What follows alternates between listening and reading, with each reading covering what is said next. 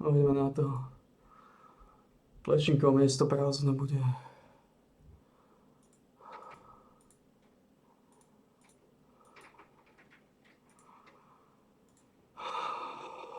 Plešinka už nie je medzi nami. Skoro nás opustil. Tomákový súnok.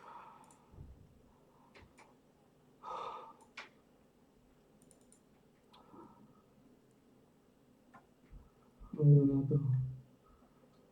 Plešinkov miesto prázdne bude.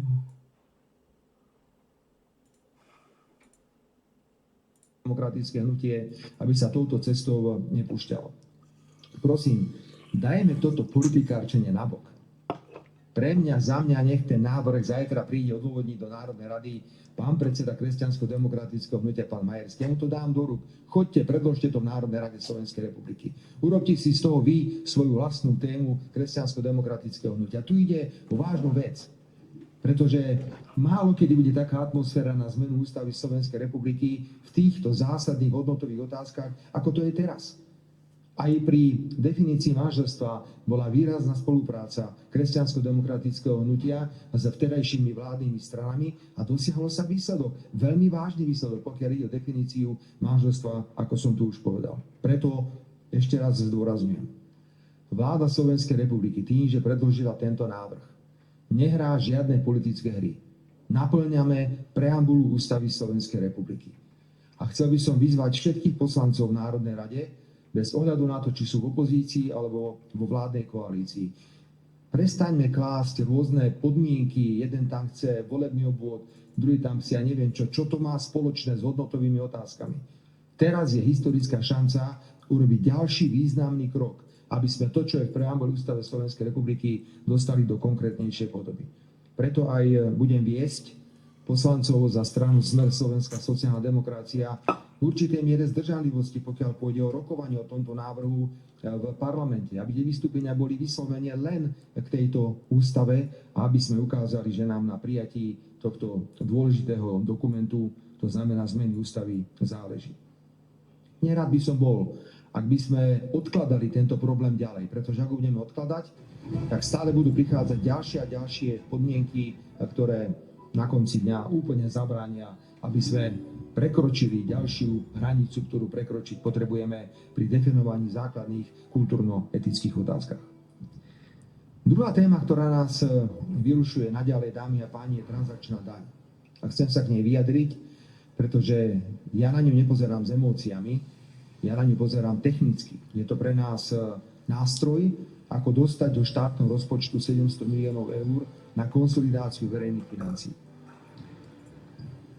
S veľkým rešpektom som prijal návrh Republikovej únie zamestnávateľov, ktorá hovorí o tom, že sa dá aj iným spôsobom pristúpiť k konsolidácii verejných financií. Pozrel som si veľmi detailne, čo Republiková únia zamestnávateľov navrhuje. Sú to rôzne opatrenia, predovšetkým však dlhodobého charakteru. Ak niekto hovorí o znižovaní počtu zamestnancov vo verejnej správe 15%, tak hovoríme o učiteľoch, hovoríme o lekároch, hovoríme o zdravotných sestrách, hovoríme o verejnej správe ako takej. To sa nedá urobiť teraz do konca roka a vôbec, či máme schopnosť pristúpiť k takémuto radikálnemu kroku. Sú tam ďalej opatrenia, ktoré hovoria o zlučovaní úradov, o digitalizácii verejného obstarávania v poriadku. Pekné námety na 5, na 10 rokov dopredu. My však potrebujeme vyriešiť len čo s transakčnou daňou. A znovu, základný princíp musí platiť na konsolidácii verejných financií, ktorú si nevymyslela moja vláda, ale ktorú robíme preto, lebo sme prebrali najhoršie verejné financie v Európskej únii, sa musia rovnako podieľať všetky vrstvy spoločnosti. Či sú to ľudia, či sú to podnikatelia, či sú to samosprávy, jednoducho všetci vrátane štátu sa musia zložiť na konsolidáciu. Bohužiaľ, to je daň, ktorú musíme zaplatiť za babráctvo pána Matoviča, Hegera a pána Odora z Progresívneho Slovenska. Taká je realita. Čiže chcem požiadať predstaviteľov, zamestnávateľov, presne viem, o čom hovoria. Samozrejme, chránia si svoje záujmy. Je tam veľa racionálnych návrhov, ale dopredu, na dlhé roky. Ja tam vidím možno jeden námet, o ktorom by sme mohli hovoriť, a to je otázka štátnych sviatkov. To sme tu predsa už urobili. My sme pristúpili k zrušeniu jedného štátneho sviatku, a to bol 1. september, ale potom nebolo možné dosiahnuť ďalšiu dohodu. My máme jeden z najväčších počtov štátnych sviatkov na svete, ak som ich dobre rátal, je ich 14. Poďme sa o tom rozprávať, pretože každý jeden štátny sviatok prináša v prípade zrušenia 150 miliónov eur do štátneho rozpočtu. Tak teda ponúkam alternatívu. Ak niekto tvrdí, že treba časť z tej transakčnej dane zrušiť a príde štátny rozpočet o 200 alebo 300 miliónov eur, tak ponúknime alternatívu, že zrušíme jeden štátny, jeden cirkevný štátny sviatok. A budete vidieť ten cirkus. A nedohodneme sa absolútne na ničom. Absolútne na ničom. Ja mám predstavu, kde by sa dalo pristúpiť k ktorému štátnemu sviatku zrušiť, ale každá politická strana má inú predstavu. Vážené dámy a páni, z transakčnej dane vyplýva jedno vážne ponaučenie, a to je, že musím vyzývať koaličných partnerov, aby predtým, ako niečo zahlasujú vo vláde alebo v Národnej rade, si to poriadne pozreli. Nemôže sa stať, že zahlasujú vo vláde, zahlasujú v parlamente, potom si prečítajú 2-minútové články a zrazu prichádzajú s návrhmi na zrušenie niečoho, na čom stojí konsolidácia verejných financií. Ja verím, že Republiková únia zamestnávateľov, Asociácia zamestnávateľských zväzov, Klub 500 a ďalší si uvedomujú, aké sú potrebné zdravé verejné financie. Oni to veľmi dobre vedia. A rovnako vedia, a to treba opakovane pripomínať, že nie my sme zodpovední za konsolidáciu verejných financií. To teraz tak vyzerá, ako keby, že my sme tí najhorší na svete, lebo došla nejaká transakčná daň. Ale ako ľavicový politik odkazujem, nie je možné urobiť konsolidáciu len na úkor ľudí. Jednoducho to nejde. Na tejto konsolidácii sa musia zúčastniť všetci. Preto vnímam aj návrh pána predsedu Slovenskej národnej strany. Ja si myslím, že dajme teraz úplne že emócie na bok. Sme v prvom čítaní. V prvom čítaní nie je možné podávať žiadne pozmeňujúce návrhy. Myslím si, že Smer Slovenská sociálna demokracia v prvom čítaní zaujme svoj postoj k tejto novelizácii taký, aký sa patrí na vládnu stranu. Ale potom sme pripravení rokovať, aká bude tá alternatíva tým 200 alebo 250 miliónam eur, ktoré stratíme z konsolidácie vďaka tomuto návrhu. Tak sa pýtam, sme pripravení aj opozícia, aj vládna koalícia rokovať napríklad o štátnych sviatkoch? Alebo čo to iné má byť? Ja sa stále pýtam, povedzte mi, kde mám zohnať 200 miliónov, 300 miliónov eur. A nikto na to nevie odpovedať. Nikto. Všeobecné reči typu, nech štát zoškrtá. Čo má zoškrtať? Ministerstva niektoré majú obligatórne výdavky 95%. Ako je Ministerstvo práce, rodiny a sociálnych vecí. Čo mu tam chcete zoškrtať? Čo chcete zobrať ministrovi reprezentačný fond, čo tam má 3000 eur alebo koľko? Jednoducho teraz tu trošku nafúkujem a preháňam, ale toto je vážna vec, preto by som chcel, aby sme sa, pokiaľ ide o transakčnú daň, všetci upokojili, pretože to bola nevyhnutnosť. My sme nevedeli bez transakčnej dane urobiť konsolidačný balíček. Treba si možno vecne povedať, ako to naozaj je s tou transakčnou daňou, pretože je viac emócií, ako je faktov. Treba sa pozrieť, aký je rozsah platenia transakčnej dane skupinami živnostníkov. Predsa banky ponúkajú nejaké programy. Povedať si, kde sa presne nachádzame a ponúknuť reálnu alternatívu. Ak nám niekto povie, toto je reálna alternatíva na tých 200-300 miliónov eur, poďme kľudne upraviť transakčnú daň. Ale nie je možné rozbiť konsolidáciu. To jednoducho možné nie je. Ja som ponúkol teraz, poďme rozprávať o štátnych sviatkoch. Verím, že sa nakoniec dňa dohodneme, až nedôjde k absurdným situáciám typu, že jedna strana vládnej koalície bude hlasovať s opozíciou. To je hrubé porušenie koaličnej zmluvy s vážnymi dôsledkami pre všetkých. Som dostatočne rozumný na to, aby sme vedeli, že takýto problém technicky, to je dal, zobral. To sú jednoduché veci. Toto nie je atomová energia. Jednoducho musíme niekde nájsť zdroje, ak si myslíme, že transakčná daň je tak strašne škodlivá, ako sa o nej hovorí. Ale na to ešte stále analýzu nemáme a musíme sa k nej dostať. Chápem, že to mnohých vyrušuje, lebo je to cinka v telefónoch, sú to niekedy veľmi nepríjemné veci. Národná rada však, dámy a páni, ide, ak si všimli. Možno bolo veľa radostí v lese, keď sa každý domnieval, že už vládna koalícia končí. Urobili sme náročnú, ja stále tvrdím, absurdnú politickú operáciu. Táto náročná, absurdná politická operácia nateraz zabezpečila, že aj predchádzajúca schôdza Národnej rady, aj táto schôdza Národnej rady je schopná prijímať zákony. Hovorím to preto, lebo ich každý deň dostávam na stôl a musím ich podpisovať, tak vidím, čo všetko Národná rada je schopná prijať. Verím, že v tomto tempe Národná rada pôjde ďalej, že bude schopná držať vládnu väčšinu. A pokiaľ prídu takéto veci, ako je transakčná daň, alebo viem, že napríklad politická strana Hlas chce podporiť veto prezidenta pri tom zákone ohľadne pandémii, kde sa riešila otázka kompenzácií za uložené pokuty. My máme na to iný názor. My tvrdíme, že pokuty sa ukladali v rozpore s ústavou, v rozpore so zákonami a tam netreba hľadiť na nič iné, ale takéto je tiež celé čudné. Viete, že vo vláde zahlasovali za zákon, v parlamente zahlasovali za zákon, potom si prečítali 2 články a teraz si idú o tom hlasovať úplne inak. Ja som o tom hovoril s pánom prezidentom.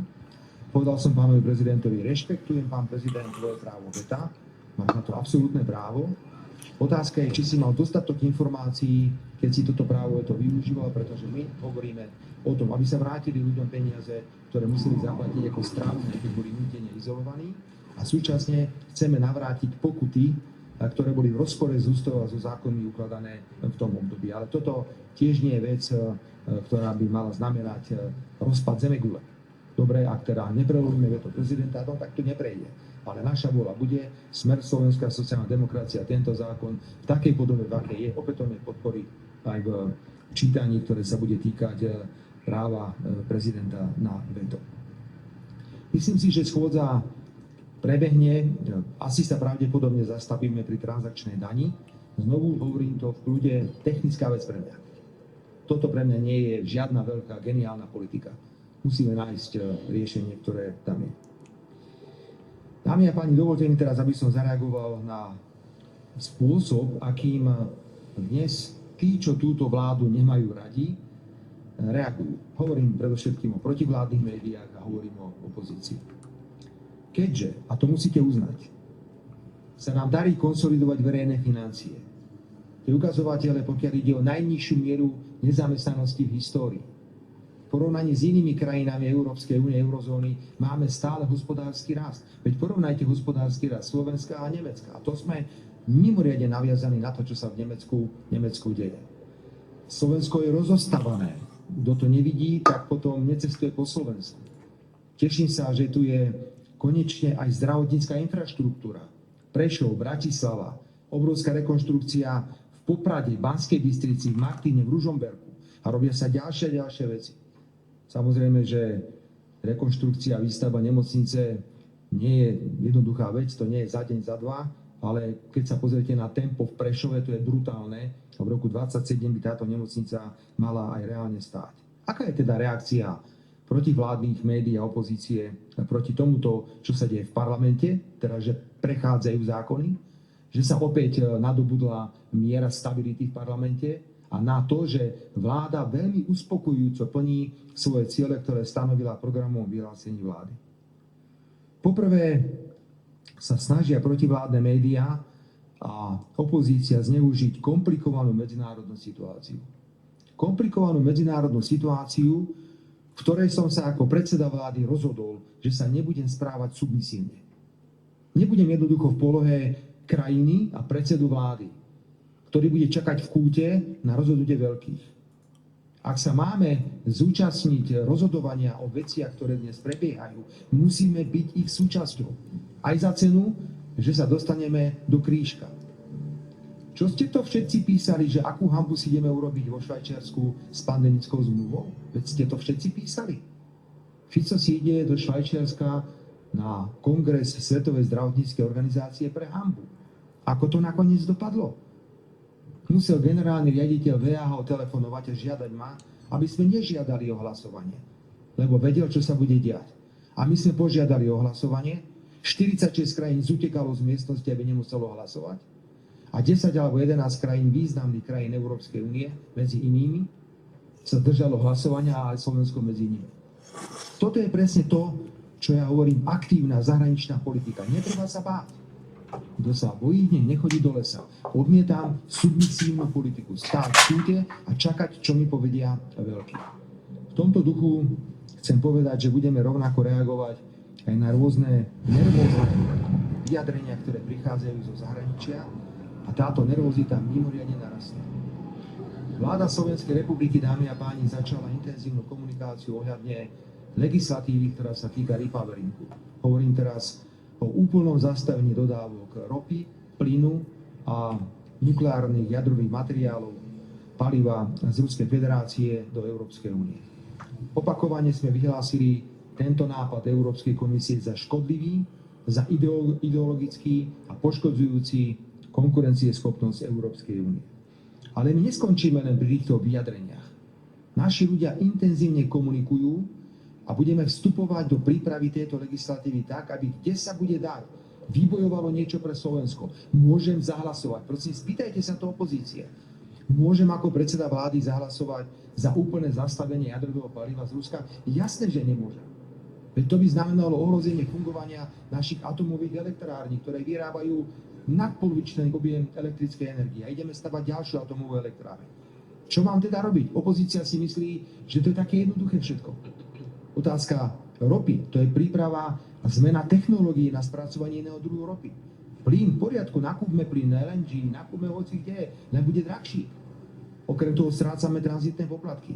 Takže ak si myslí opozícia, ak si myslia protivládne médiá, že my ustúpime z cesty, ktorú som nazval, nikdy nebudem robiť submisívnu politiku, a tak sa veľmi mýlia. Náš prístup k týmto témam, ktoré sú tu, či je to vojna na Ukrajine, či je to tento repowering, či je to nová železná opona, ktorá sa stavia, bude mimoriadne aktívny. A bude spočívať v tom, že naďalej budeme tvrdiť, že ak máme nejaký problém vyriešiť, tak sa musíme s tým, koho sa tento problém týka, aj rozprávať. Dovolte mi, aby som vás informoval, že okamžite, ako budeme mať k dispozícii prvé nejaké návrhy legislatívnych zmien, ktoré sa týkajú ropy, plynu a jadrového paliva, tak to budeme aj verejnosti predkladať. Ľudia musia vedieť, o čo ide.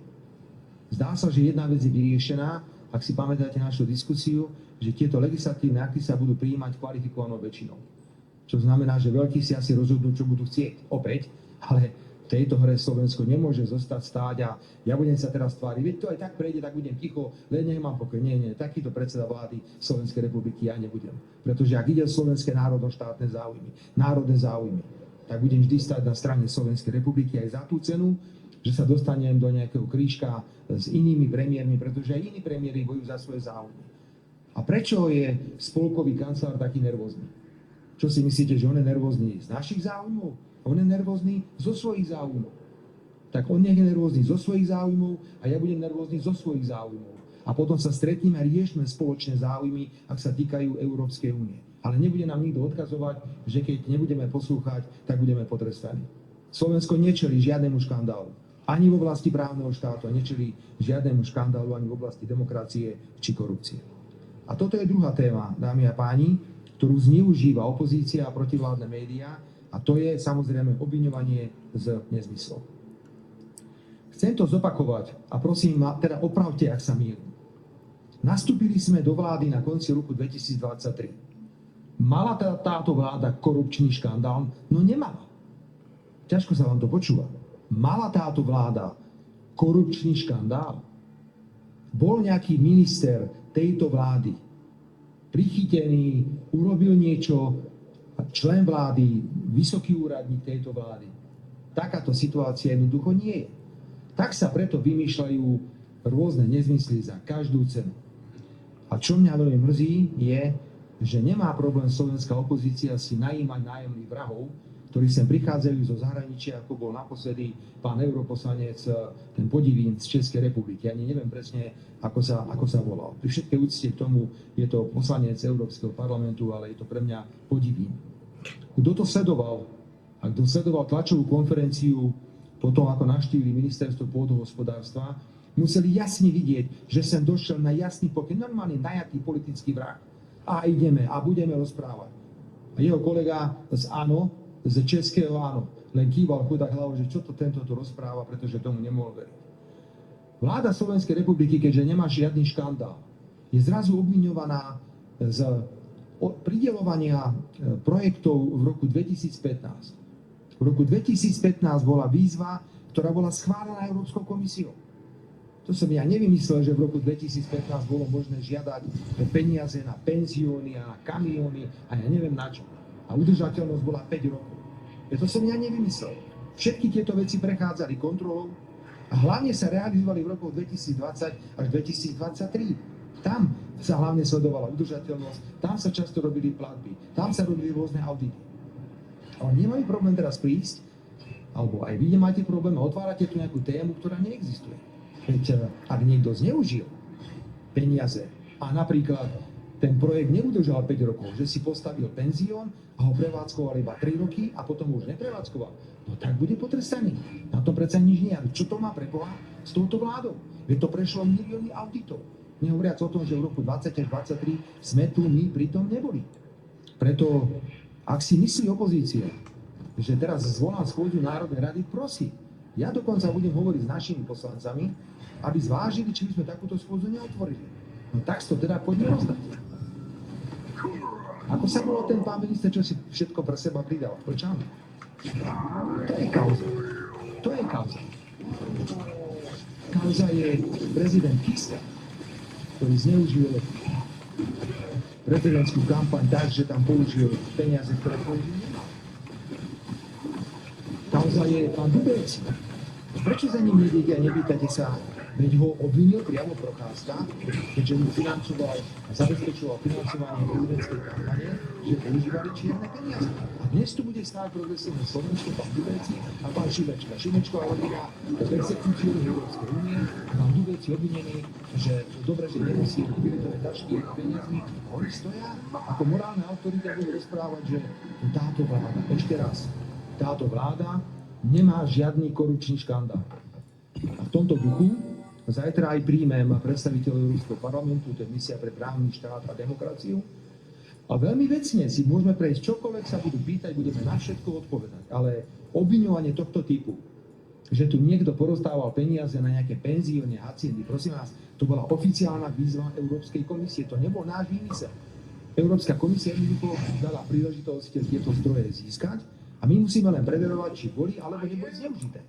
To nebolo o tom, že my sme zobrali nejaké peniaze, niekomu dali, postal si penzión. Dobre, viete, že míňanie peňazí z európskych fondov je mimoriadne náročné. Takže chcel by som zopakovať, ak sa domnieva opozícia, že nás bude takto oplúvať len tak potom príde odpoveď. Ja mám aj inú prácu, ako sledovať kataster nehnuteľností. Tak teda urobíme zoznam nehnuteľností opozičných poslancov? Chcete ho vidieť? Chcete vidieť to všetko z opozičných politikov má byty a apartmány v Chorvátsku? Ideme sa naozaj porozprávať o pánu Dubeci, ako to teda financoval tú kampaň? Ideme rozobrať tú exekúciu pani Šimečkovej, mamy pána Šimečku, 150 000 eur, z čoho to pani Šimečková zaplatí. To som veľmi zvedavý. Toto sú kauzy. Ale nie, keďže už neviete čo a oni nevedia čo, tak samozrejme zneužívanie medzinárodnej situácie, nervózny spolkový kancelár niečo povie, dobre, že ste nevyleteli od radosti z kože. Konečne máme ich, Slovensko bude potrestané, príde o fondy, no nepríde. O fondy môžete prísť vtedy, keď porušujete právny štát a keď zneužívate peniaze. A takýto prípad na Slovensku v tomto okamihu nemáme. A ja budem zajtra klásť otázky europoslancom. Kde ste boli, keď belgickí policajti hajlovali na letisku v Bruseli a zomrel tam občan Slovenskej republiky? Kde ste boli? Kde ste boli, keď v slovenských väzniciach zomierali ľudia? Kde ste boli, keď boli zatváraní predstavitelia opozície? Kde ste boli, prepáčte, je to osobné, keď mňa zadržali 5 minút pred protestom, autoprotestom a ďalšie nezmysly, ktoré tu boli napáchané. Hrdosť. Žiadna submisívnosť, žiadna podriadenosť. Slovensko je suverénna krajina a ja budem robiť suverénnu politiku. Ale ak chcú tento súboj, ja na čas nemám, ale nájdem si. Tak budem ešte o 1 hodinu menej spávať. Ale nájdem si čas na tento súboj. Ak ho chcú, môžu ho mať. Ja si myslím, že treba sa hádať o tom, že kto postaví lepšiu nemocnicu, alebo ako nájdu to palivo do tých atomových elektrární, alebo nech nám ponúknú niečo hľadne tej konsolidácie. Keď som povedal pánovi Šimečkovi, že čo vy ste robili v konsolidácii, pozeral na mňa ako vyhoraná myš, ani netušil. Podľa mňa ani nechápe slovo konsolidácia. Hoci to bol práve pán Odor z jeho strany, ktorý významnou mierou zapričinil to, čo sa udialo. Ešte raz ďakujem predstaviteľom, zamestnávateľom za dobré podnety, len v tomto okamihu potrebujeme okamžité akutné riešenia. Posledné 2 vety. Tento týždeň pre mňa je dôležité, že v útorok pokračujem v zahranično-politických aktivitách. Stretávam sa oficiálne s talianskou premiérkou v Ríme. V stredu sa vidíme na výjazdovom rokovaní vlády na východnom Slovensku pri Prešove. Zajtra, ako som uviedol, nás čaká okrem iného teda aj stretnutie s europoslancami k téme právny štát, demokracia. Ja som povedal, nemám žiadne dôvody ich odmietnúť. Ja ich veľmi rád príjmem a veľmi rád si s nimi prejdem všetky otázky, ktoré by na nás mali, pretože našou povinnosťou je komunikovať, argumentovať. Ako vidíte, zatiaľ žiadna hanba nebola nikde žiadna hanba. To len vy a opozícia čaká na to, že kde sa aká hanba kedy urobí. Toľko z mojej strany, nech sa páči. Máme ešte pár minút. Ďakujem pekne. Ja vás Dobrý poprosím, deň. pani redaktorka, tu máme na tom mikrofón. Ďakujem. Dobrý deň, Lukáš Zivy, televízia Joj. Pán premiér, začnem tak nejak od začiatku.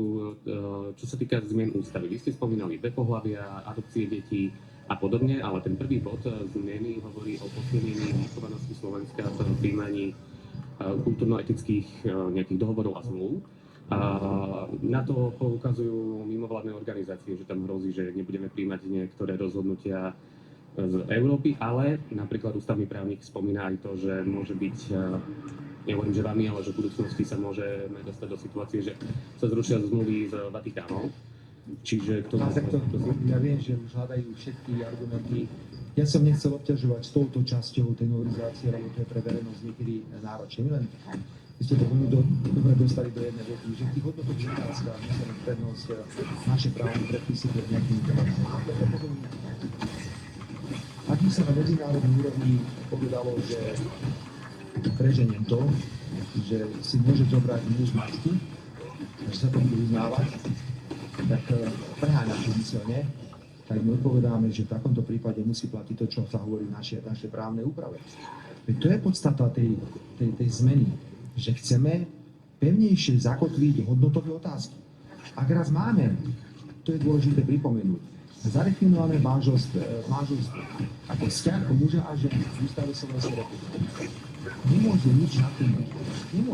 Nemôže prísť Rada Európy, príklad uvádzam, Rada Európy príjme nejaké rozhodnutie a povie, no my si myslíme, že to môže byť aj inak, ako hovorí Slovenská ústava. Fajn. Nešlo skôr o tú druhú časť, ten presah na Vatikán, na vatikánske zmluvy. Nie, absolútne nie je žiadny dôvod. To je zase výmysel nejakej časti predstaviteľov, ktorí chcú odradiť kresťansko-demokratické hnutie.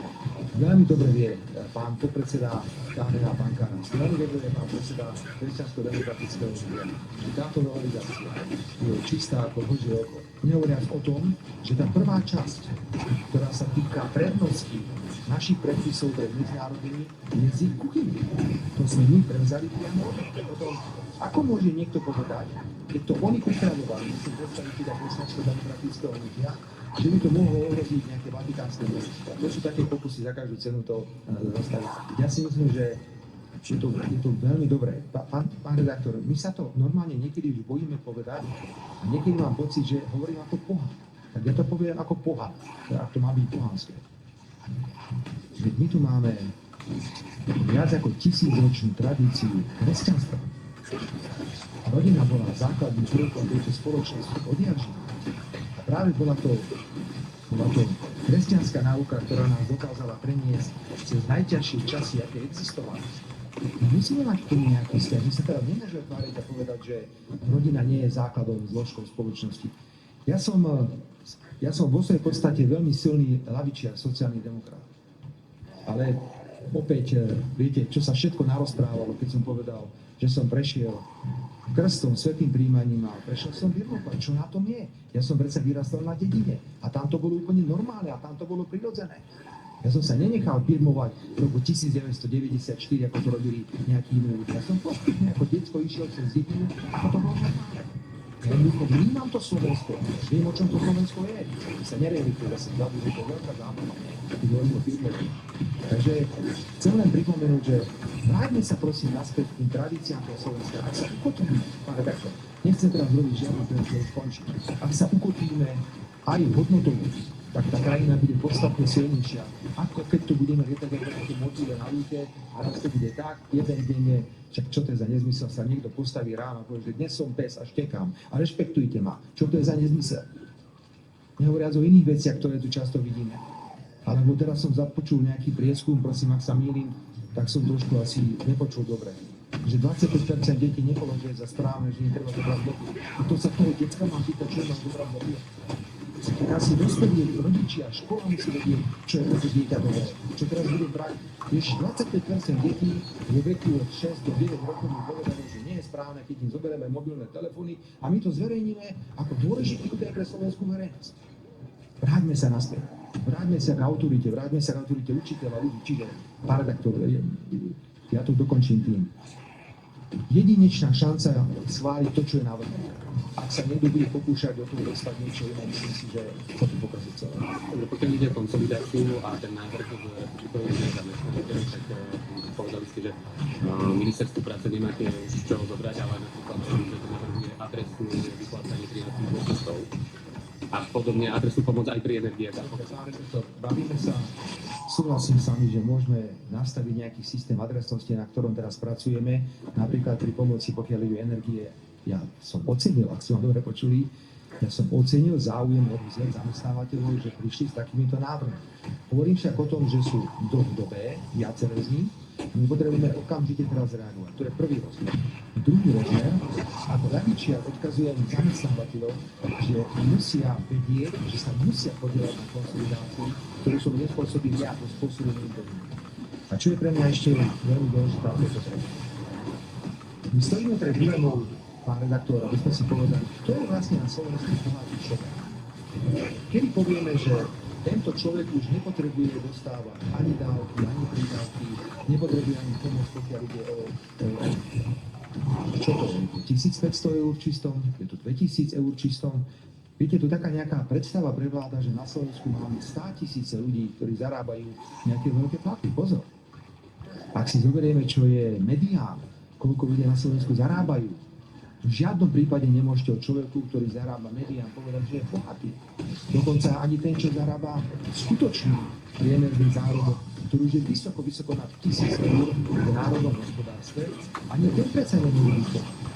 Takže my sme príliš ďaleko od toho, ako povedali, tak a teraz odcepneme 30% reálsky, takže vy už zachováte 2000 hrubov. Vy máš 2000 hrubov, tí sú bohatí, tí už nedostanú nič. Toto je naša dilema sociálnych demokratov, kde sa vlastne nachádzame. Sú ministerstvá, ktoré uvažujú napríklad o spojených, zlúčených verejných obstarávaniach, rozmýšľame aj my. Sú tam dobré nápady. V tomto okamihu však tie štátne sviatky sú pre mňa asi najrýchlejším riešením. Máme 14, tak skúsme si teda povedať, že ak chceme nahradiť ten výpadok z transakčného chceme sa pýtať pána Danka a pána Žuta ešte. Tak nech sa páči. Čo by ste si 14 štátnych sviatkov obetovali na otázku? Ktoré by to boli podľa vás? Má by to byť jeden cirkevný a má by to byť jeden štátny, vlastne nechám pre seba. To nie je diskusia, ale ja som pripravený.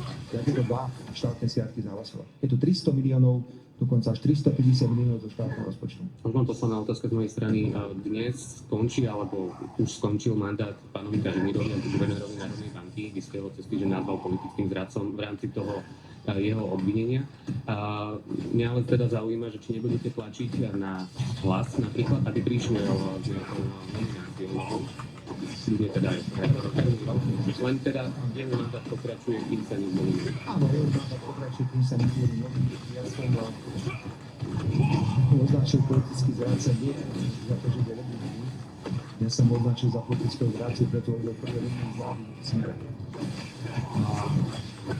Pre nás je Hlas má právo na nominanta na guvernéra Národnej banky Slovenska. Toto nebude nikdy Smer spochybňovať. Tieto dva štátne sviatky zahlasovať. Je to 300 miliónov, dokonca až 350 miliónov do štátneho rozpočtu. Možno posledná otázka z mojej strany. Dnes skončí, alebo už skončil mandát pánovi Kažimírovi ako guvernérovi Národnej banky. Vy ste ho cez týždeň nazval politickým zradcom v rámci toho jeho obvinenia. Mňa ale teda zaujíma, že či nebudete tlačiť na Hlas napríklad, aby prišli o nejakou nomináciu. Len teda jeho mandát pokračuje, kým sa nezvolí. Áno, jeho mandát pokračuje, kým sa nezvolí. Ja som označil politický zradca nie za to, že bol obvinený. Ja som označil za politického zradcu, preto bol v prvej línii zrady v Smere. A pre nás je Hlas má právo na nominanta na guvernéra Národnej banky Slovenska. Toto nebude nikdy Smer spochybňovať. Toto je právo, tak ako sme to vyriešili pri napríklad predsedovi Národnej rady. Ale myslím si, že máme právo ako strana, ktorá bude dôležitá pri hlasovaní, povedať, že či tento človek vyhuje alebo vyhuje. My máme množstvo principiálnych dôvodov, pre ktoré tvrdíme, že pre nás PPK, že nie je hodný kandidát na prezident. Musí vás priznať. Pokiaľ nenájdeme, tak bude pokračovať na No, na jeho výmenu môžeme tlačiť len tak, že budeme žiadať iného kandidáta na voľbu guvernéra, samozrejme. Pán premiér, ja sa chcem spýtať, už ste spomínali, že teda sa Slovensko rozostavia, budujete nemocnice, ale padajú nám tu aj mosty, čiže ministerstvo sa teda nezaujímavé, ako spolupracujeme premiér, Keď už sa nemôžete na nič iné spýtať, tak sa spýtate samozrejme na hociaký technický problém, ktorý vznikne. Áno, infraštruktúra mostov je dnes predmetom úvah vlády, pokiaľ ide o veľký PPP projekt, pretože tie mosty, pani redaktorka, neviem, či to vôbec viete, ale si to netušíte, nie sú všetky vo vlastníctve štátu. Obrovské množstvo mostov je vo vlastníctve vyšších územných celkov, obrovské množstvo mostov vo vlastníctve miest a obcí. Ja to poviem teraz presne, neviem pomenovať, ale tu je troj až dokonca štvorovlastníctvo, pokiaľ ide o mosty ako také. Takže ľudia pokračujú. Zajtra sa inak teším na stretnutie s europoslancami, ktorí chcú otvárať otázku sloboda prejavu na Slovensku. Veľmi ľudí. Ale zajtra odfotíme, stačí včerajší deň, 6 nenávistných článkov z denníka N, akože si ťukajú po čele a podobné nezmysly, robia zo mňa fašistu a spýtam sa, niekto ubližuje tomuto denníku, keď zverejňuje takéto nenávistné prejavy proti mne, takže kľudne pokračujte, nech sa páči. Vnímate tieto misie europoslancov ako hybridné hrozby? Neviem, o čom teraz hovoríte, ja som hovoril, prosím. O výroku vášho podpredsedu parlamentu, pán Pokiaľ sem príde taká skupina, ako tu bola teraz, Rušovský z PPA, za tými výzvami z ministerstva pôdohospodárstva v minulosti na výstavbu penziónov, čo teda je ten človek bol najmä politické brány. Som prišiel a spúšťal do éteru, vy ste všetci prijímali, robia rozhovory z vás, šírite propagandu, presne to, čo by napísali v Progresívnom Slovensku, v Saske a v KDH. To presne čítal. Prosím, pozrite si ešte raz to spoločné video alebo spoločnú tlačovú konferenciu po rokovaní na ministerstve pôdohospodárstva, kde ten podivín rozpráva a vedľa neho stojí poslanec za Áno, ktorý znechutene odišiel z tlačovej konferencie. A hlavne si vypočujte, čo povedal predstaviteľ Áno v Európskom parlamente, ktorý povedal, áno, procesy prebiehajú, nevidí žiadny dôvod na takéto panické výkriky, ktoré sa tu dejú. A naviac píše za rok 2015, a tie projekty mali 5-ročnú udržateľnosť a boli to projekty podľa Európskej komisie. To je predsa veľmi jasné, že ten projekt alebo tá výzva musí byť schválená certifikovaným orgánom, musí byť schválená monitorovacím výborom, to sú predstavitelia Európskej komisie, ale toto je hádzanie na to, takéto veci. Dobrý deň, Dekadiela televízia Práv. Ja sa tiež chcem opýtať ku kauze Hatien, financovanie z eurofondov. Viem, že bude prešetrovať, už sa to vyjadrila aj Európsky prokurátor, teda Európska prokuratúra. Či teda naozaj nehrozí, že tu ideme o eurofondy a zároveň sa chcem dopýtať, lebo v rade ste v podstate nič nemáte, keďže audit sa robil za Igora Matoviča, ale vo vláde ste v roku 2015 boli vy, tak či ste si vtedy neboli vedomí, čo sa deje na PPAčke? Pani redaktorka, opäť ste vedľa ako tá jedla. Ja už neviem, ako vám to vysvetliť. V roku 2015 bola vyhlásená nejaká výzva, dobrej výzva. Tá výzva musí byť schválená Európskou komisiou. Čiže Európska komisia povedala, tu je nejaký objem peňazí a tieto peniaze môžete minúť na výstavbu penziónu alebo na podporu cestovného ruchu. A potom začína plynúť čas. 2016, 2017, niektoré tie projekty sa dokončovali v roku 2023. Permanentný postup, pokiaľ ide o kontrolu. A ja vám teraz na to odpovedám. Samotné rozdeľovanie peňazí z výzvy nemôže byť použením ničoho, lebo tá výzva bola schválená Európskou komisiou. Európska komisia povedala, na toto tie peniaze nie. Kde môže byť problém je v tom, že ľudia, ktorí tieto peniaze dostali v súlade s výzvou a rozhodnutím Európskej komisie, potom prestali dodržiavať podmienky. A čo s tým ja mám? Ako ja mám? Tak to znamená, že ak napríklad niekto, pani rektorka, ak je teda povedané, že 5-ročná udržateľnosť projektu, že dostane peniaze z Európskej únie na základe výzvy schválenej Európskou úniou na výstavbu nejakého penzínu.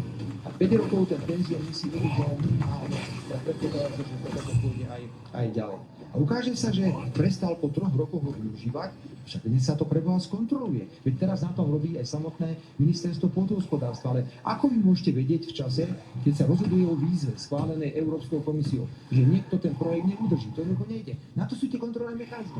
A toto je kauza? Toto je akože kauza? Toto je pre vás kauza pre Boha. Ale tomu ja to nerozumiem. Bežný postup, bežný proces. Ak tam ešte taký jeden, neviem, prepáčte, tam nejaký prípad, že z kontroly sa zistilo, že bolo neoprávnené spolucení 500 000 eur. Okamžite to bolo vrátené naspäť. Čiže tu nejde teraz o kradnutie, ako sa snaží niekto povedať. Všimnite si, že nič nemáte, tahol do roku 2015. Tahol. A tak vyzniete smiešne. Ja budem normálne nahovárať našich poslancov. Choďte normálne do parlamentu a vysvetlite to všetkým tým novinárom, ktorí to nechcú študovať, a samozrejme europoslancom a poslancom Národnej rady, oni dobre vedia, o čo ide, to vysvetľovať netreba, oni to budú neustále zneužívať. Ale nemôžeme dovoliť nechať oplúvať vládu Slovenskej republiky len preto, lebo už nevedia, čo majú snahy robiť. Ja už, keď vidím toho nešťastníka, všetko to nie je ľudí, tak on sa úplne vytratí, ako jarná chvá. Neviem, čo má snahy robiť, tak si mysleli toto, a ešte je zaujímavé, že si ešte volajú ľudí z Českej republiky, aby tu šírili tieto nezávisle. Je to neuveriteľné. Viete si predstaviť, že by slovenský europoslanec išiel do Českej republiky a toto by narozprával o Českej republike, čo on všetko narozprával, ako to urážal Slovensko. Včera sme mali konferenciu, na ktorej som povedal pre Boha, takýchto ľudí treba zastaviť, lebo takíto ľudia rozbíjajú československé vzťahy. Choďte von a spýtajte sa ľudí, čo si o tomto podnikíme vysvetlo, to urážal Slovensko. O tomto má byť tá politika? Toto je ten nájomný vrah, ktorý potrebuje progresívne Slovensko? To je najhoršie, čo môžeme. Bude sa premiér vyzývať poslancov, aby prišli na mimoriadnu schôdzu, ktorú iniciujú. A ja sa domnívam, že to je tak dobrá téma. Ja si myslím, že treba to tej verejnosti vysvetliť, pretože tu zase sa skrátkovito vytvoril nejaký obraz, ako s to pandemickou dohodou. Fico ide urobiť hanbu. A zrazu bolo všetko inak. Vždycky to je všetko inak. Vytvoríte nejaký obraz, nejaké očakávania a tie očakávania potom splástne na to budú inak. Opäť sa vytvorujú nejaké očakávania a vy nemáte čo vytvoríte sa počas vysvetlujete, aby sa má generálnejšiu vec, ktorá prebieha neustále cestou kontroly.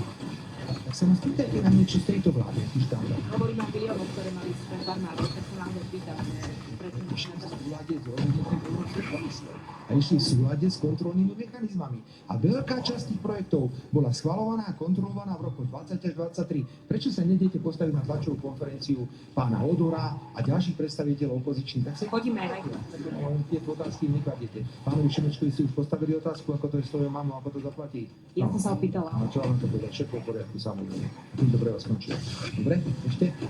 Len ešte tým Poslednú otázku vás poprosím. To by sme teda bolo stále na Európsku komisiu, čo je pravda, ale problém tých projektov je aj v tom, že boli schválené na rozpore s tými kritériami. Pani rektorka, ešte raz.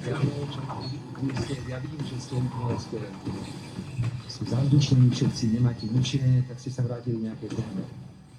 Ministerstvo pôdohospodárstva pod vedením Richarda Takáča spustil kontrolné mechanizmy. Ak sa tam niečo objaví, tak budú tí ľudia doplácať a vrácať peniaze. To je tak jednoduché. Ale všetko išlo, veď ani v jednom prípade. Prečo do roku 23, keď ste všetci takí statoční teraz? Do roku 20, áno, do roku 23, kým tu bola opozícia v obrane. Prečo ste to neotvárali? Tá téma existovala aj vtedy. No samozrejme, lebo zistili ste, že od roku 23 táto vláda nemá žiadny škandál, žiadny škandál, a za každú cenu musí to vydávať, ešte na to používať aj kolegov z Českej republiky. Ale na tej schôdzi kľudne nech idú, ja budem z našich hovoriť, ak majú chuť, budem do toho ísť. Ja tam nebudem, to nie je schôdza pre predsedu vlády Slovenskej republiky, ale toto by som teda tým opozičným dobre obuchal, lebo aj s tým podivom z Českej republiky. No, to je nič. Toto je hmla, čo otvárate. Ďakujeme veľmi pekne za vašu pozornosť. Ďakujem. Nikto ma nemôže obviniť, že by som utiekol. Peknú nedeľu. Dovidenia.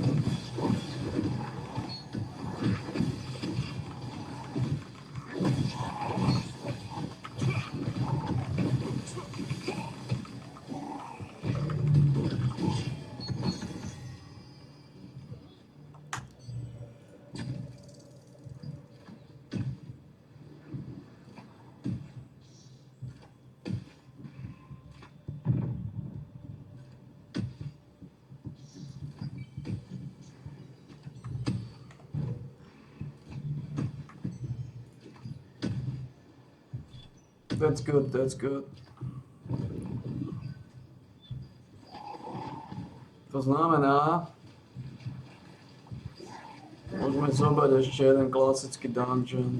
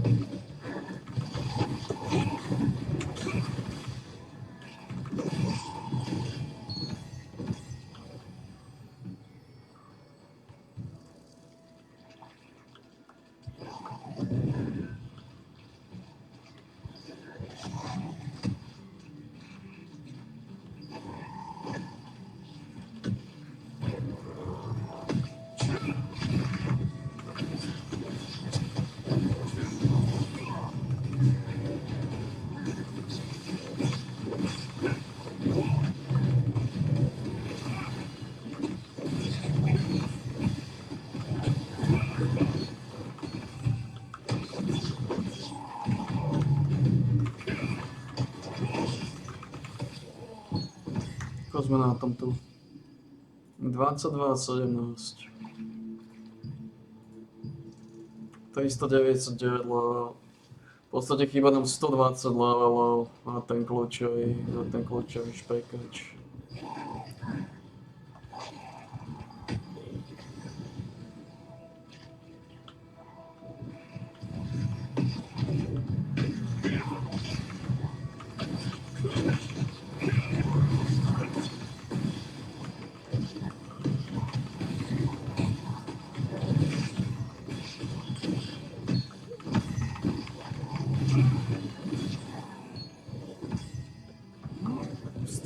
levelov.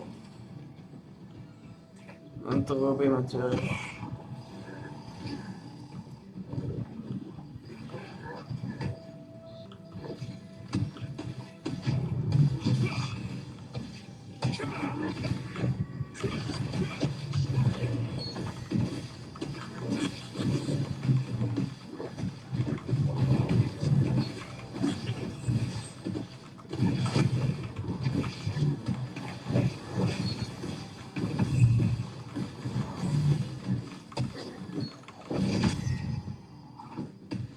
Čo tu máme? Magic Evasion. Potrebujeme iné veci.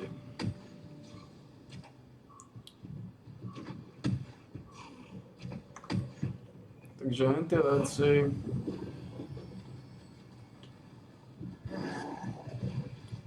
Tam máme ešte nejaké veci. Máme dungeon.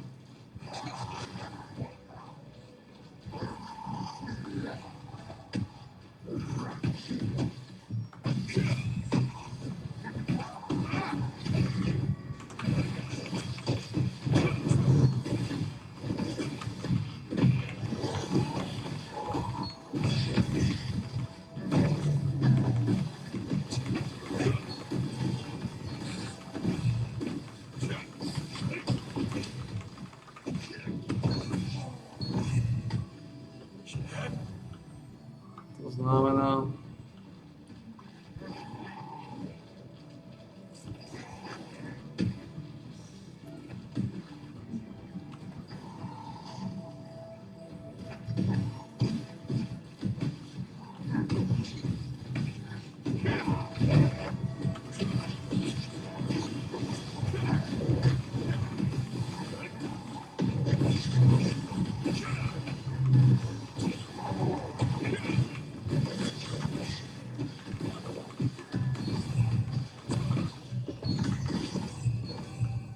koľko tu máme?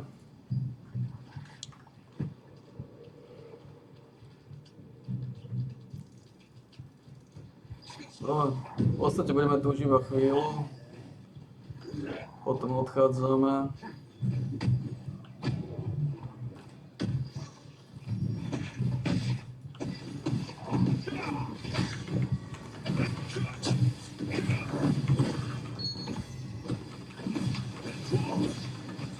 dali 100 píčusov. Vďaka tým 100 píčusom môžeme robiť ešte jeden dungeon. Môžeme ísť do minusu v tej druhej švestke.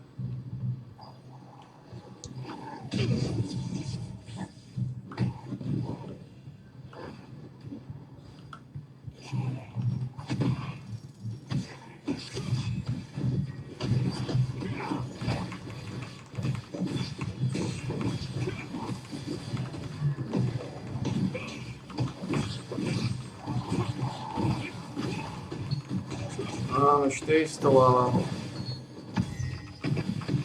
120 levelov nám chýba do finálnej švestky. Len tie kontakty spravíme, len tú misiu dorazíme.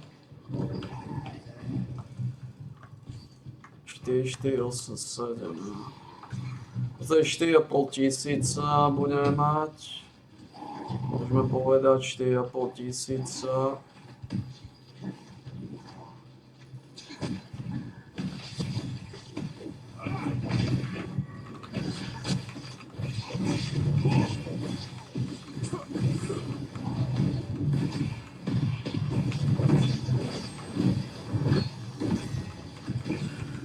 Náš plešník a náš plester.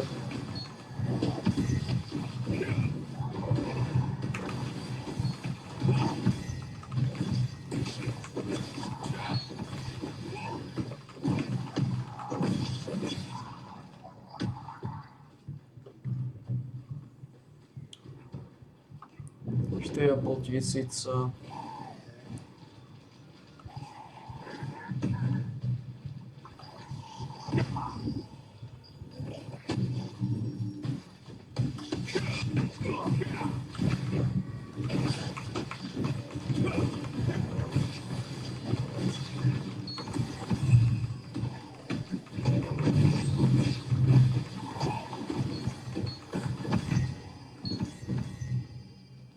Štyri a pol tisíca.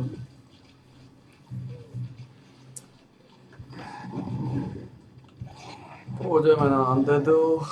Tam sa to už bude vylizovať. Už budeme iba Undeadov ťahať. Až budem resetovať tú misiu, už keď dostanem Undeadov.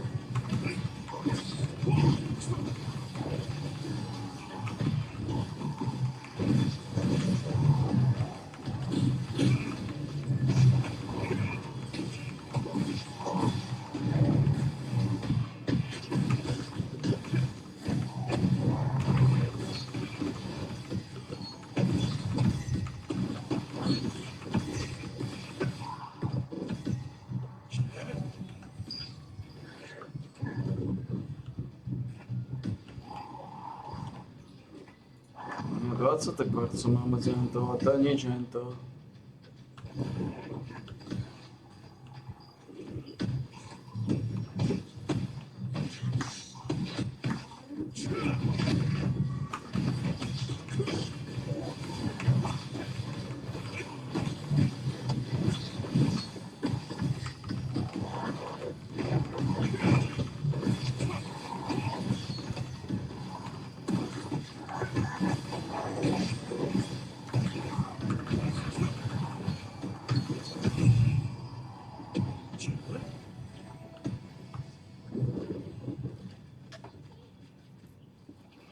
Môžeme jeden dungeon vylizovať. Dobre, zoberieme túto poslovu, ako odchádzame.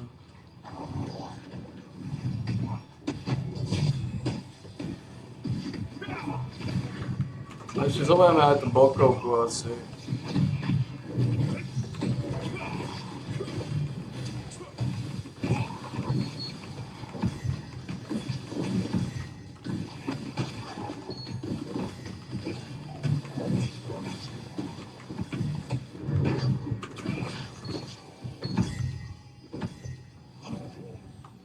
No, zoberieme túto bokovku.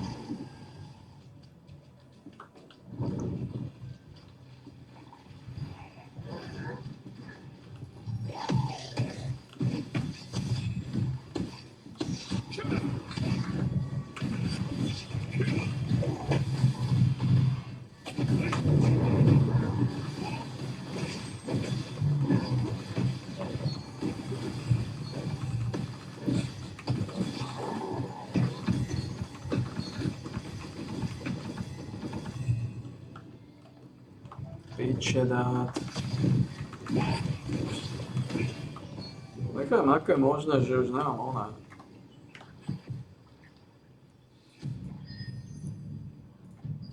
Je to skurvené rukavice, no.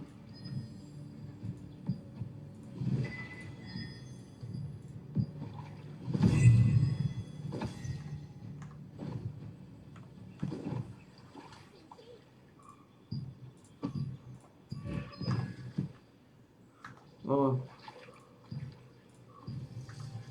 Už sme skončili. Dorazíme tú misiu.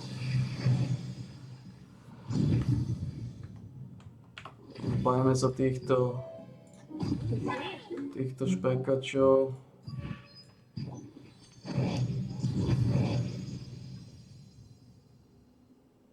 Dorazíme túto misiu, ktorá mi tu svieti. Ona je... Toto dorazíme. Tuto. Zbavíme sa veci.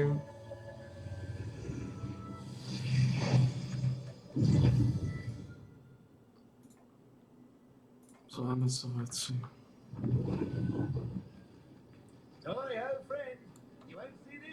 Ale čo tu máme?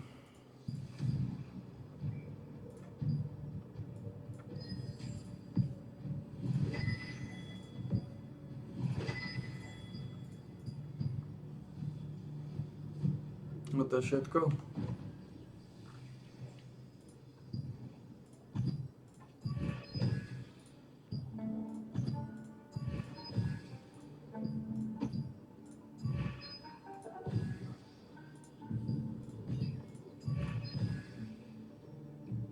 A čo tu mám? Tieto lucidné sáčky. To tiež nechcem držať.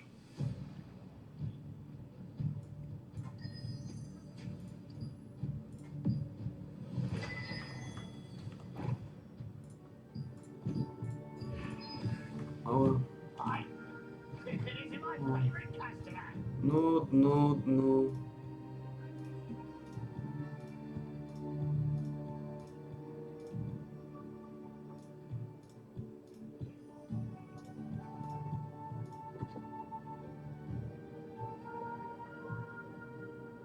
To 24 máme, to je stále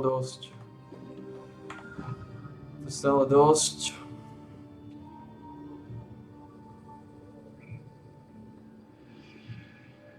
No.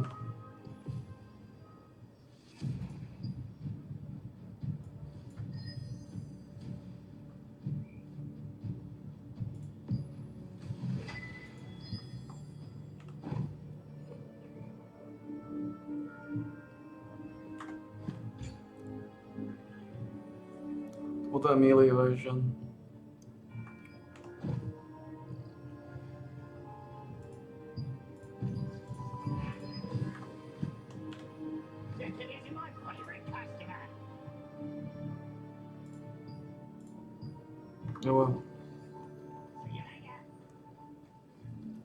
Dobre, tuto odkúpime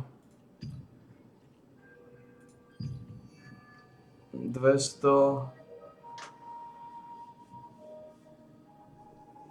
Toto ma dá do... Toto je 150, toto je 150 za 100, to mi nepomôže.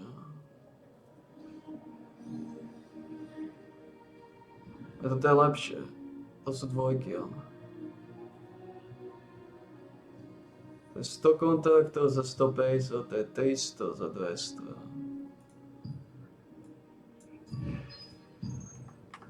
To znamená, toto ma dá do mínusu, ale to nevadí. To je to, čo chceme.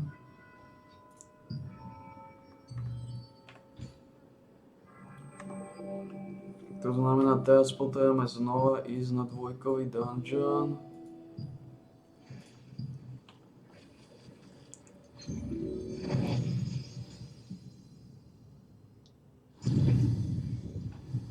A Torture Chamber to nie je, čo potrebujeme. Potrebujeme Terror alebo Void Waster. Dobre. Pearl alebo Void Waste. Wow.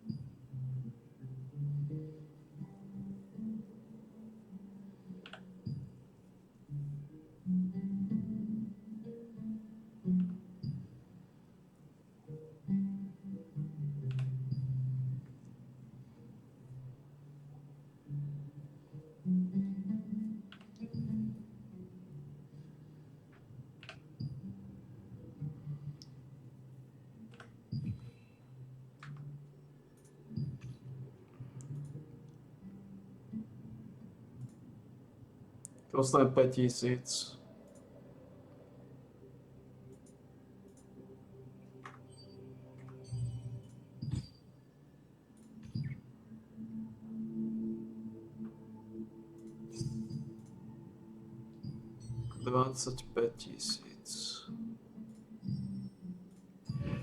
Títo kokoti všetci odišli a zobrali penalizáciu?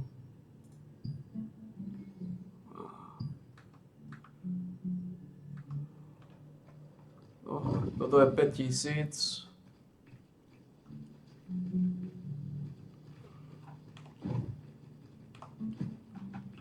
To je 5000.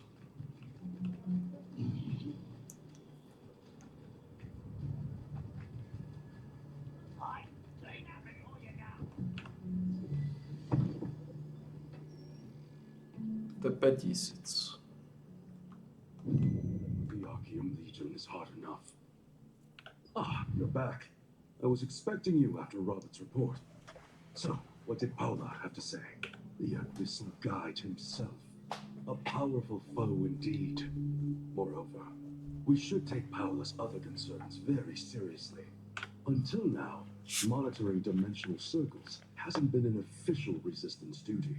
But, knowing what we know now, we want to work closely with researchers like Paula. He was one of my men. I gave him that badge, but he went missing over 10 years ago.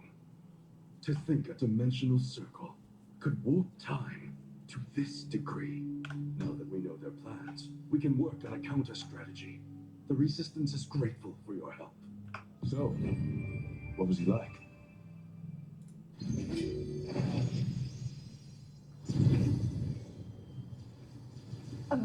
Are you here for the treasure as well? I'm Finaloa, the master of Golden Wave merchants. We came here to look for the legendary treasure buried on the island. But we were forced to split up by these reptilians. Adventurer, I ask of you, please find the other merchants.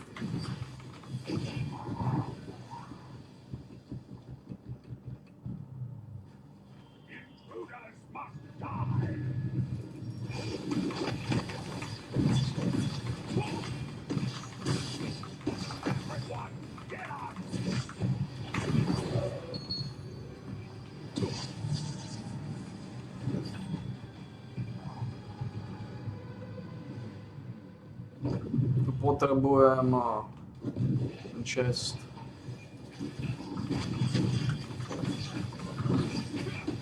Oh, thank you, adventurer. You managed to find all the merchants. We're in your debt.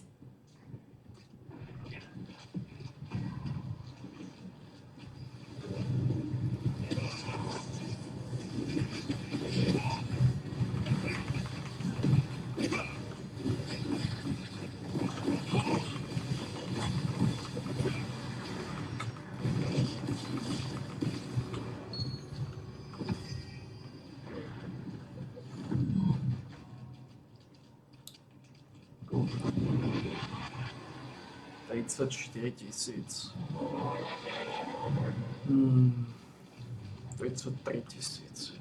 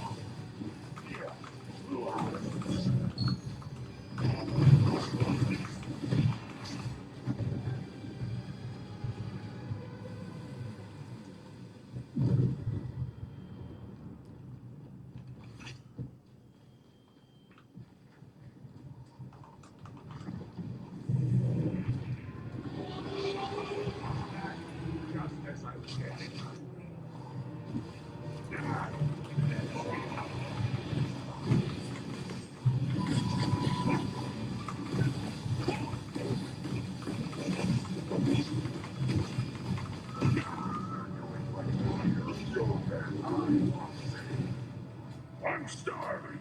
You. That's a spy.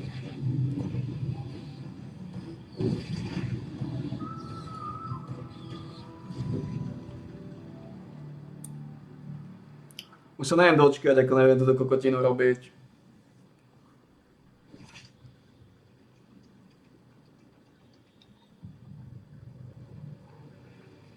Tento hnis. Tento kokotí ostrov.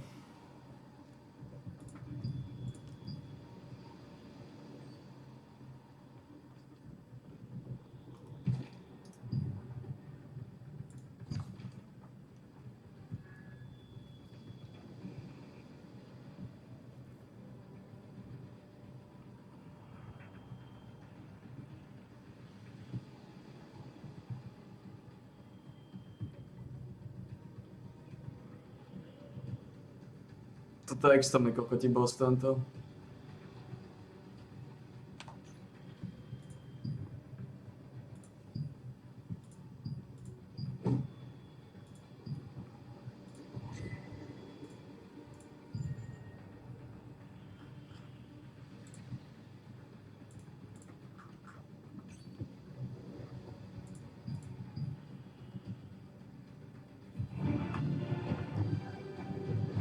Extrémny kokotí boss. Ale extrémne.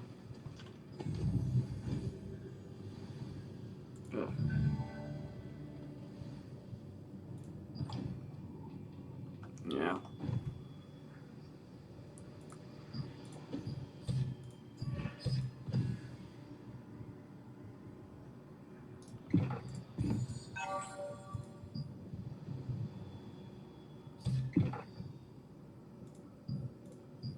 Takže budeme mať 239.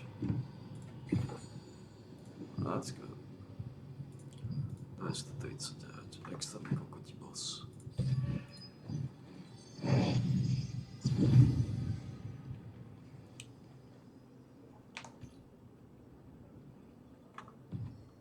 Dobre.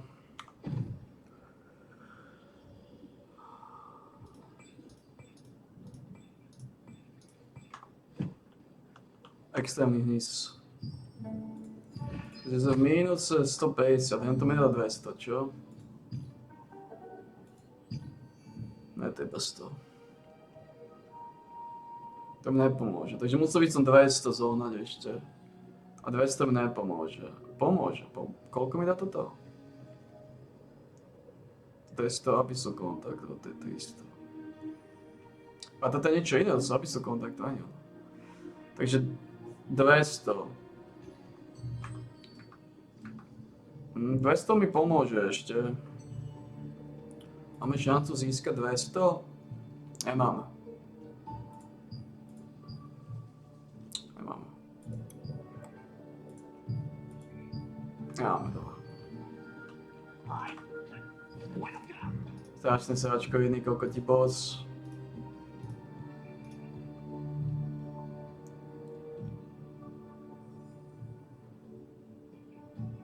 Strašný kokoti boss, to.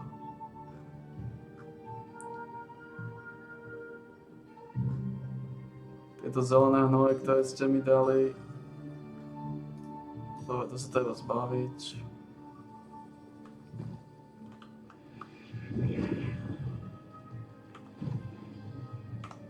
Dali ste mi accessory armor. You there?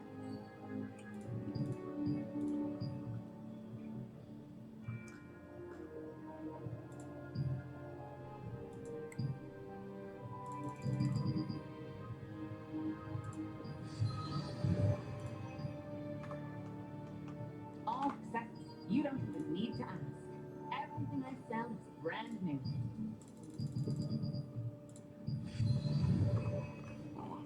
Come again.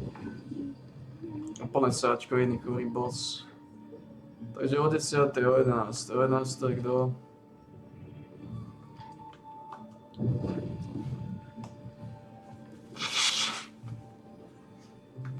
Mám pol hodinu. Mám presne pol hodinu, len musím vyjaziť.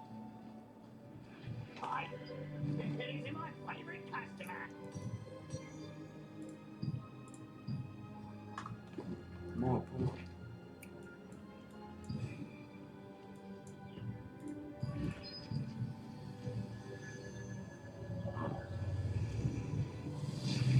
Strašná sračka, jen ten boss.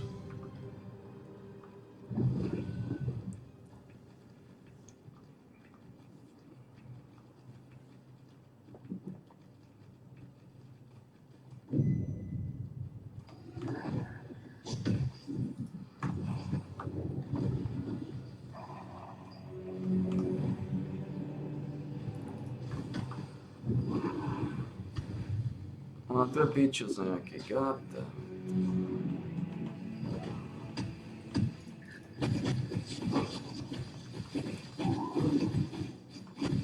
Fucking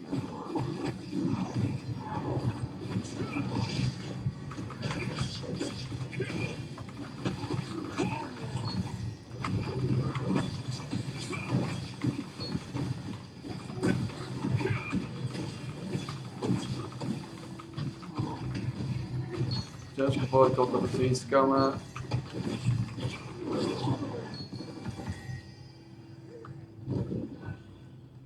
Ale je to pičus.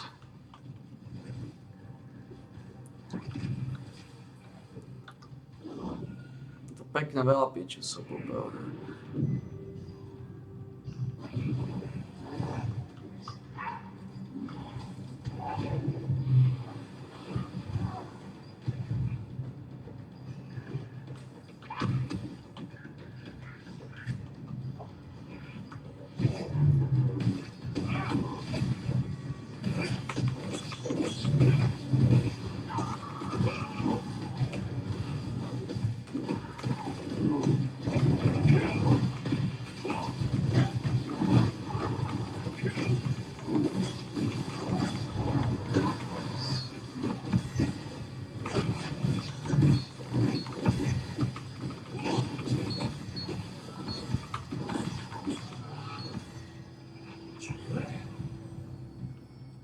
Poďme, že sú to pičusovia.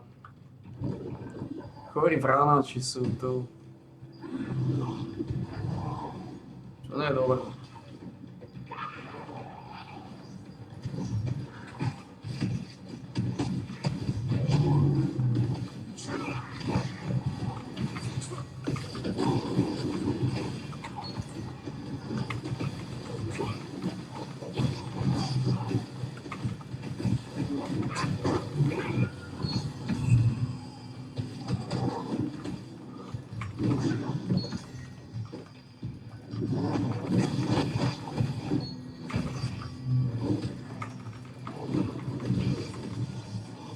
Určite sa nemôžem hýbať. Stánov v kokotinách, to neveriteľné.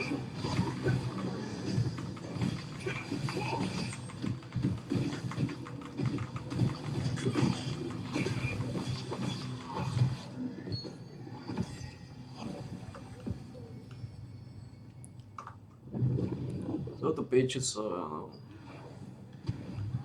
Čo nám spôsobuje problémy, ale mi zase nič robiť.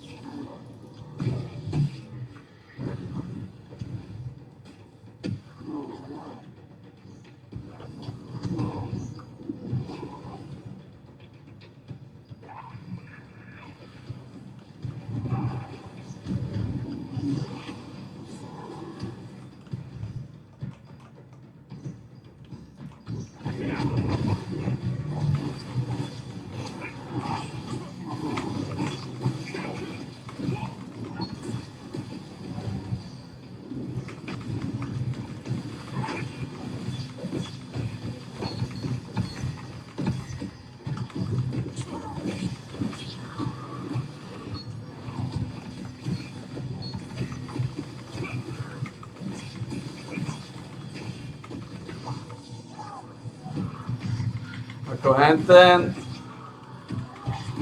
pičný oný, to je strašné.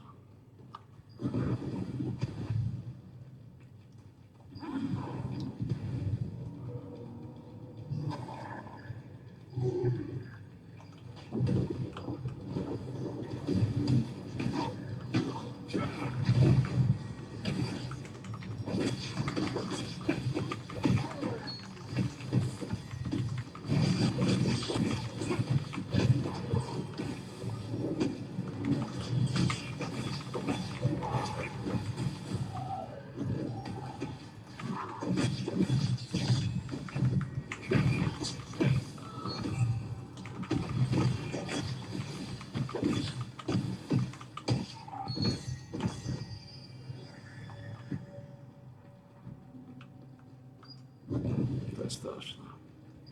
A ten spíčený boss. Koľkotko sa zakopáva jednotkou?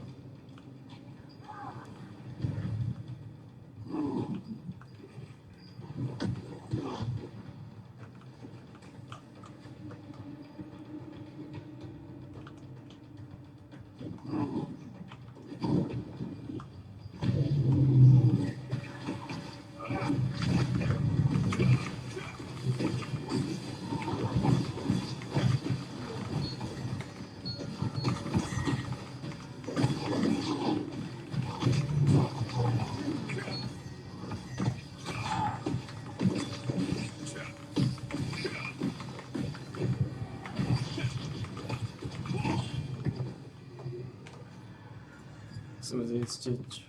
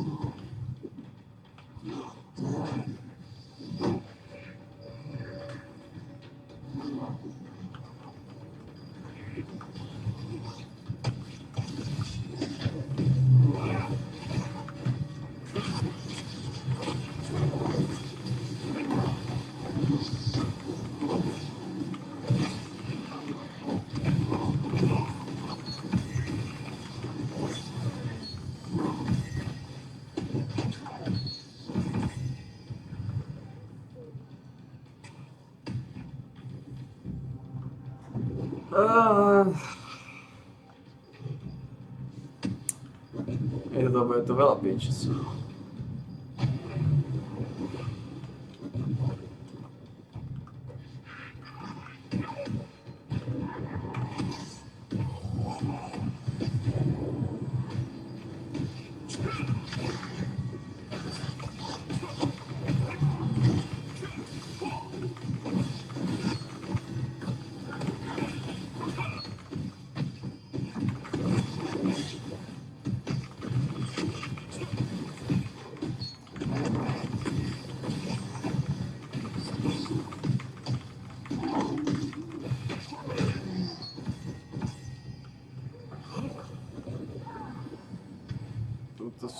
to.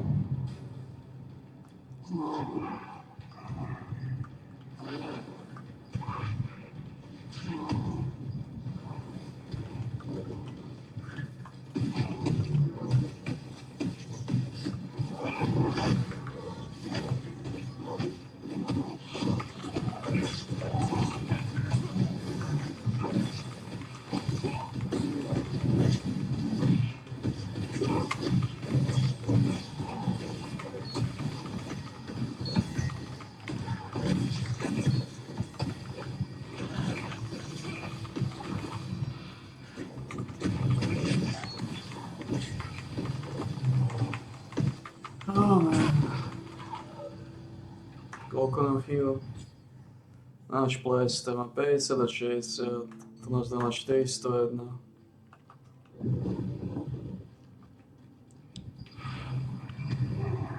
Tu je oveľa viacej.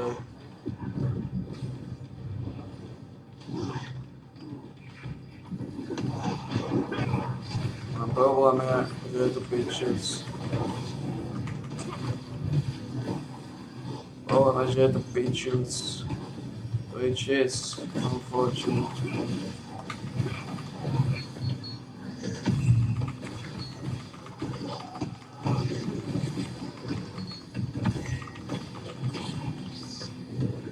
A môžem si zlevelovať iné veci.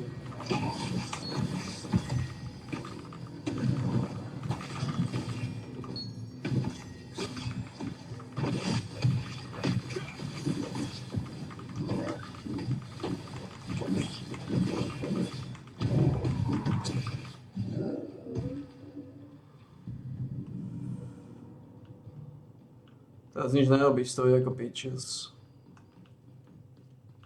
God damn it, man, nemôžem levelovať iné veci, lebo stojí ako pitches.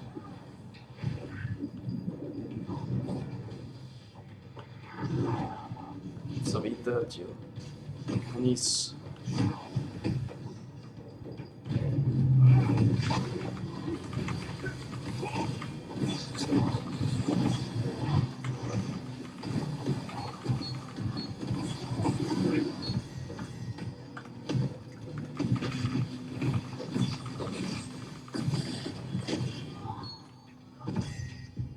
A mi komplikuje život, ten pitches.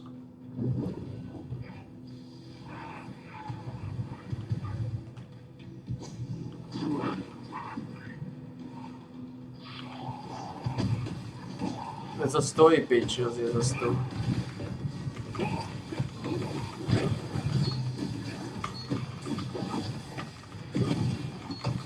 To je zase iný pitches. To je veľa pitches, to je. To je zase iný pitches.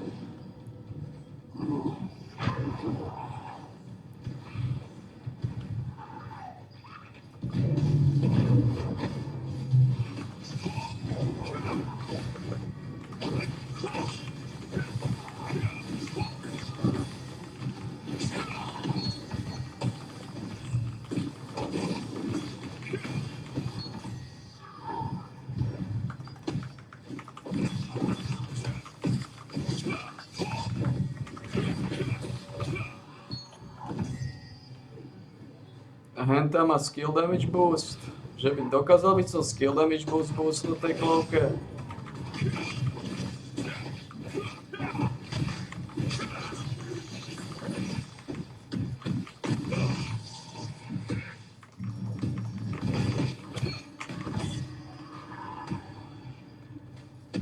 To je to, čo ma zaujíma.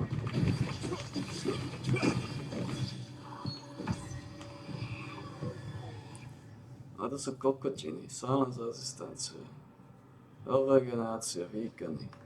Dokázal by som tejto klovke boostnúť život, regenerácia života. Takže mám život a regeneráciu života. Mám život a regeneráciu života.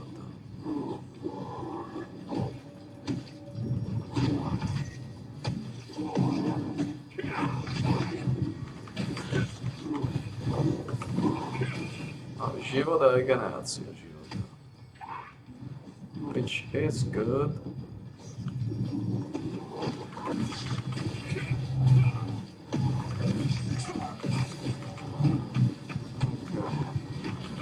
Mal by som odoknúť život a regeneráciu života.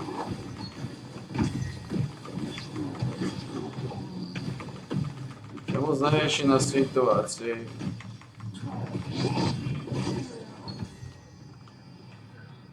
Máme to sa akurát skill damage boost. Táto, kde? Táto. Nemá ani ona. Dobre, teoreticky dá sa.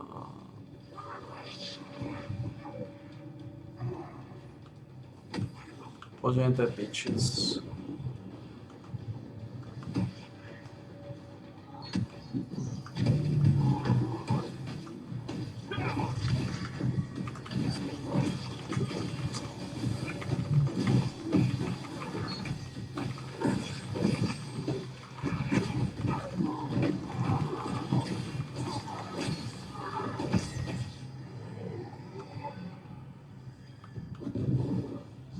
Sila skill má tam.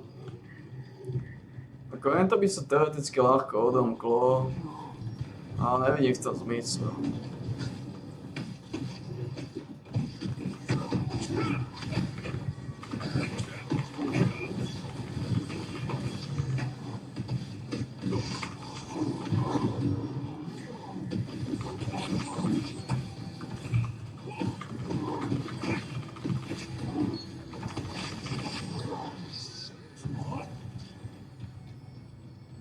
Nevidím v tom zmysel. Povieme, že to je plno pitches. Takže, tak je špička, je špička.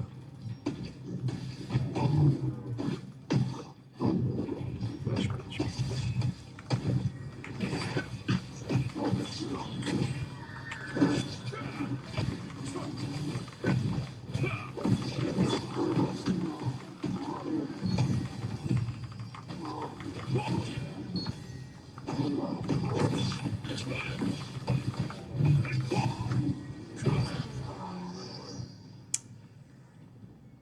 Plno pitches sú všade. Nič, teraz zobrať tento vrch.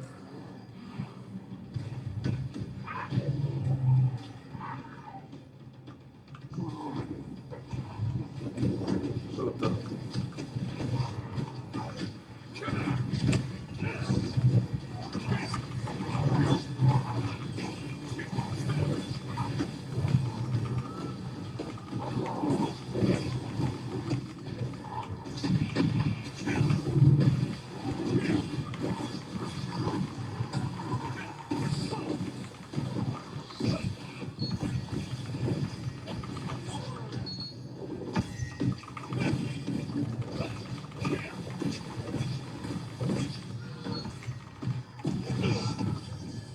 Dá sa henten boostnúť.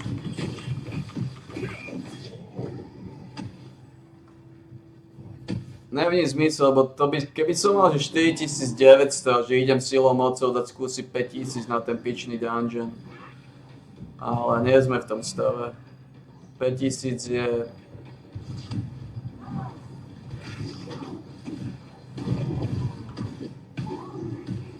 seriózny problém.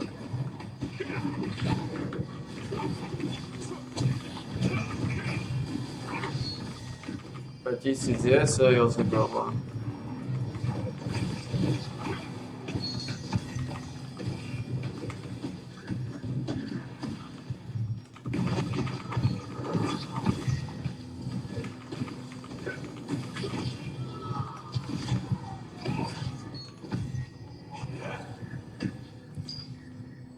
Tisíc je seriózny problém.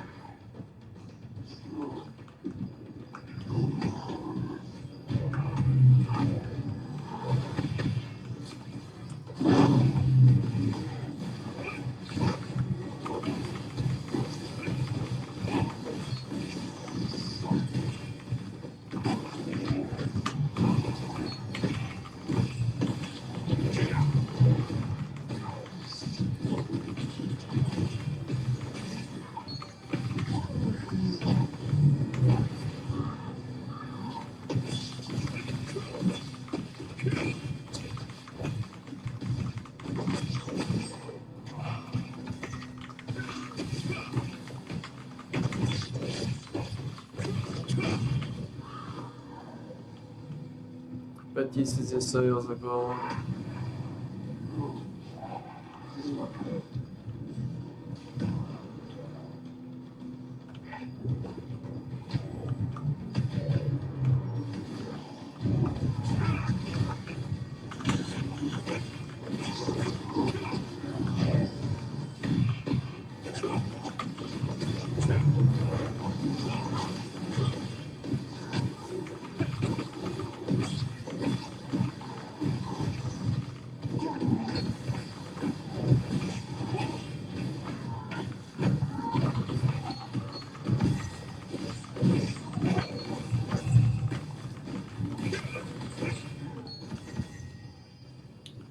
Tisíc je seriózne problém.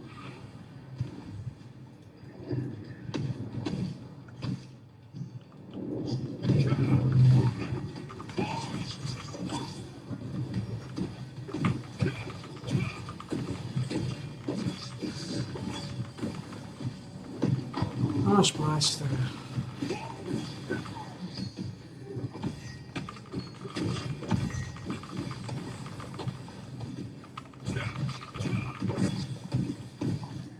Koľko máme?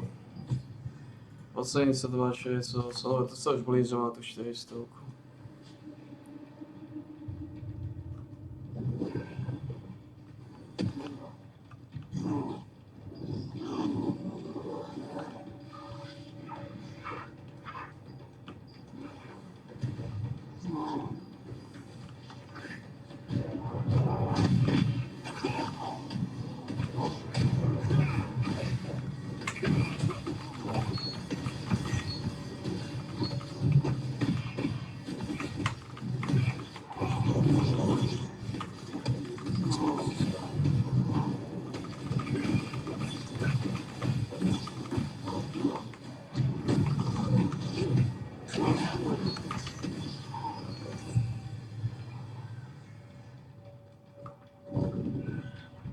Tisíc je problém.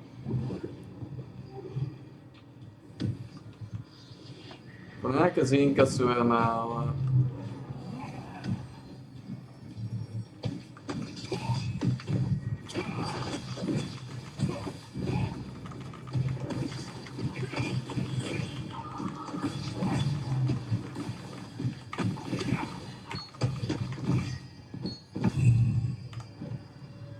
zinkasujeme, ale malé počty. A keby som odomkol všetky trejty na štvorku v tých jednotkách, ktoré mám, to nebude stačiť.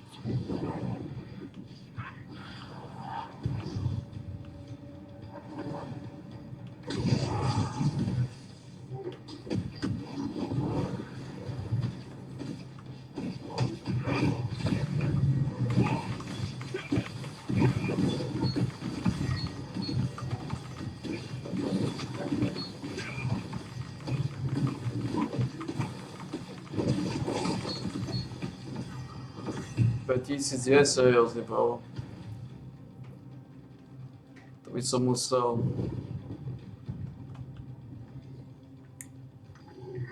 mať full set 12.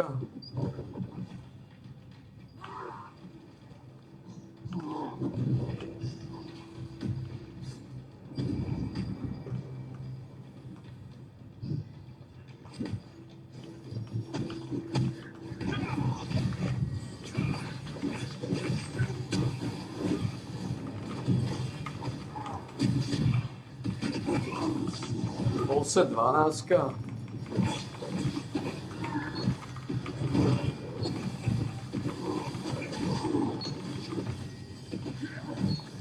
Chvíľa mi 500, ale 500 je dosť.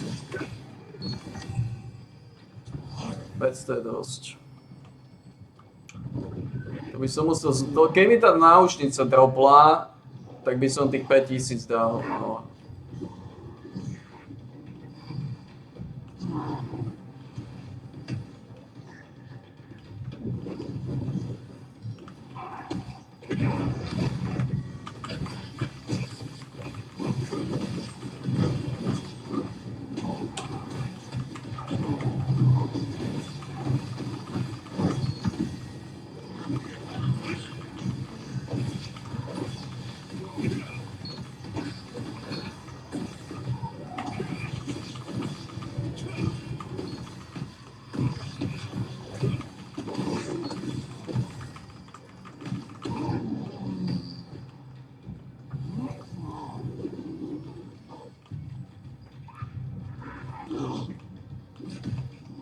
Dá sa to robiť aj z tejto strany, ľavá a práva.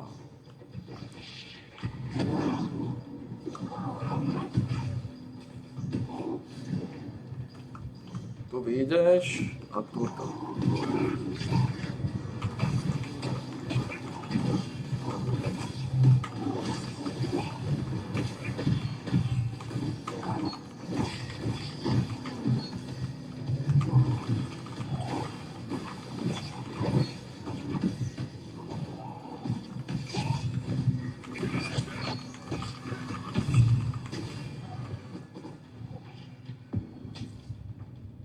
To nie je také zlé.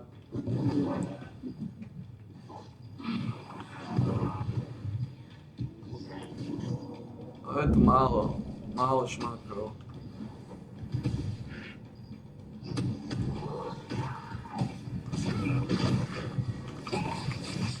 No iba 4 minúty.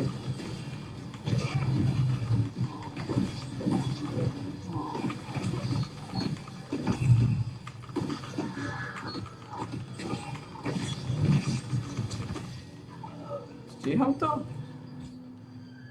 92, stíham.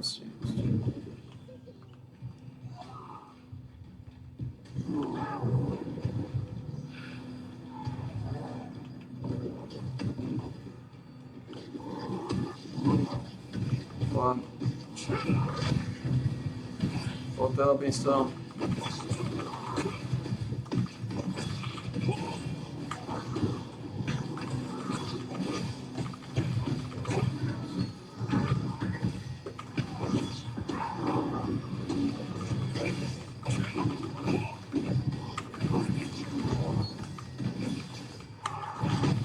Takže v podstate bude chýbať 120.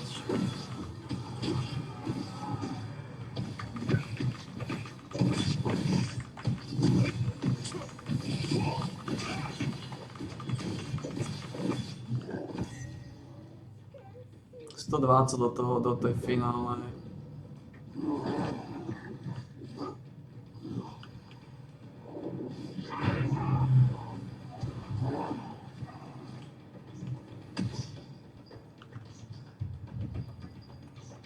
Tuto môžeš výjsť.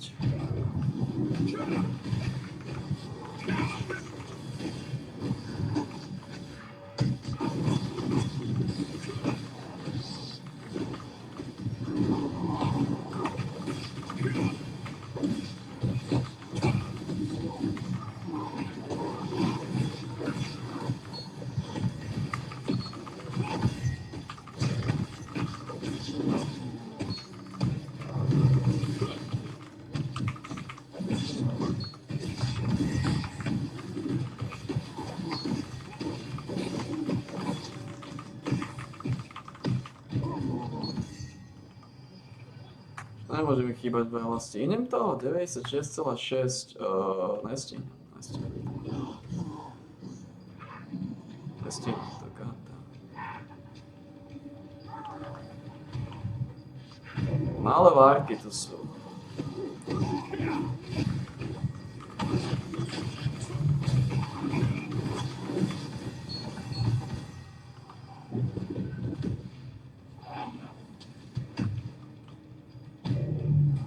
Malé várky.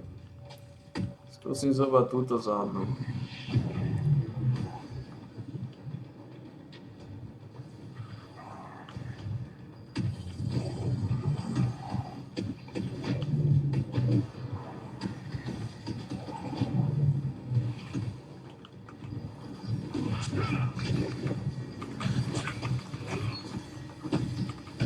Nezjel som to, ale mám ďaleko.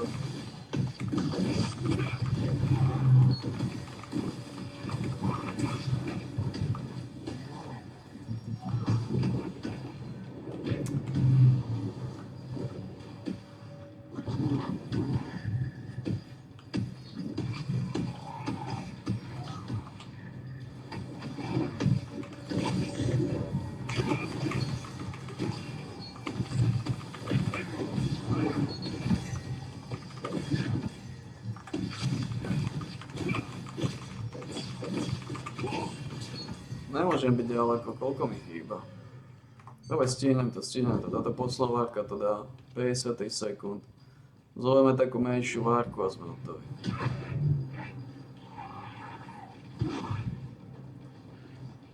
Dobre, stihol som to.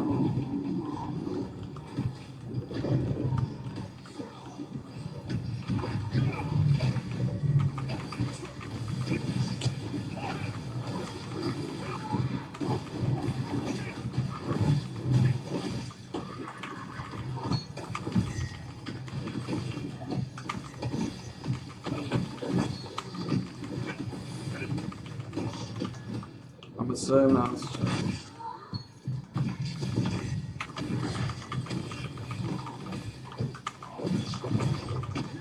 A stihli sme to. Sme good.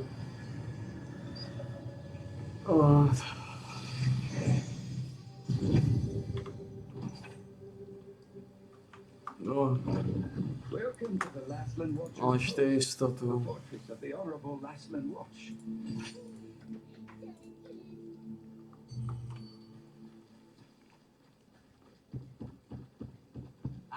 Dáme naspäť veci.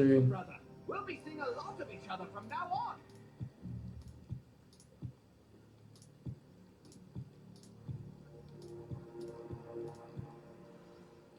Ak sa nepredajú, tak sa nepredajú. V podstate mi to dosť jedno. Ak sa predajú, je to fajn. Ak sa nepredajú, je to fajn.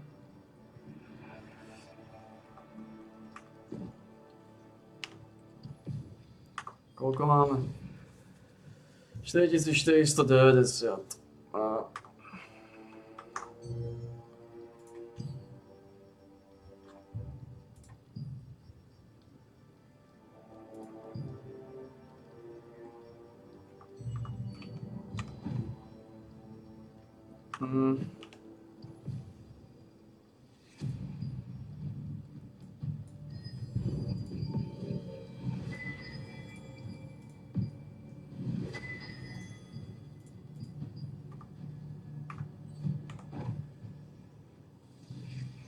Je to maximálny život.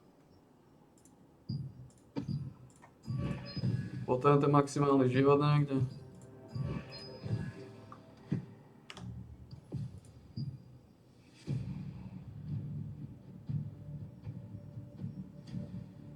Alebo to range division. Is your storage full already? Just say the word and we'll expand it for you.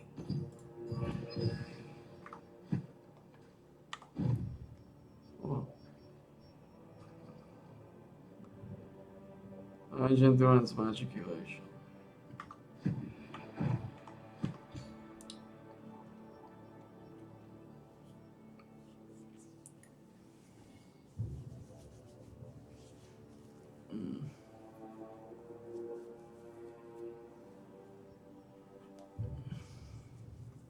A keby som tu odlokol veci, úplne by som išiel radšej tú dvojkovú.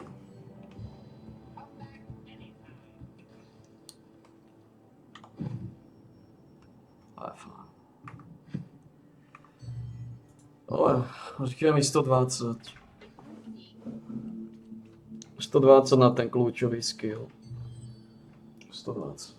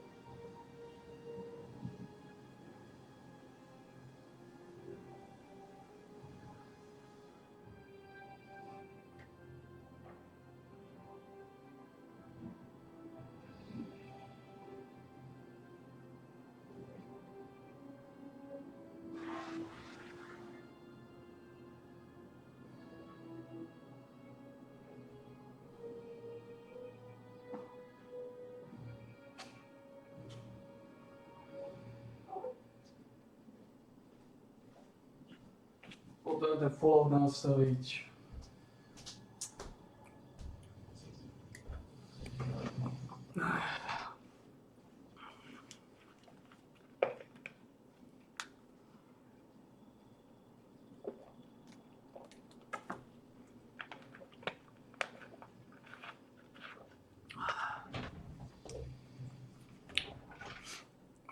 Koľko máme? Ideme ešte zobrať tú globu.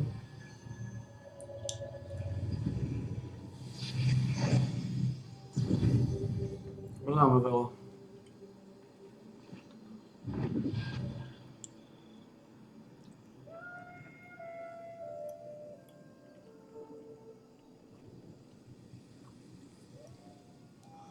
Fallout potrebujem robiť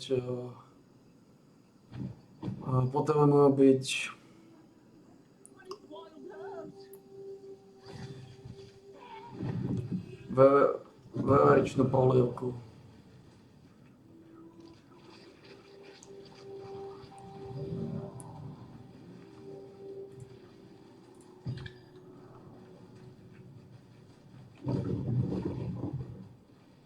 Tu sme v podstate hotoví.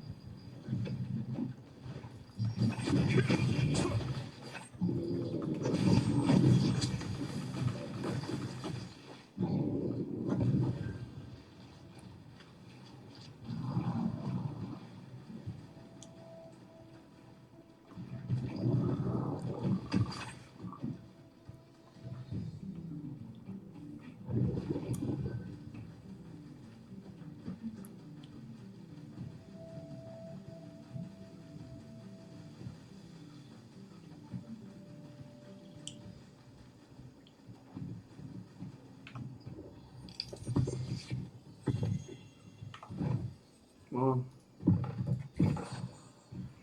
250 000. It's fine.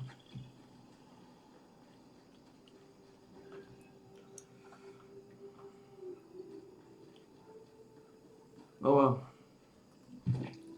Všetko, čo sme chceli.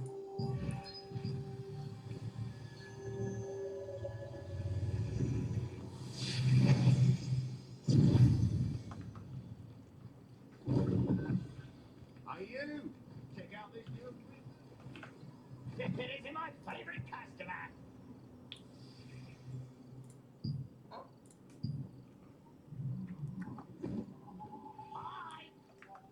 Koľko tu máme? 4 minúty. Dobre, toto ešte počkáme tie 4 minúty. O 10. To sú nepodstatné hovna. No ale môžem tam isto avknúť.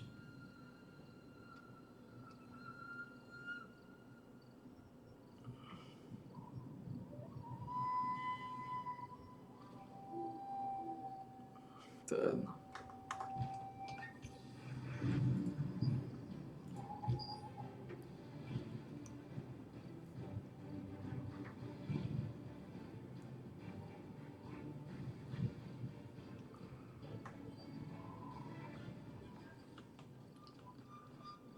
To znamená, máme skoro 240 coinov za polkou toho, čo potrebujeme na ten pičný meč.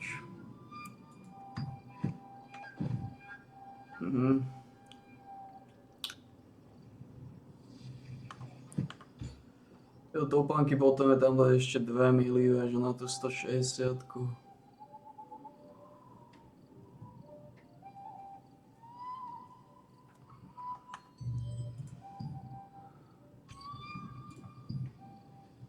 Toto sa asi nepredá, uvidíme. Ináč sme to ako sme. Aj tak.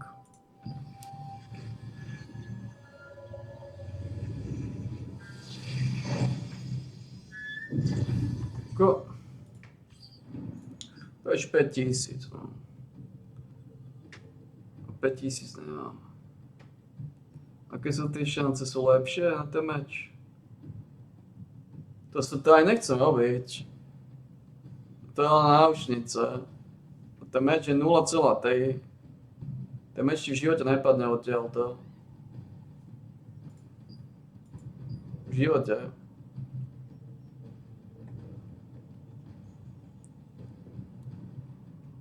Tento piču si v živote nepadne.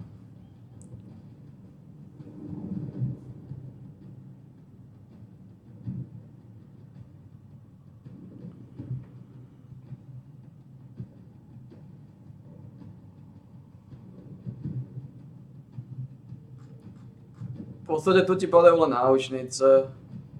Táto česta hlavne ti padá. Toto hovno ti hlavne padne. Buď ti padne toto hovno, alebo ti padnú náušnice. Sa neoplatí robiť. Takže to nie je taký dôležitý tento dungeon. Pretože tie šance sú úplne katastrofálne. Tuto sú aspoň 1,5%. Ale to je jedno, to nezaženieme. To nepadne tu.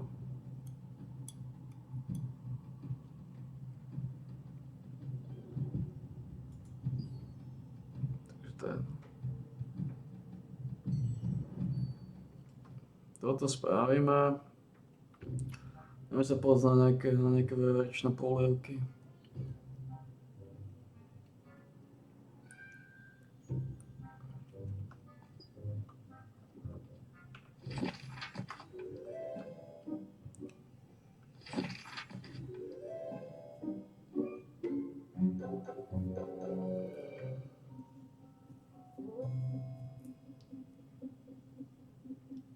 Tak je ten.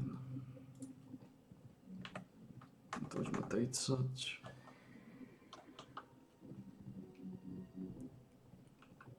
To je podstatné. To, čo je podstatné, že Plešníka nie je medzi nami.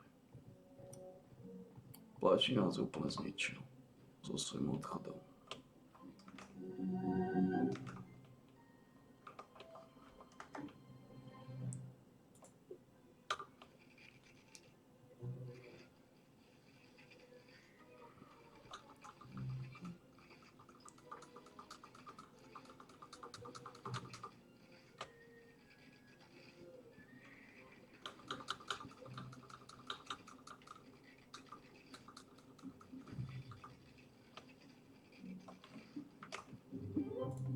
O.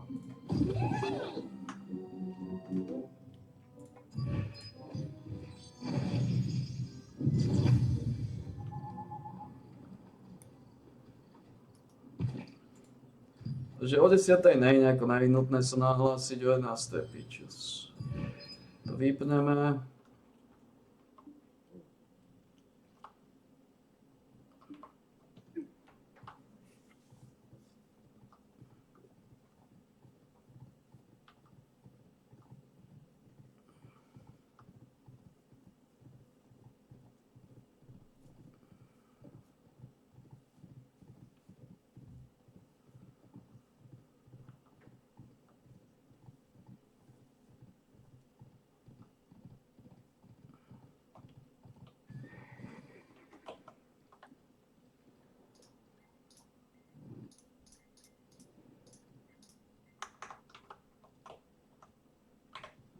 Would you like to see the greatest Wilson?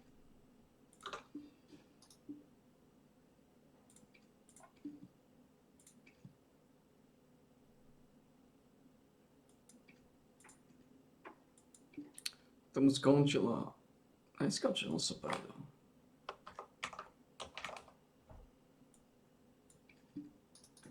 Ok, mu skončil, tak by to bolo.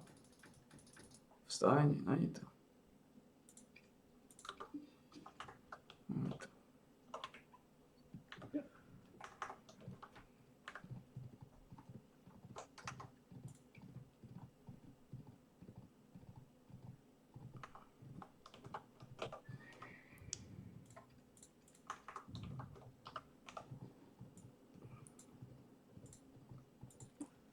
Už vo Falloute bol to nákupiť Squirrel Bitty.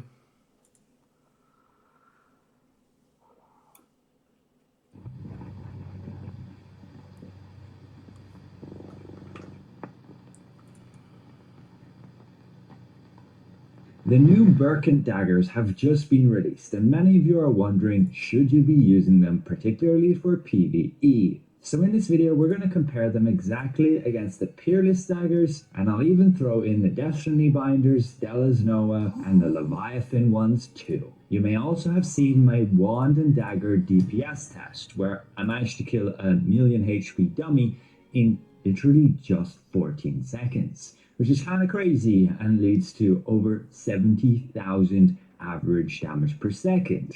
This was the full test here, and then I went and showcased my build, which is still a work in progress. However, it does have some updates, including the rotation and masteries that are particularly important for increasing your damage further. So I'll cover all that info just after we go through the different daggers and which ones you should actually be using for Dark Blighter. If you want to look at these comparisons, for a different weapon combo, it will vary a little bit based on the different abilities you're using and how much you actually gain through basic attacks. But the short of it is, the Peerless daggers are just best. In this table, they're over 5.38% better than Birkint, which I've put as the baseline, with then the Della's Noah closely behind that, with Destiny nearly 3% worse, and Leviathan over 6% worse. So you end up with this little chart. So you can see I've done some pretty extensive breakdowns.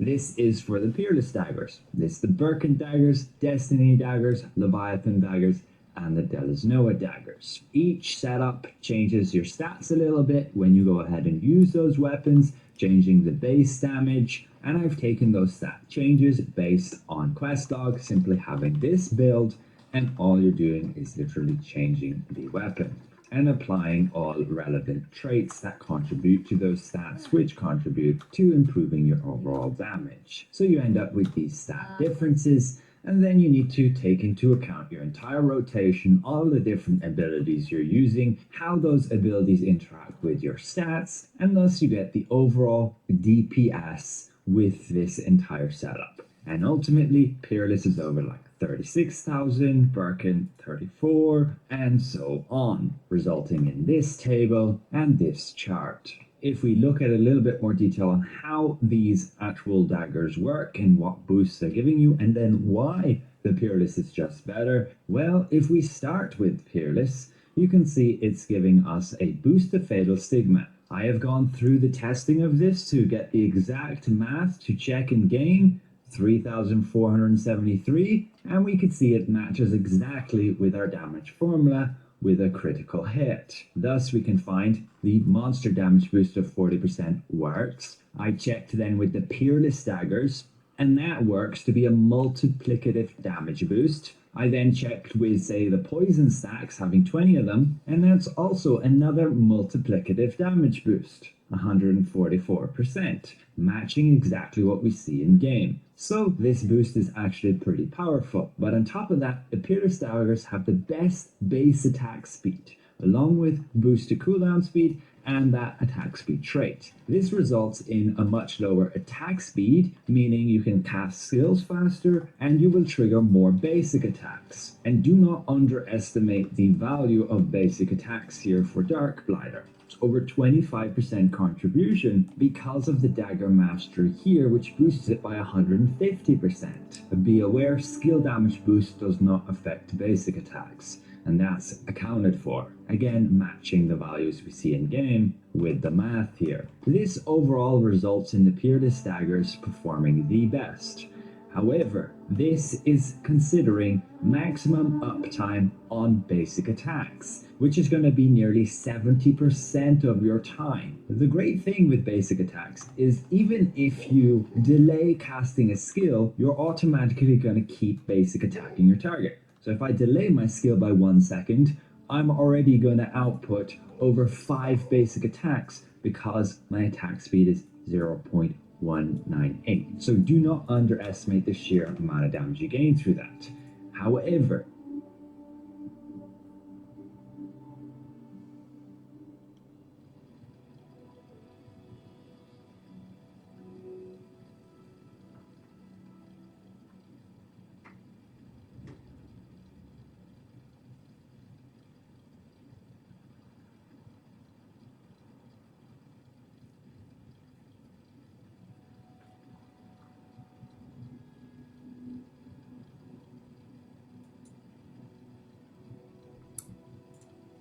všetky veľké projekty, ktoré som vo svojom politickom živote realizoval a stáli takéto peniaze, desiatky, stovky miliónov eur, sme si samozrejme najprv našli vo svojom vlastnom rozpočte, aby sme mali istotu, že ten projekt je životaschopný a že ho dokončíme. Takisto sme si našli dostatok prostriedkov na nemocnicu v Prešove v rozpočte ministerstva obrany. Pretože sme od začiatku aj v programu vyhlásení vlády tvrdili a trvali na tom, že duálne projekty, infraštruktúra, ktorú máme roky zanedbanú a ktorá je aj vojenská, aj civilná, má absolútnu prioritu. Preto aj vojenská nemocnica. Celá cena tej nemocnice, keď hovoríme dneska v rámcoch 600 miliónov eur, je samozrejme rozložená v rokoch. Čiže do rozpočtu vstupuje postupne. Najprv 30, potom 50, potom 150 a tak ďalej a sa vám to celé dá dokopy. Čiže ročný záťaž rozpočtu nie je taká vysoká, ako sa zdá. Ale zároveň každý z tých projektov, ktoré som kedy realizoval, sme poškolovali po voľných prostriedkoch, ktoré sa buď nevyčerpajú, alebo Európska únia má vlastné prostriedky, ktoré by chcela niečo refinancovať. A ponúkame tento projekt aj ďalej, či nám odľahčuje to financovanie. Čiže dnes vieme, že sme dostali možnosť prefinancovať to 195 miliónmi, či tretina celého projektu z plánu obnovy. Minulý týždeň skončila misia Európskej investičnej banky, ktorá hovorí, že sa jej veľmi páči tento projekt a že je pripravená ho financovať sumou približne 300 miliónov eur. Tam už musíme zvážiť, tam sú jednotlivé podmienky, či to pre nás výhodné je alebo nie je a či oni finálne budú mať záujem.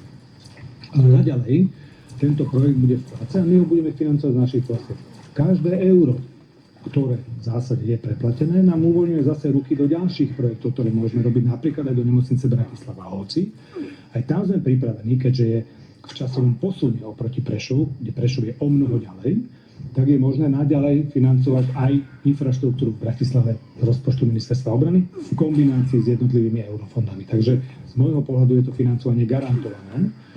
A ako som už viackrát povedal, my sa snažíme všetky projekty ukončiť. Či keď sme robili klientské centra, poznáte Bratislavské obrovské klientské centrum, či nemocnicu v Bratislave svätého Michala, alebo obrovskú reformu záchranárov, dobrovoľných hasičov, tam všade ešte desiatky a stovky miliónov, ktoré na konci, najmä napríklad ten príklad tých dobrovoľných hasičov, kde prišla Európska únia a povedala, to je fantastický nápad, že v rámci zmeny klimatickej krízy vy ste pripravili projekt, ktorý sme volali, že zvýšenie intervenčných kapacít, zlepšenie odpovede, zníženie škôd, ktoré klimatická kríza napácha. Aj preto povodne majú najmenšie škody na Slovensku v porovnaní s inými krajinami.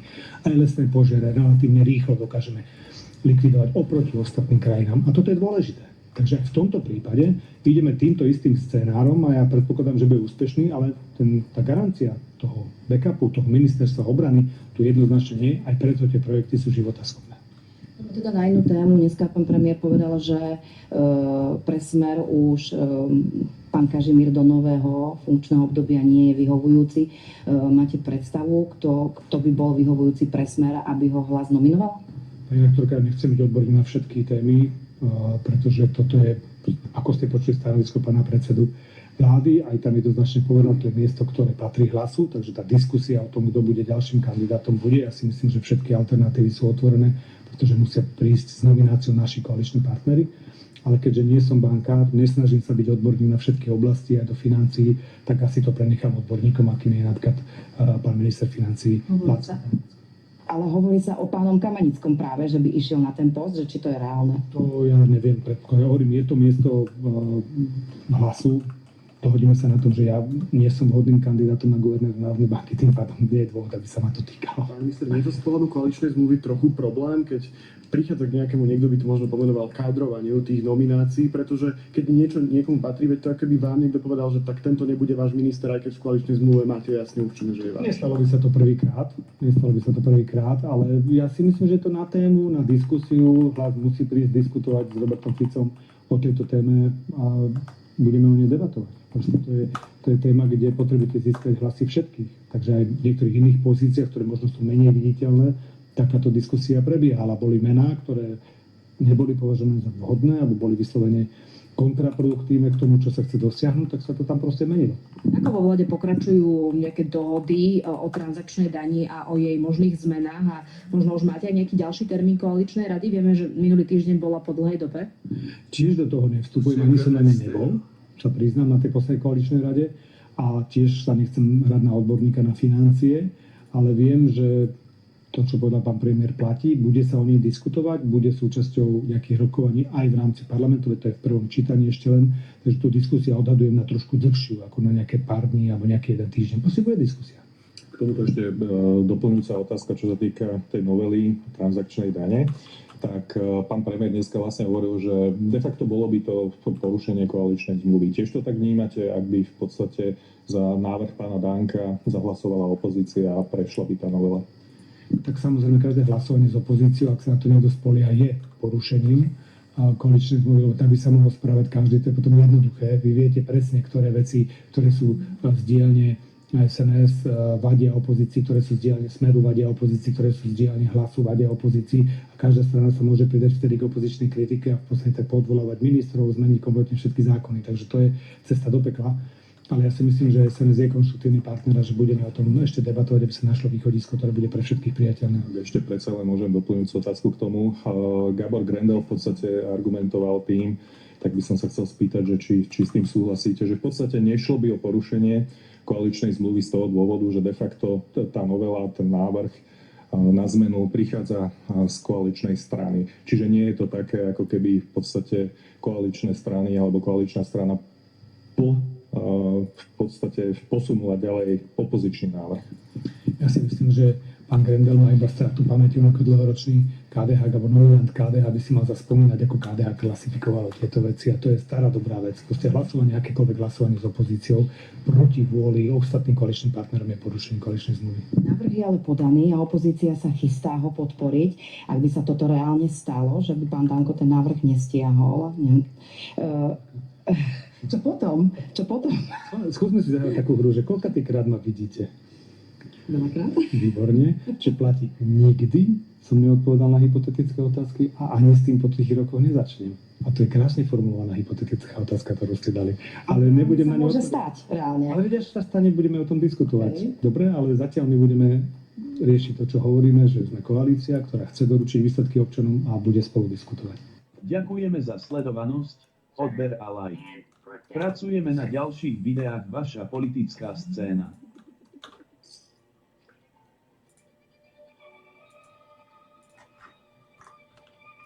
Ďakujeme za sledovanosť, odber a like. Pracujeme na ďalších videách Vaša politická scéna.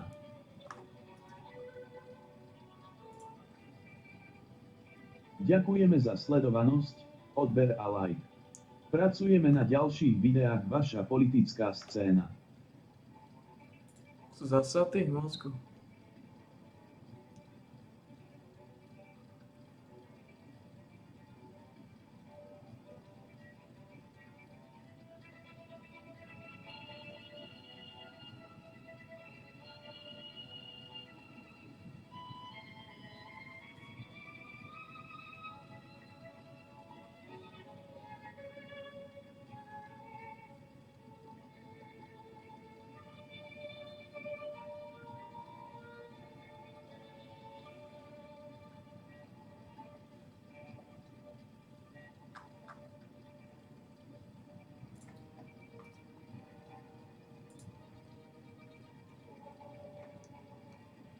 Ja, dobra.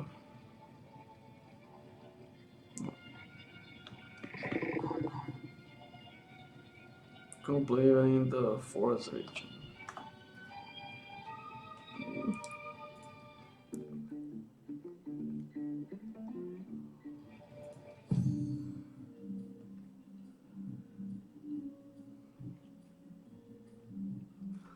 Tu ďalšiu stovku už nedokážeme dať.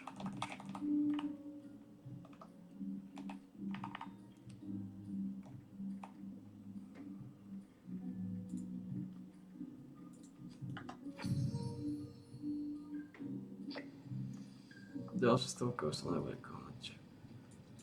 Takže neviem, čo to silou mocou dal.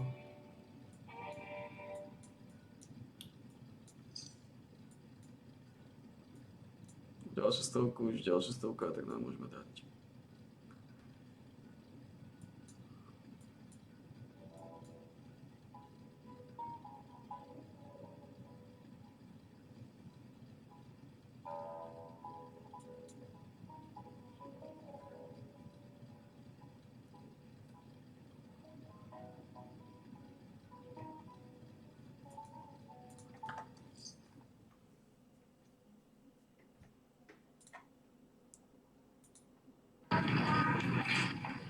Again you limp. Martin, don't limp. Okay. Sure. Whatever you like.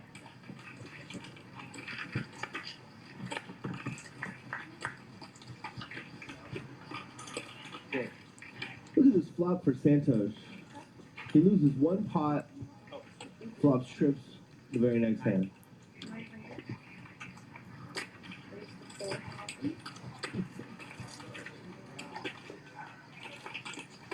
And Charles is in the zone. Four. Making good fold after good fold. Don't trace, okay? Martin picks up a flush draw. He was in a lot of trouble on the flop. Double check raise or what? It looks like double check raise.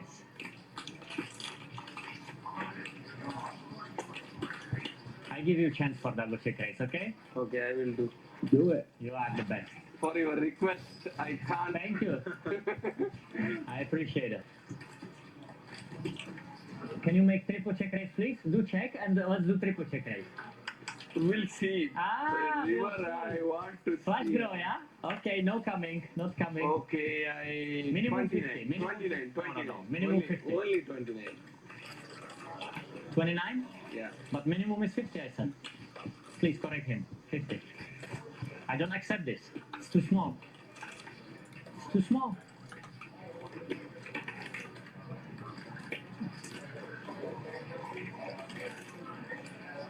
Sometimes a player at the table makes so many good hands, you just can't believe it anymore. Even if their actions tell you this is strong, like the check raise on the flop multi-way. That's strong, but King 7, yeah? King 7. the guy just has so many good hands, it's unbelievable at this point. Yeah, nice hand. Good fold, good fold. I know. Very interesting number. For that. I mean, this.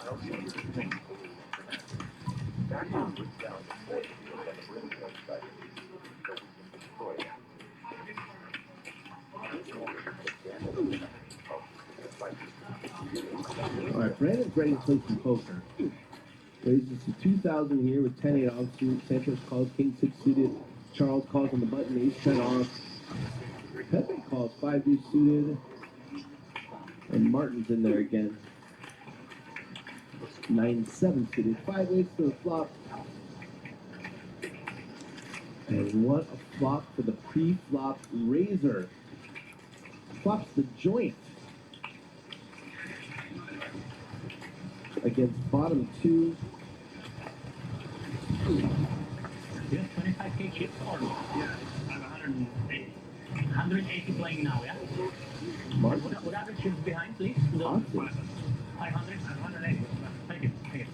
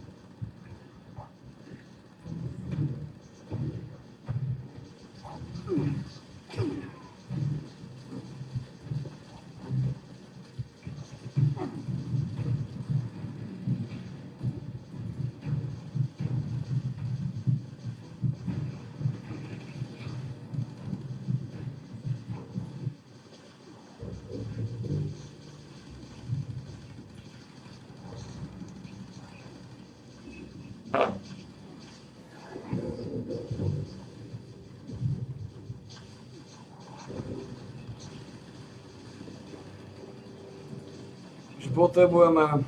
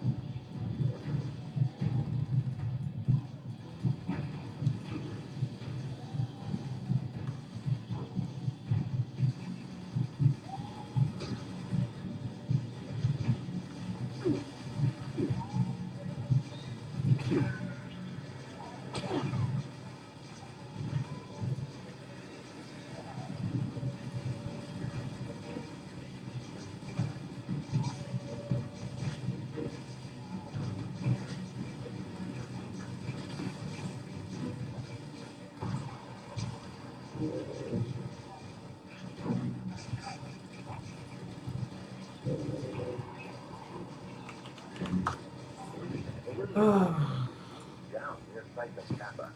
You must defeat them to bring down the force field.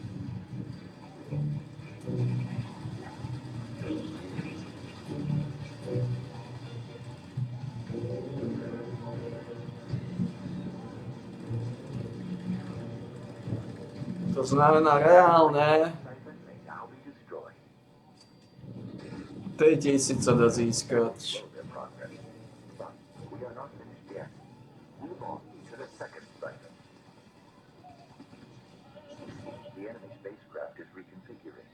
Expect missile strikes from above. 3000 teoreticky. Ale to je jedno.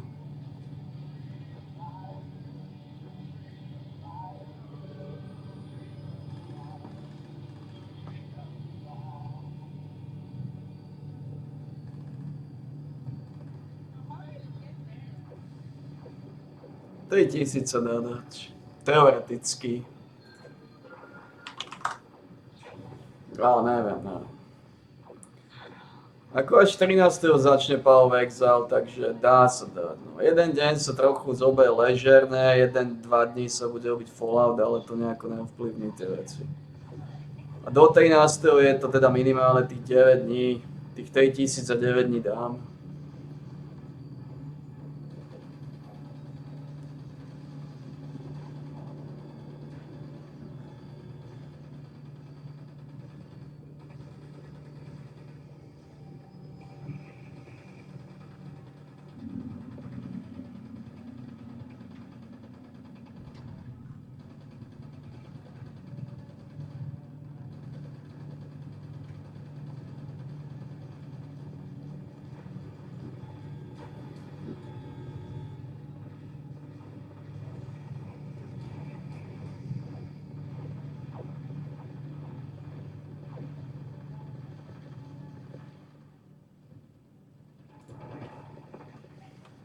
Čo to tak dlho trvá?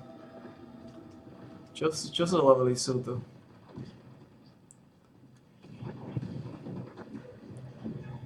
Čo to tak dlho trvá?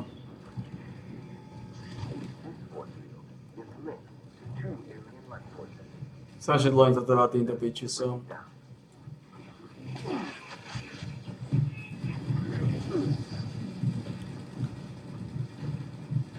A dokonca zome, a takto sa slaj píči sú 90-ky a podobné svastiky.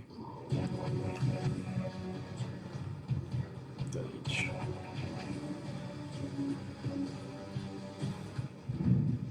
To je nič. That brought down the force field on the brainwave siphon. Destroy it now. Everyone, please gather at the final siphon. We are almost finished here. To znamená túto stiahneme Wodrats a dáme tam charizmu. A?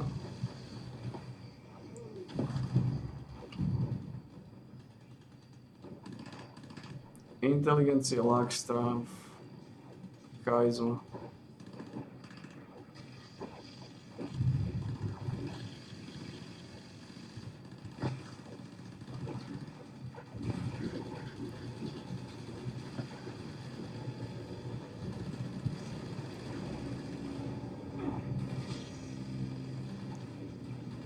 Charizma, ja tak potrebujem 5 bodov.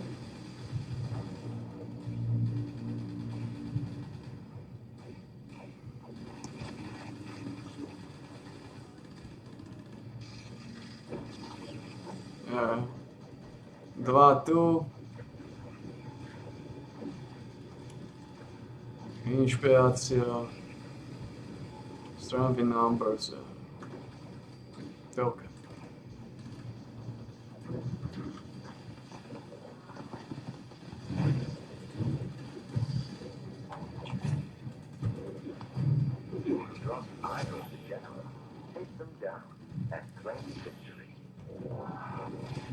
Strašne dlho to trvá pičisové.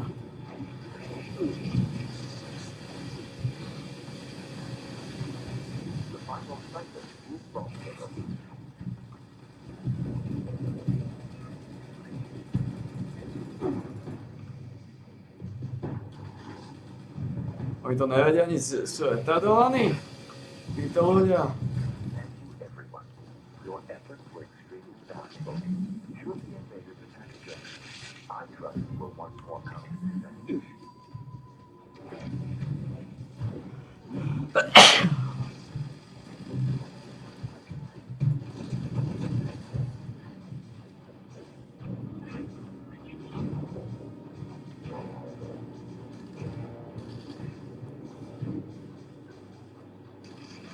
Koľko to váži? Ale to neváži nič.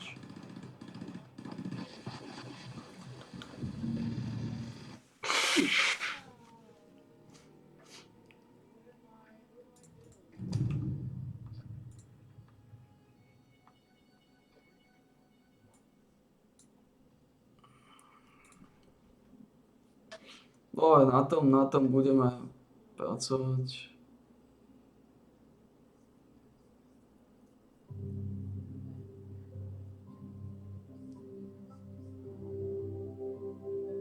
Čo zoberiem?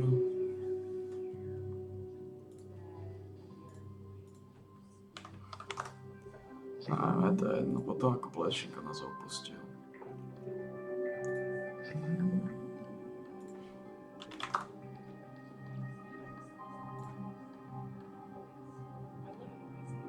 Čo je taká tichá?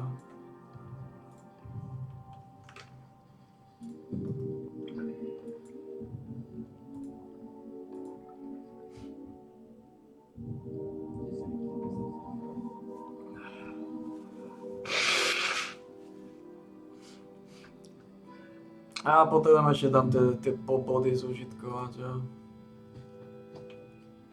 Will not know what man's story it is.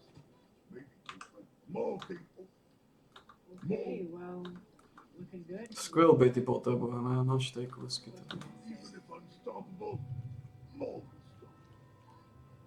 No. Poď sa to pozor. To vyťukáme.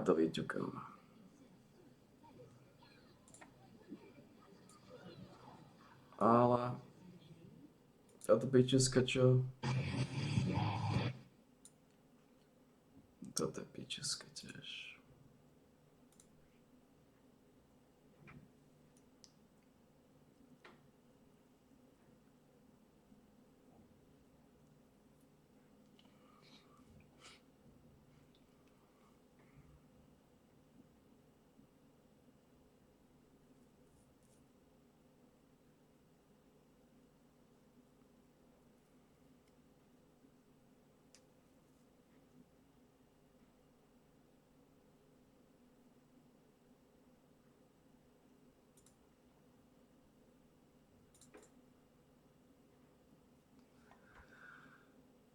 Šplášta.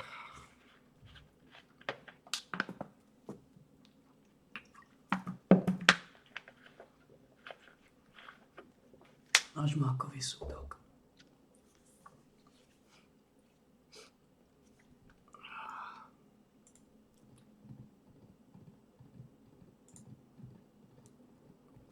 Náš mákový závěr.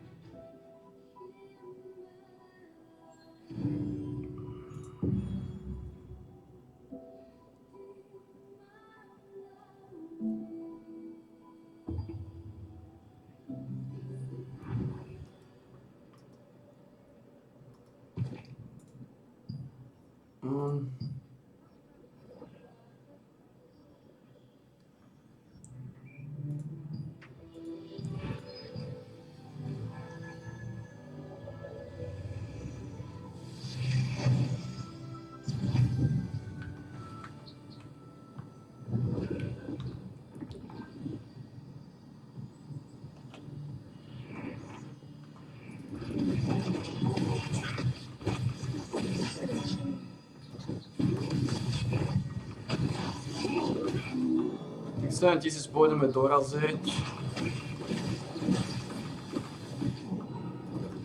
Zoberieme nejaké questy na to.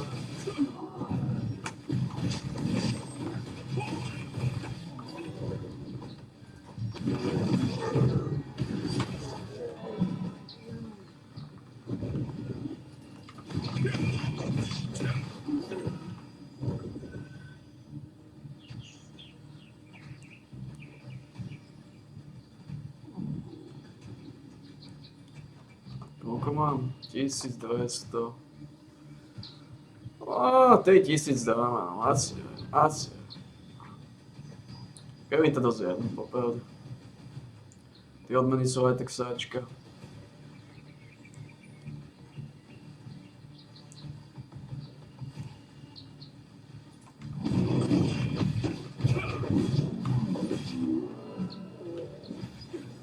Úplný hnis. The time permitted to the soul fruits and noble souls is 4 months back. The fruits will soon disappear.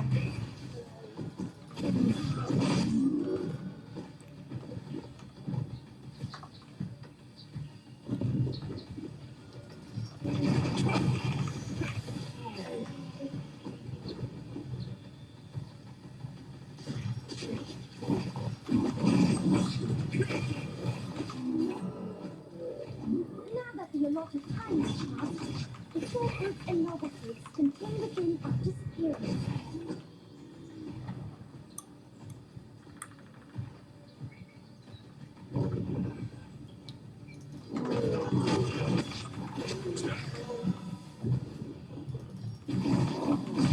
Dám 50 a tam to nechám.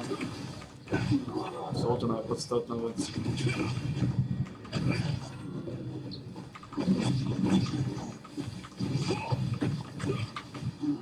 Týchto zvyšných 7000 minieme.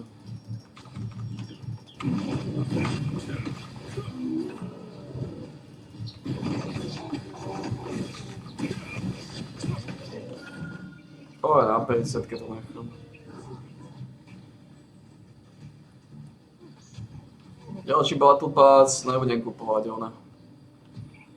Prémiový. Here's the current status of Elven Soul Collection.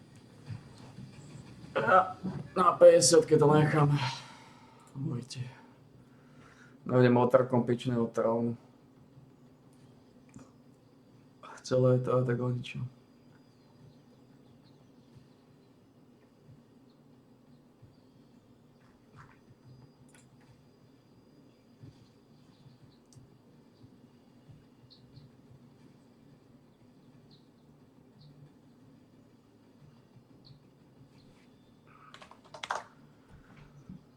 To, čo sme sa dožili, je zlé.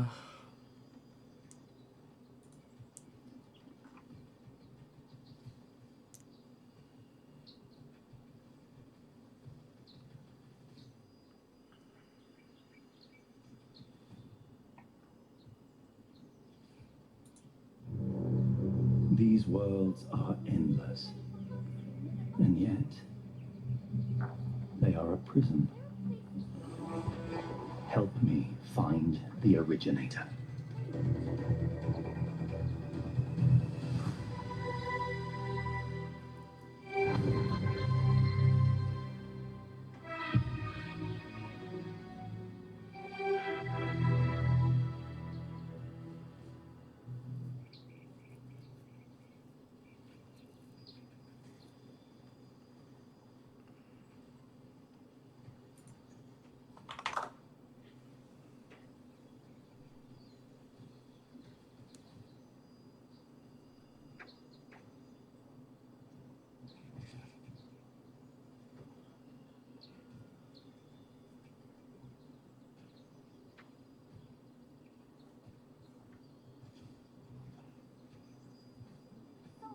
Are growing near the outer forest. Let the elven souls contained within the fruit.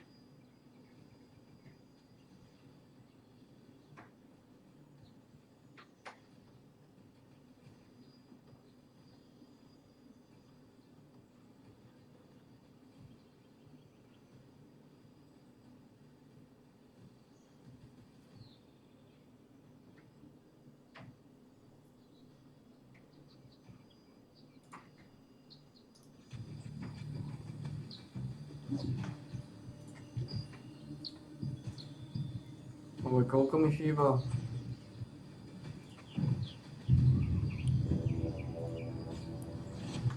To za hodinu vyťukáme. Sice nebude to hodina, bude to pol hodina. Pol hodiny o 11. O 11. piči z Zajko.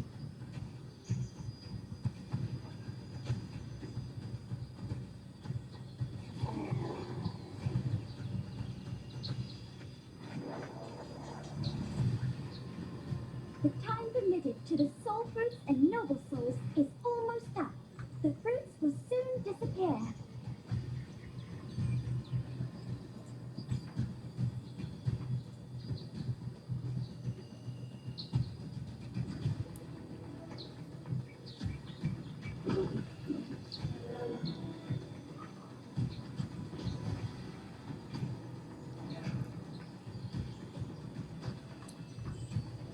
Now that the allotted time has passed, the soul fruits and noble fruits contained within are disappearing.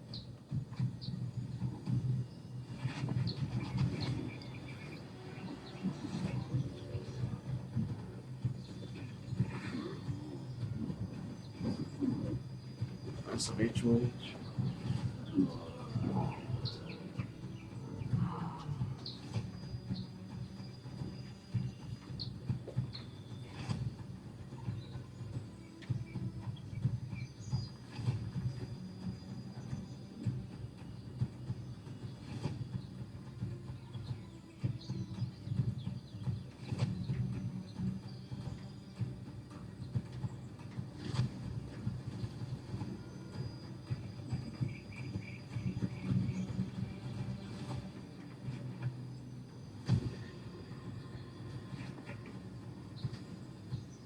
Here's the current status of Elven Soul Collection.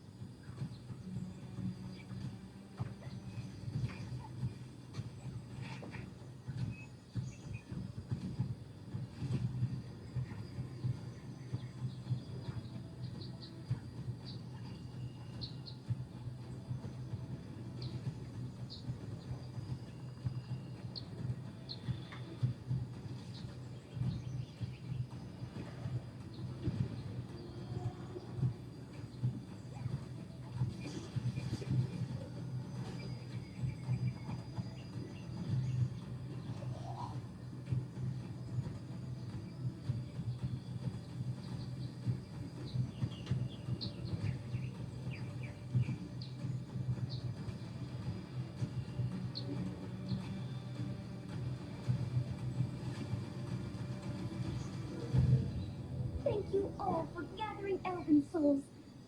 I won't forget your dedication to the cause.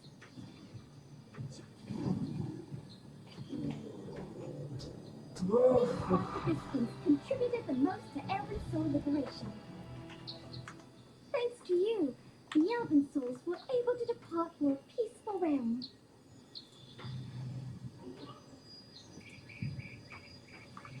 No jaký. No. Ale pol hodiny.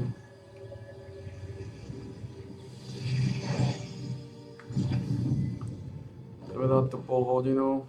Sorry, old friend. You won't see this? Hi. Is my favorite customer. Máme tu jednu shadow crypto, to aktivujeme.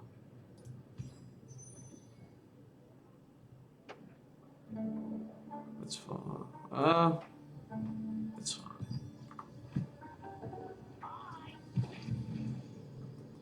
It's fine. Whatever.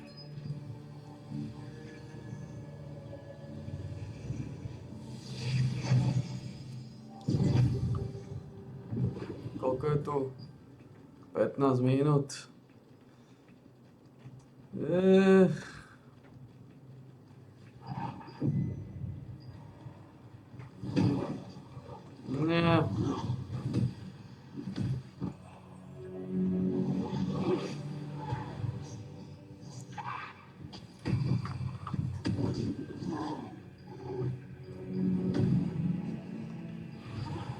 A tu je ich plné sústo, čo je dobré.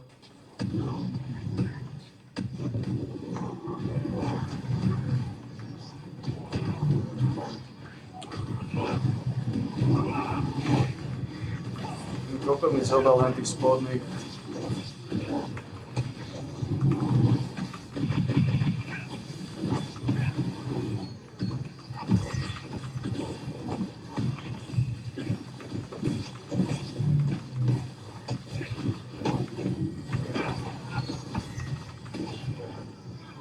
Sedačka mi zobrala len tých spodných.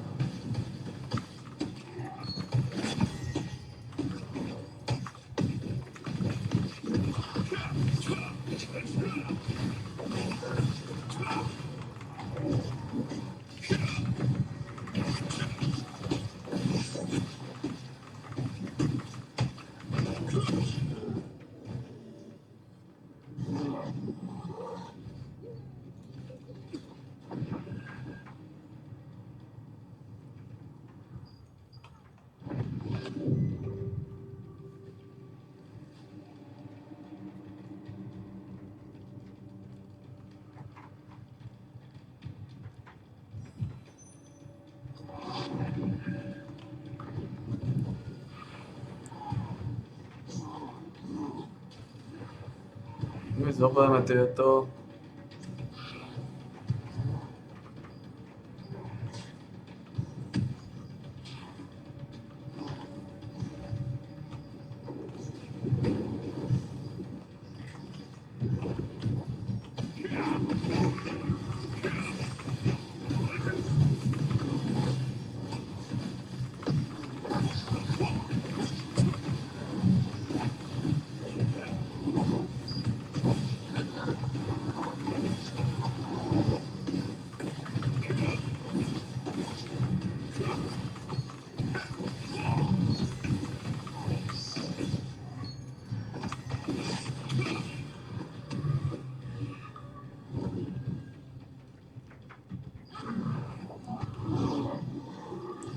Zoberieme odtiaľ to čo najviac enforceov, I guess.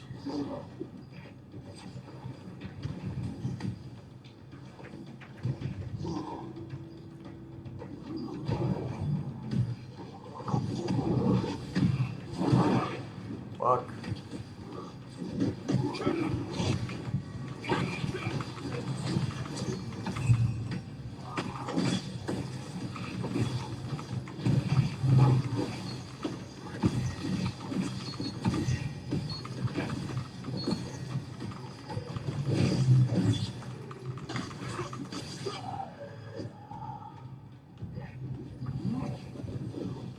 Zoberieme týchto.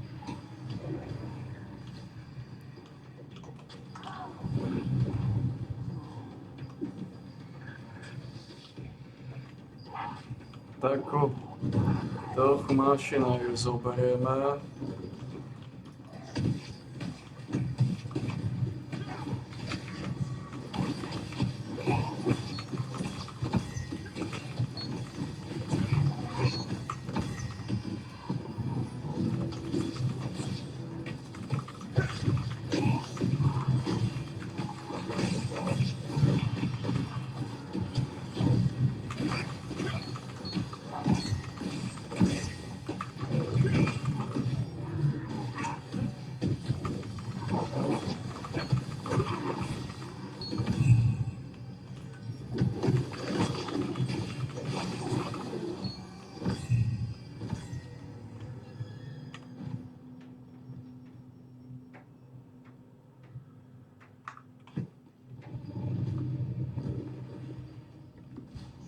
Tuto vzadu.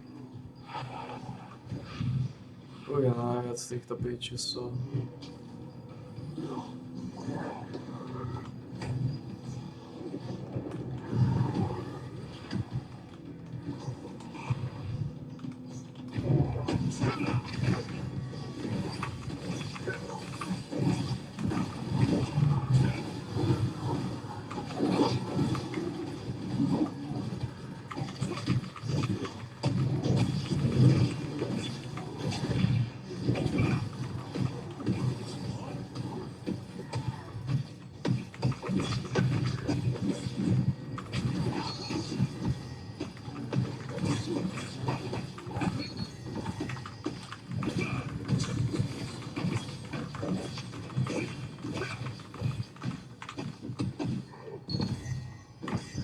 dostali pouch. Hovno v pouchi. Ale...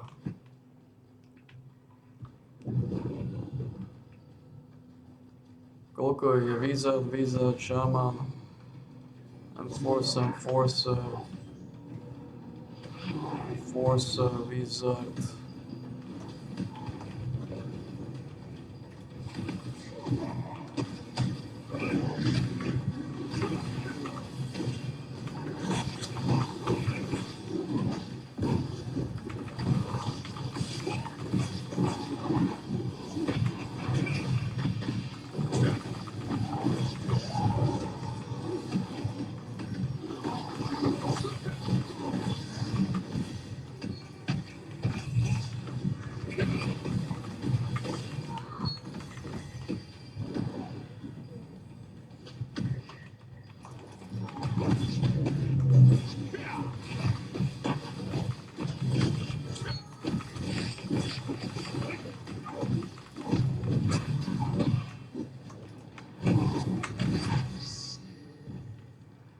Ja, toto je táto strana. Tu sa vylizujú pekné šmaky.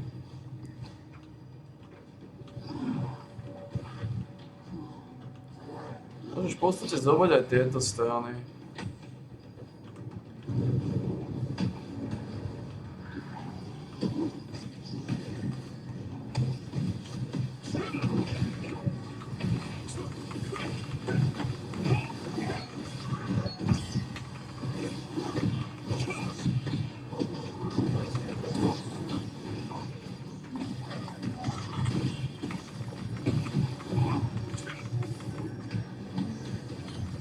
Fuck off.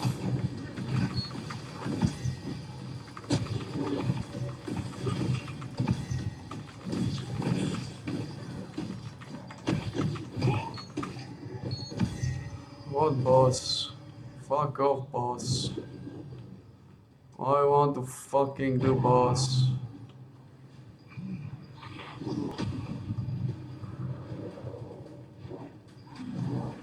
Fuck this guy.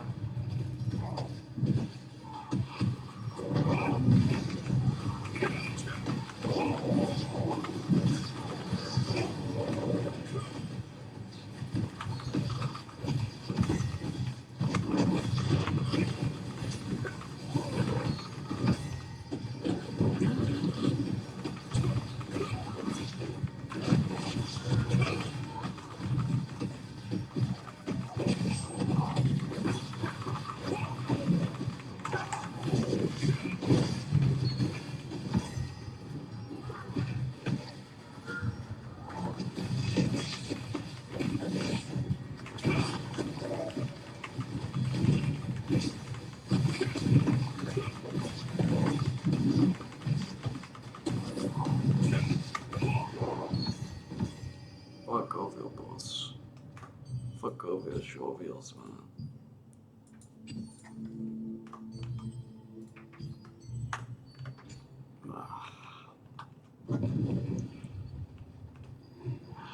Každý bod ti dá 3. Really? To znamená, keby si dal 100,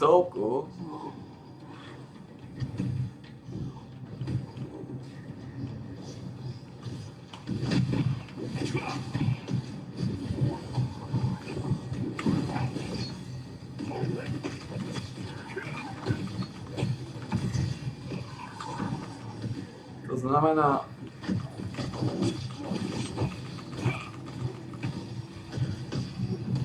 keby si dal 100,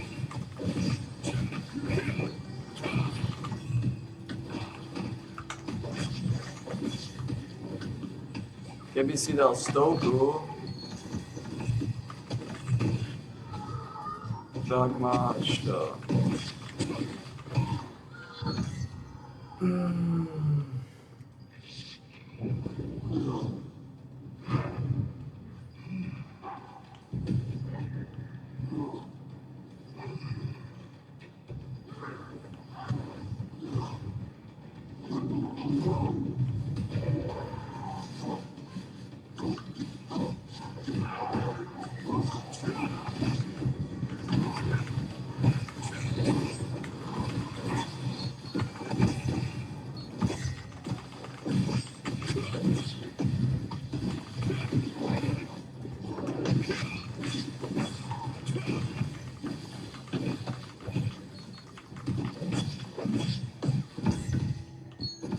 keby si dal 100,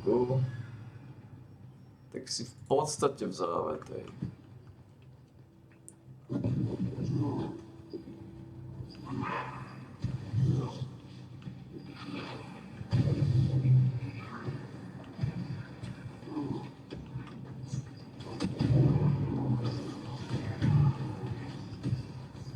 Tuto poďte, z tejto strany.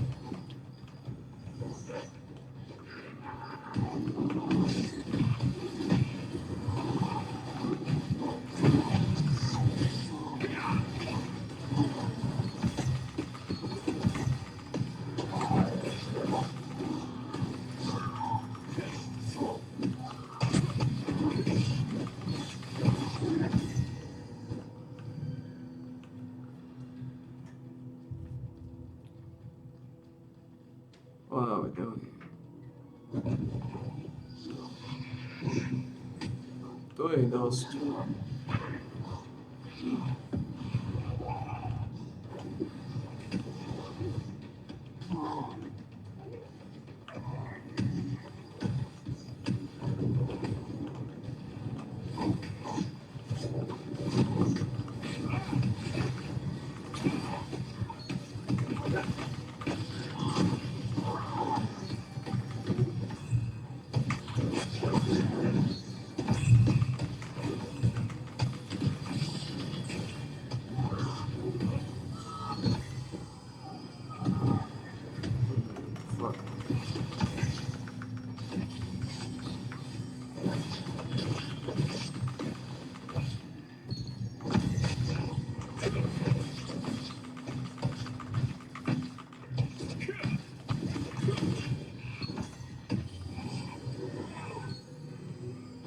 To znamená, tuto je dosť, tuto.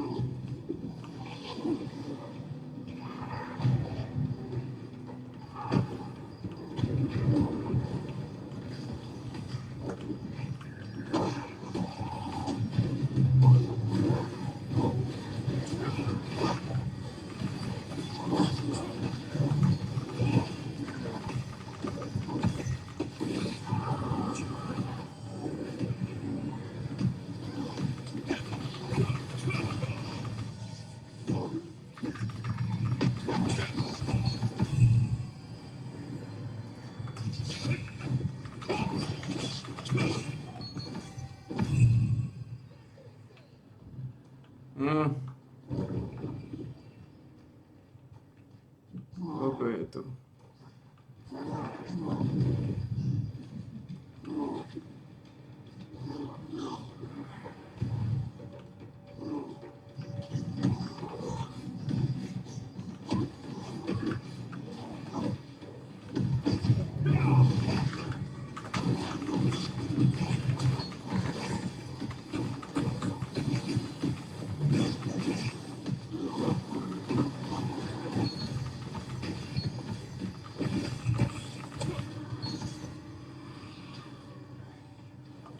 Koľko máme? 35, 14. Máme 401. Keď mám 119 levelov od toho za tie stráčky. Povedzme toto.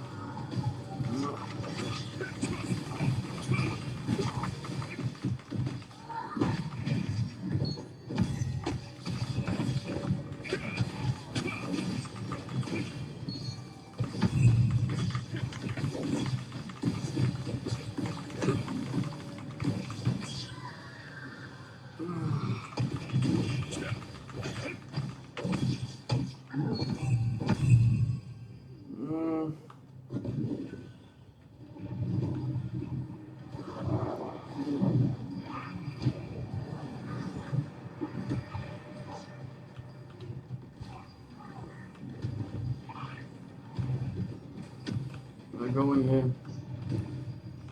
No.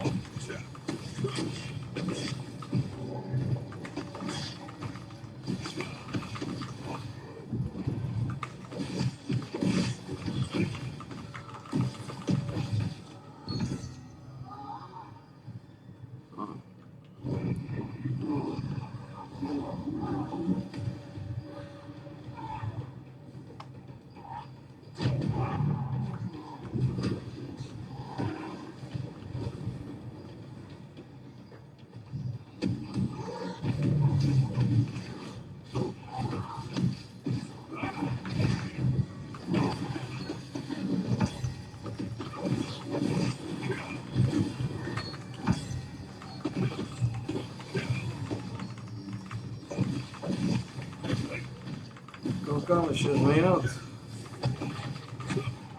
Dokážeme dať ten level? Nedokážeme ísť ďalkým 57%.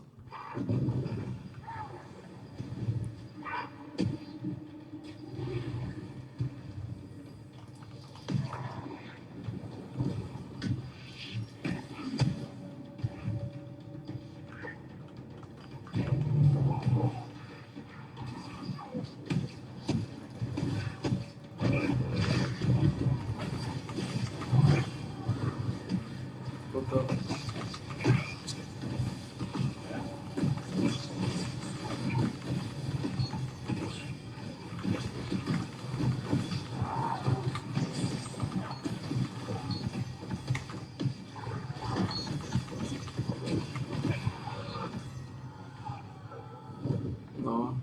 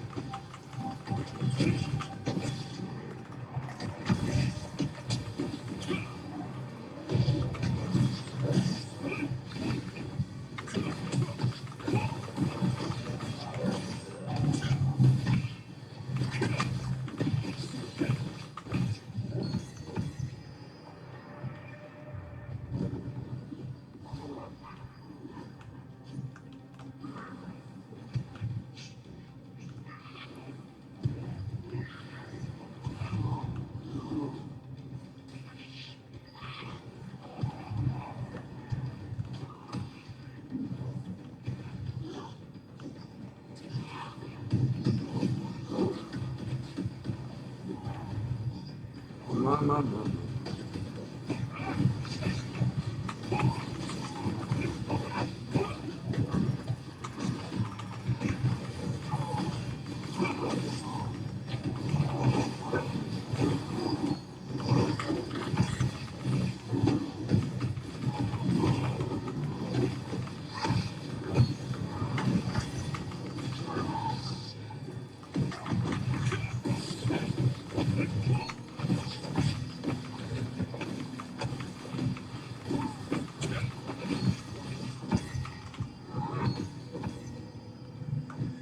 Znamená...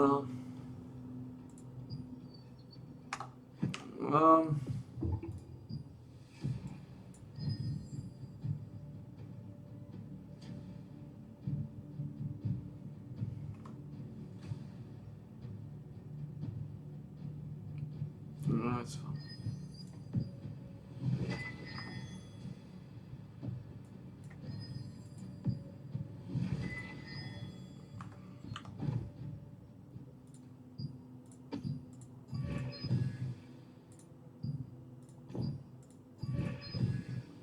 It's fine. Oh.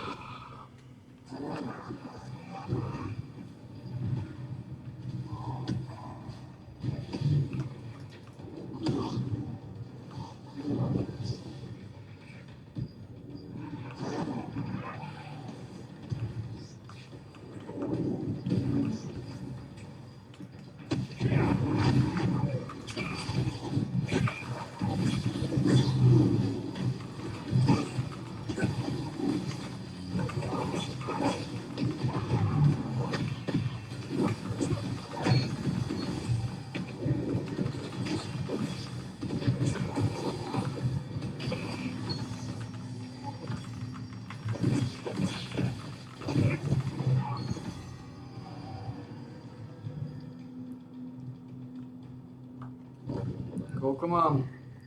1 minútu? Dá sa povedať, že asi posledný štos.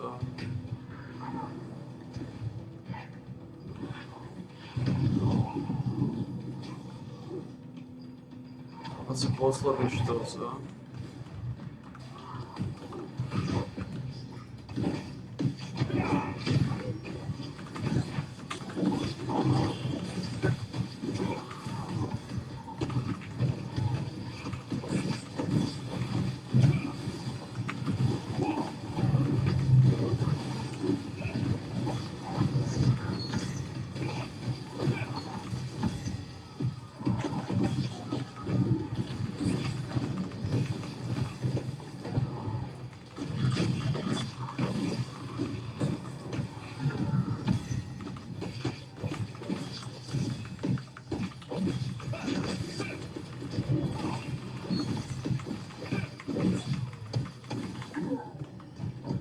Dobre, ešte tu máme.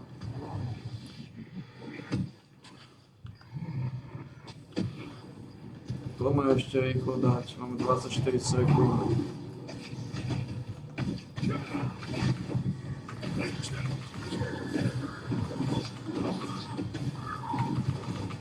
Asi 8.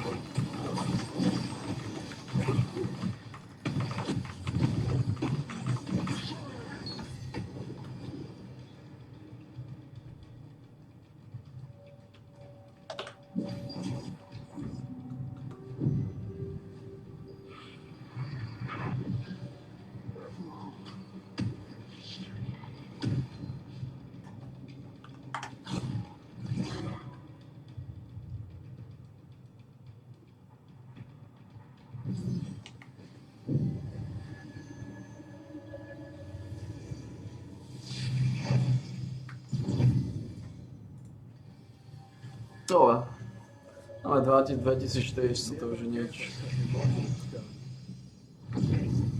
S tým sa mi už neoplatí nejako zahrdzávať.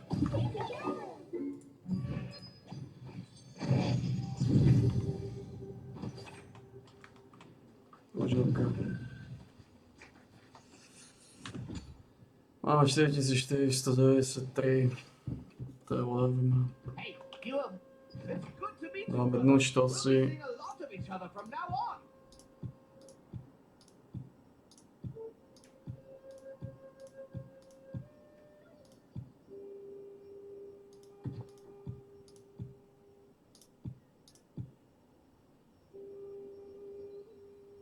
Sto 28. Jednu rozšrotujeme.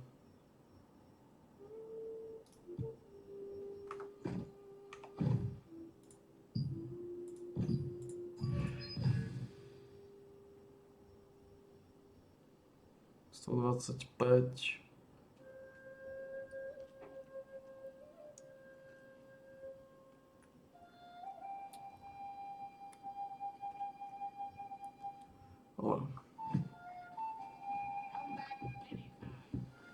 Už máme Daigona.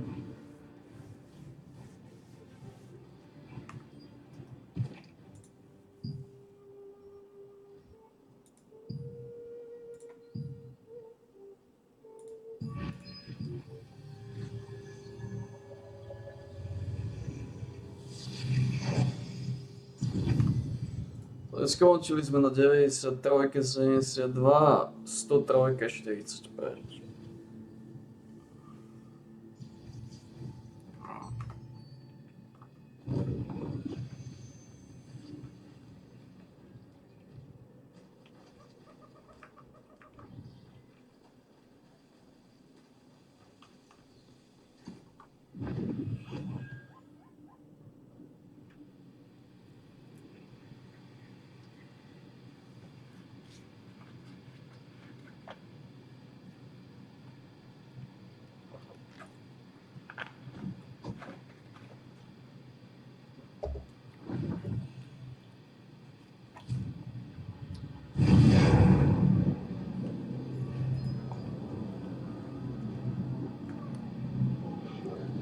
som v 90%.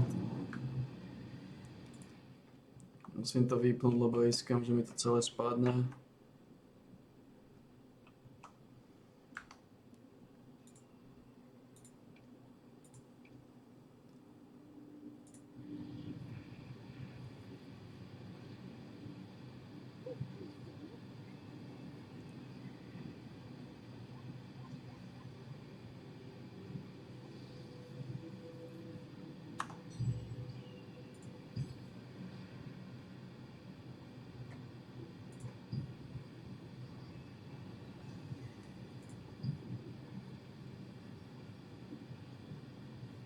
Stále rezistencia.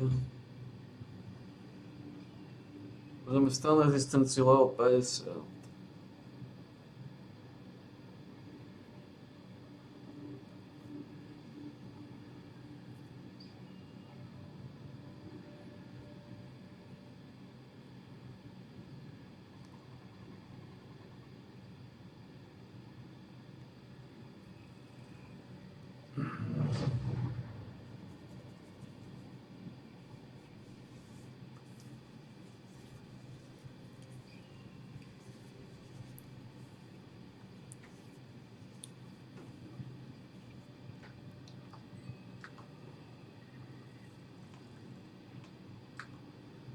O čo tu?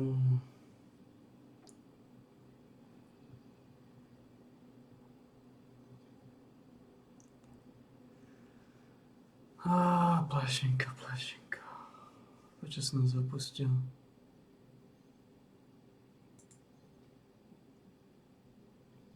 Pánom, ten narratív progresívnych alebo liberálnych médií je často, že vláda Roberta Fica nás ťahá von z Európy na východ a že Robert Fico je izolovaný a nikto sa s ním nechce stretnúť. Vy pôsobíte v Európskom parlamente. Ako sa na to pozeráte vy? Ste tam izolovaní a ako je vnímané Slovensko v tých rôznych frakciách? Tak strana Smer nie je vo frakcii, ale Hnutie Republika teda v frakcii je, my sme vo frakcii Európy suverénnych národov, máme perfektnú spoluprácu a musím zaklopať, ale tá atmosféra v našej frakcii, v našej politickej skupine je úžasná. Tam sa stretla partia kamarádov, ktorí majú na 99% rovnaké názory, možno sa nezhodujeme v názore na nejakú hudbu alebo na nejaké podobné prkotiny, ale v princípe sme veľmi dobrá partia. No a my v žiadnom prípade, napríklad keď teda rozprávame o slovenskom premiérovi, nikto z našej frakcie neodsudzuje jeho cestu napríklad do Moskvy, pretože my si myslíme, že premiér suverénnej krajiny, a to je jedno, či sa volá Fico alebo Matovič, v zásade je to jedno, má právo a povinnosť cestovať hocikde po svete, ak si to situácia a záujmy daného štátu vyžadujú, alebo nejaké protokolárne, alebo historické povinnosti. Takže my toto rešpektujeme a určite nesúhlasíme s takouto, povedal by som, samoučelnou, samozvanou kritikou, ako to robia progresívci, ktorí je jedno, čo vláda spraví, tak to za každú cenu budú kritizovať. To my robiť nechceme. Keď sa niečo pokazí a vláda niečo robí, kritizujeme, chceme byť konštruktívna opozícia, ale zase určite nie sme zaslepení za krvavými očami, ktoré všetko, čo robí vláda, je zlé. Zrejme jedným okom sledujete preferencie a rast preferencií, teda preferencie Hnutia Republika majú rastúcu tendenciu. Ako sa pozeráte na to, čo sa deje na politickej scéne na Slovensku z bruselskej optiky? Tak tie preferencie podľa mňa rastú práve kvôli tomu, že robíme konzistentnú politiku, že Hnutie Republika nerobí dvojtvárnu politiku, napríklad my aj v Európskom parlamente permanentne hlasujeme proti všetkým tým nezmyslom Green Dealovým, sankčným, proti rôznym hlúpostiam v rámci migračnej politiky, ktoré Eurokomisia navrhuje, takže sme v tomto veľmi, by som povedal, konzistentní, pevní a neodlomní.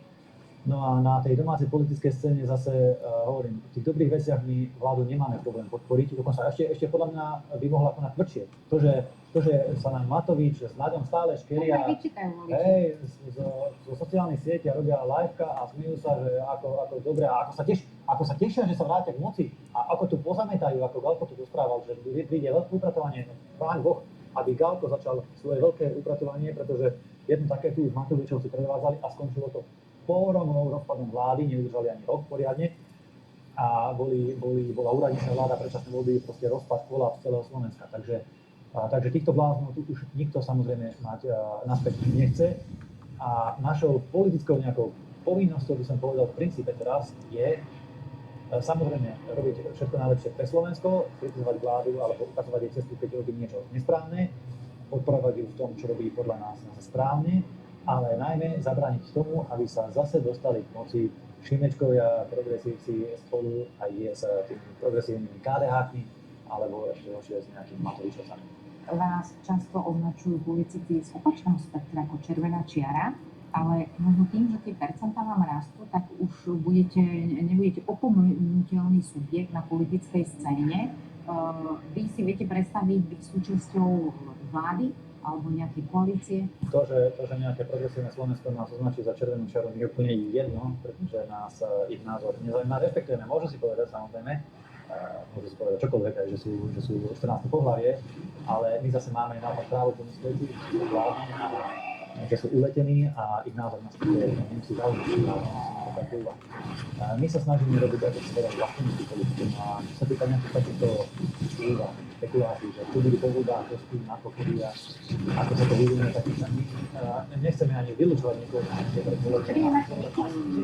No, progresívce samozrejme, a tam tú partiu si dá si predstaviť. My sme si raz pracovali, boli že Matej niečo hocičoho, kultúry. Takže určite nie, ako tá partia, tých progresívcov a ten blok určite vylúčujeme, ale na druhej strane ja poviem na rovinu, že mám mrzí, že kresťanskí demokrati, ktorí by mali byť papierov, našim blízkym spojeným, človek by čakal, že budú presedovať vlastne dneska konzervatívne kresťania, tak vidíme, že oni si vždy, ako to je slovo podporné, vždy radšej vybrali progresívne Slovensko. Ako si to vybrali v prezidentských voľbách, že odporili Dvorčoka, ako kresťansko-demokratického kandidáta, progresívneho, ako si to vybrali ešte zatiaľ v Hlivu, keď tam počali spolu s Trubákom Zvinky, vždy si vybrali spoluprácu s progresívcami. To nás mrzí. Ale dobre, oni sami si vybrali svoju modernú kresťansko-demokraticko-progresívnu cestu po vzore Angely Merkelovej.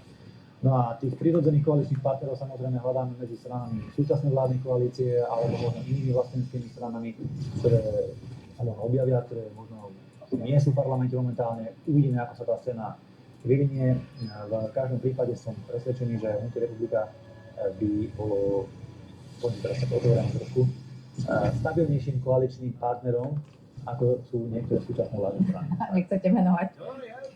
Ale keď sa rozprávame o tých možných koalíciách, tak keď hovoríme o tom KDH, ste teda spomínali, často sa spomína taký názor, že tejto vládnej koalícii uškodí, že ako ste spomínali, že nie je rázna a nezatvára ľudí. Premiér hovorí, nechceme byť ako oni, chceme postupovať podľa zákona.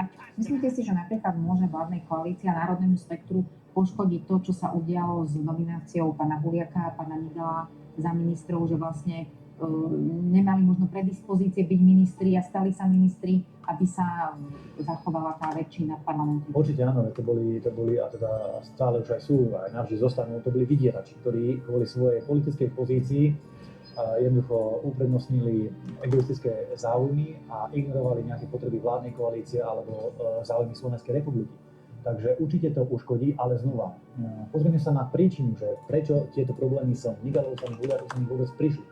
Prišli preto, lebo museli sme sa, pán Huri, kvôli dažďu presunúť, takže myslíte si, že mohlo poškodiť koalícii to, že boli vymenovaní Huliak a Migal, ktorí nemali predispozície byť ministrami za ministrov? No, ja som chcel povedať aj v tom predchádzajúcom vstupe, že prapríčinu všetkých tých súčasných problémov vidím v tom, že prišlo k zlepeniu a zjednoteniu až príliš veľa egoistických záujmových skupín, že to neboli presvedčení, dajme tomu vlastníci alebo národniari v tej Slovenskej národnej strane, neboli to presvedčení sociálni demokrati v Hlase, proste to boli oportunisti, ktorým bolo úplne že jedno, ako sa upracujú, oni proste chceli byť ministrami. Hocičoho, len mať šoféra, mať limuzínu, mať niekoľko miliónový rozpočet, kanceláriu a rozhodovať o veľkých peniazoch. To bola ich jediná a primárna motivácia. A keď sa takíto ľudia naďalej budú preferovať a dostávať na stranické kandidátky a stranické pozície, tak potom tá situácia sa bude vždy znova opakovať. A preto v rámci Hnutia Republika my ponúkame konsolidovanú kandidátnu listinu, konsolidovaný tím, jednoducho ľudí, ktorých poznáme, ktorých máme overených. Nie sú to mačky vo vreci, ktoré sme vyťahli týždeň predtým, že by sme nevedeli, kto má aké názory, kto ako sa angažuje, ale práve ľudia nás poznajú a vedia, čo hlásame, takže v tom vidím našu takú silnú stránku. Pridanú hodnotu. Áno. Pán Hurík, ďakujem za rozhovor. Ďakujem aj ja.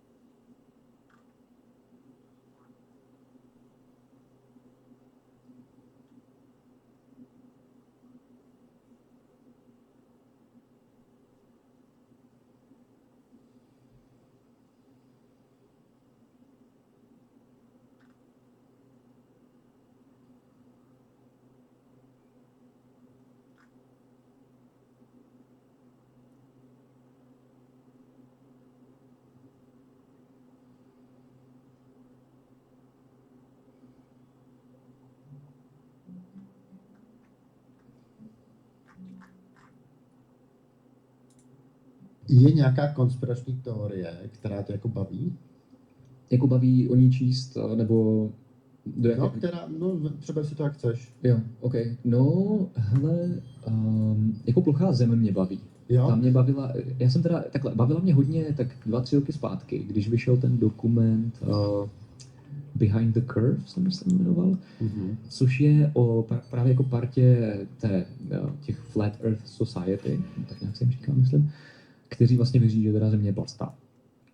A já jsem ten dokument viděl, jako fascinovaný jsem z něj byl, kdy prostě fakt tam byly ty scény, jak se jako schází na těch meetingách, na těch konech, prostě Flat Earth Con, nebo jak se to prostě jmenovalo.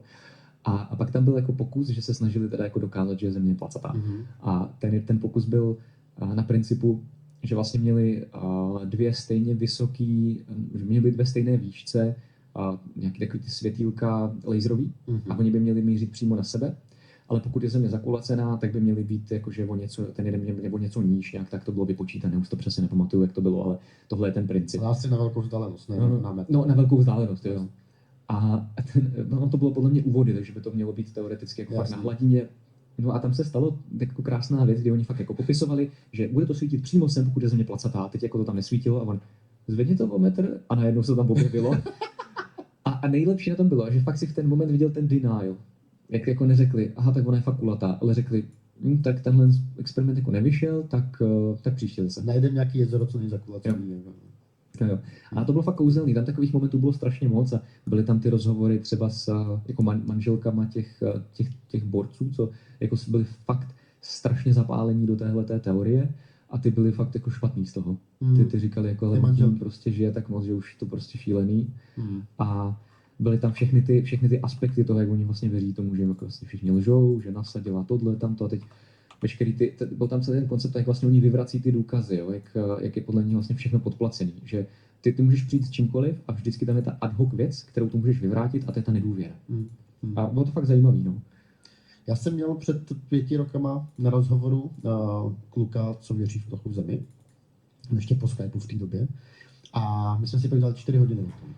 Bylo to jako super zábavný.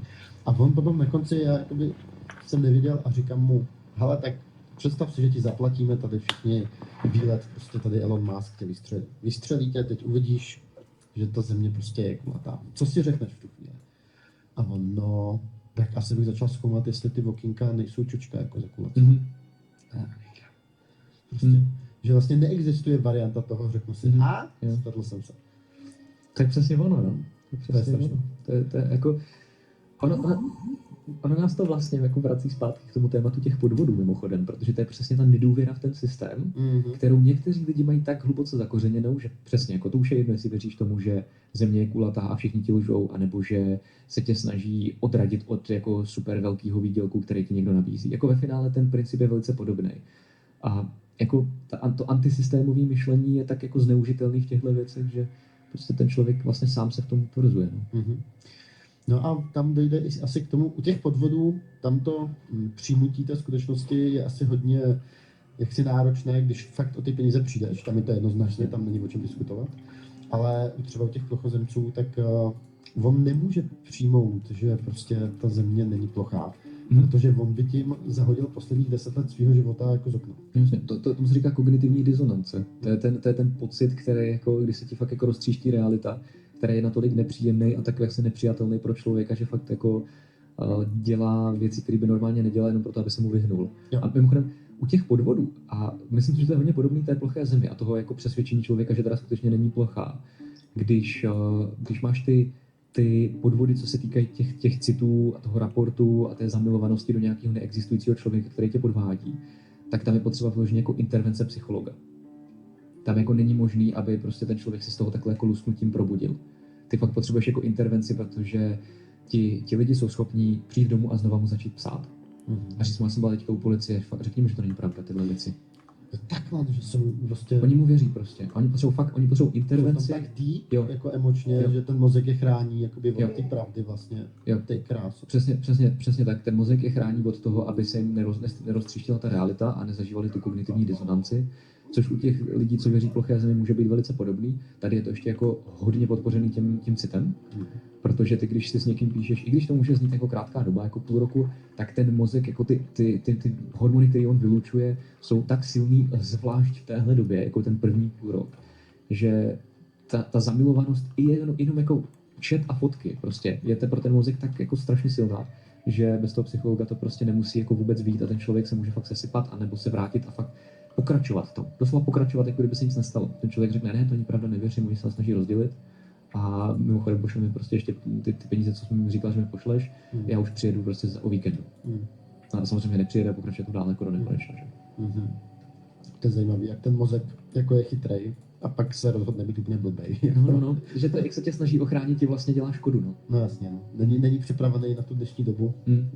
Prostě furt máme ten praslovičí mozek. No, ten nás ale limituje v tolika věcech zrovna. Jako ta doba, jako to, jak se zrychlilo v těch posledních pár letech v podstatě. Jakože my nejsme vůbec připraveni na to množství těch informací, na tu rychlost a na všechny tyhle věci. To je jako, kdo se naučí jako stopku a vyklidnit se, tak bude výherce všeho. No je to sníhaj, nebo já jako. Já taky. Jakože, myslíš nějaký meditace, nebo co? Ani ne jako meditace, ale vyloženě takový to, že už víš, že jsi zahlcenej, už víš, že dopamin tě láká na věci, dokážeš si to uvědomit. A v ten moment jako člověk, který dokáže tohle zastavit a nějakým způsobem udělat krok zpátky, tak tohoto jako nesemele. Ale už jenom to obrovské množství informací, ve kterém žijeme, to je ten základ, úplně ta spodní část té pyramidy, kterou je potřeba řešit, než ještě začneme řešit ty další věci potom, jako jsou, já nevím, už algoritmy a tak. V první řadě je důležitý, že je toho prostě moc. To je prostě ten první bod. A my na to fakt jako nejsme moc připravení. No. No on někdo to psal, že vlastně těch informací už máme na světě tolik dneska, že stát se expertem v jednom velice úzkém oboru je už vlastně skoro jako nemožný. Že, a třeba před 100 lety, takže člověk vlastně mohl fakt vědět docela dost o fyzice, ale dneska jako vůbec. Jo, to lidi, co se podíleli na třeba výrobě první jaderné zbraně, byli právě často napříč jako oborama, experti ve víc než v jedné věci. Přesně jako 1918 je podle mě to, co zmiňuješ, že to byla ta doba, kdy jako fakt si mohl být expertem v několika oborech. A dneska už je to takový, že to tak říká, já přesně myslím, že to byl taky graf, že který stoupal nahoru. A ono ještě dneska taky to množství těch nových informací ve všech těch oborech, když je sečteš, tak to je něco ve smyslu, že za týden toho máme tolik, jako před nějakou dobou bylo jako třeba 10 let, jo. Ne, úplně neuvěřitelný tohle. Takže vlastně informací máme, to je taky ale zajímavý, že? Máme hromady informací, ale jak je jich tak moc vlastně, tak to možná i škodí ve výsledku. A já vím, že když jsem poprvé slyšel o konceptu internetu jako malý dítě, tak o tom jako dospěláci mluvili, že to bude super, protože všichni bude mít přístup ke všem informacím, víš, a ztratí se ze světa jako lež a ztratí se ze světa, že něco není pravda, protože každý si to bude moct vygooglovat. To je kouzelný. Pamatuješ si to dobu? Jo. To říkalo? Já si pamatuju, protože já jsem to říkal našim, aby mi pořídili internet. Že tam budu chodit jako studovat. A pak jsem chodil na Alíka si četovat s holkama. To nevím vůbec. To neznáš? Ne, To byl takový chat, no protože to Alík byl jako fakt vloženě pro děcka. A mě bylo třeba jako 8 nebo kolik. Prostě jsem byl jako ještě fakt malej, tak si pamatuju, že jsem chodil na Alíka. No. Pak byl ten X-chat, pak lidé, no. A líbil se ti. Jo, taky vlastně to bylo. No. Tak to vymazalo tu lež, no. Yeah. No ale vlastně se ukazuje, že jak jako je úplně těch informací tak strašně moc, tak lidi naopak nebyli dojmu, že jsou jako chytřejší, přitom o těch věcech stejně ví proč často. V tomhle tom je ta doba jako podivuhodná, no. Je to tak dvousečná sekira prostě. Jako tobě to může dát celou řadu jako velice pozitivních věcí. Jako třeba já jsem na této celé jako informační době vlastně založil svůj kanál. Jako to, že jsou ty informace k dispozici, je jediný důvod, proč to můžu dělat. Ale ta druhá věc je, že já to na sobě taky reálně pociťuju. Já pociťuju to, že těch informací je vlastně tak strašně moc, že pro mě někdy je problém si vůbec rozhodnout, co budu dělat. A teď jako s tou vidinou toho, že najednou budu dělat na nějakém tématu jako týdny v kuse a už vím, jako bude toho hodně, budu muset to hodně přečíst, tak já mám hrozný problém se rozhodnout, jaký téma mám udělat. Jakože mám jich 10 a teď třeba začnu číst o tom jednom a najednou se v půlce odstavce, ne, já už to nebudu, já vyberu jiný, mě to nezaujalo. A teď jich je tam 10 a já kdybych neměl tu možnost se rozhodnout, kdyby tady dostal tu jednu věc a tohle je jediná dostupná, tak já to prostě zpracuju. Ale prostě je toho fakt strašně moc. Jako rozhodovací paralýza. Jo. S tím se pojí podvody s kryptoměnama. Je to tam takhle sypeš po 30 000, což se mimochodem stalo, že nějakou paní zastavil policista a ona mu to nevěřil. Že když ty to číslo vygooglíš, tak je to fakt číslo tvý banky. To bych se možná nachytal i já. Tak byl ten původ toho koronaviru. Chceš jakoby dlouhou verzi nebo krátkou verzi? Dlouhou. Dneska je to, že únik z laboratoře možná se stal. Prosím tě, chtěl jsem se ptat na jednu osobní věc. Můžeš tě s tím poslat do háje? Je s tím strašně vtipná story. Mám tady kytaru, tak nám něco zahraj. Tak počkej, neznáš? Jirka zpívá věci.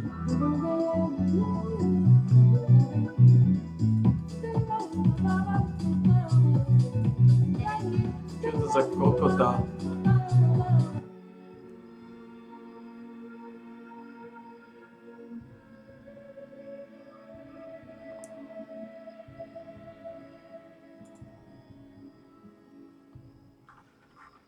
Naša plešinka. Tohto je najviac, no.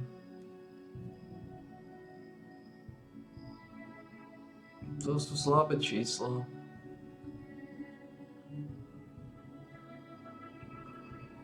To mi nepomôže.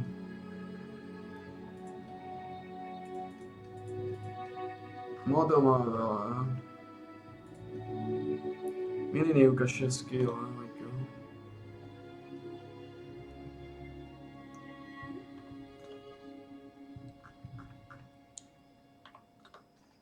OK, 8 kg granáty.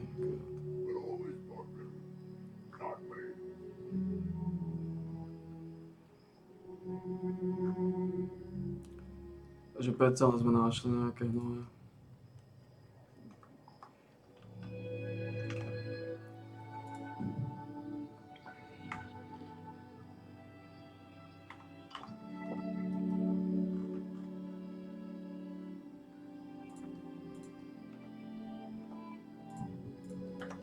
Predsa sme našli.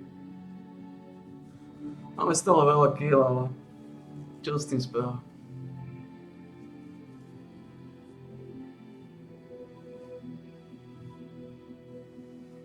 Uvidíme, koľko skúseností ako dlho bude. Minulá sezóna bola iba 9 hodín. Keď si pozrieme minulú várku, to bola ešte plejčinka nážive, tak minulá sezóna trvala 9 hodín a 10 minút. Ale znova, to bola ešte plešinka nažive. Ne, matka bola už mŕtva, plešinka ešte žil, takže plešinka nie je medzi nami.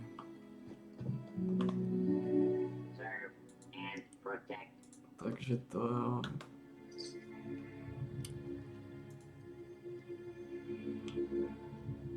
Aké módy predáva? Exterminátor.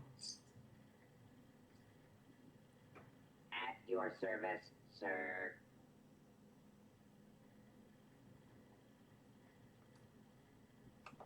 Ardio.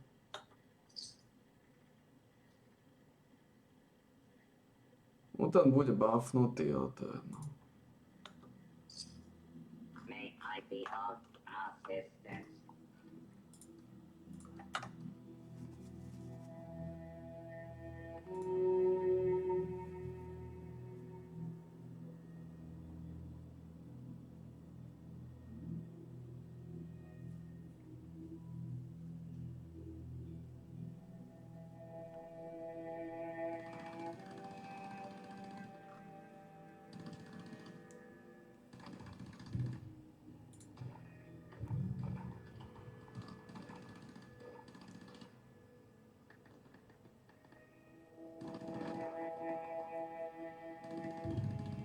Your existence on this world is merely temporary.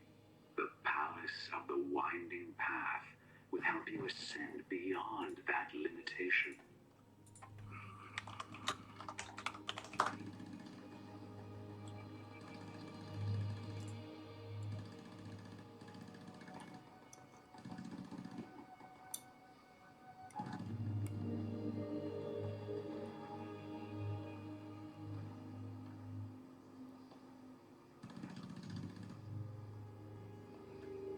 Duster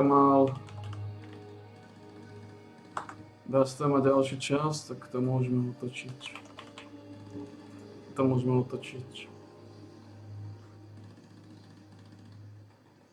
Duster mal... Nemal, čo hovorí kokotiny. So relaxed right now. Čo píše kokotiny, že 1. mája, že 1. júna.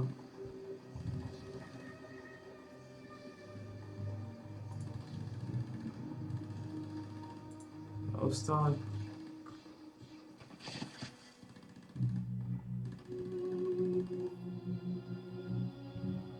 Vstaň.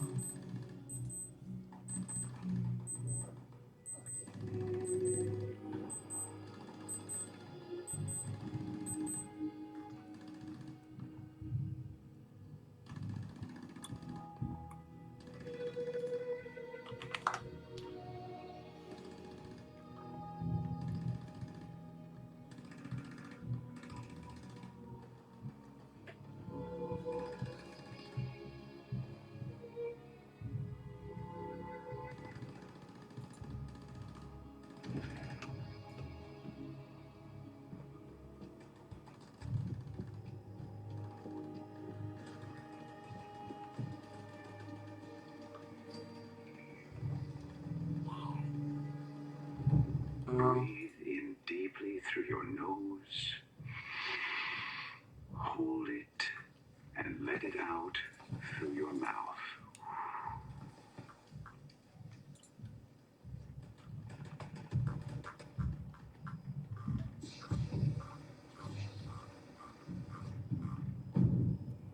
A zase to kokote plány.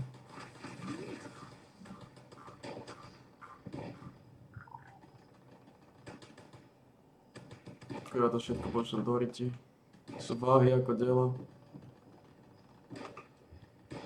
Gather that sublime energy and let it flow into the pillars. Let the warmth it provides guide your spirit toward a new plane of existence beyond A the dovolím sa na physical. to.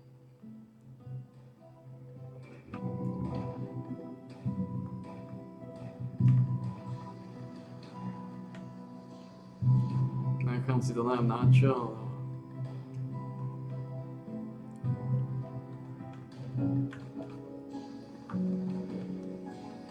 Lebo ja tu váhu budem mať solidnú, dá sa povedať, no. Ale...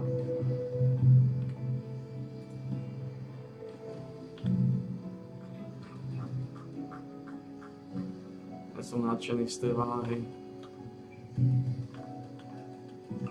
480 kg. To je tučná bageta.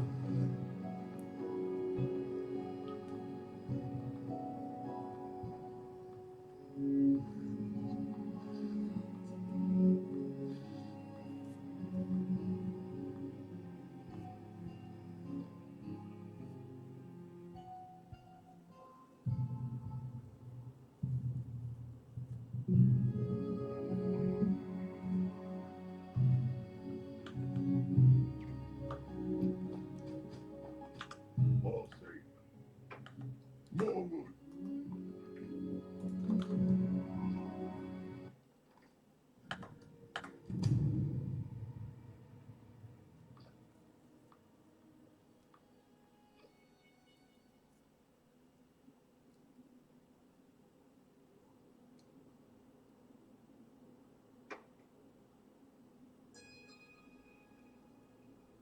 Otázka je, čo zoberiem.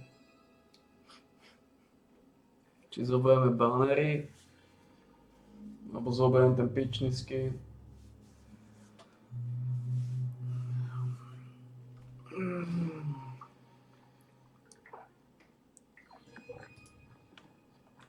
You, mama. More.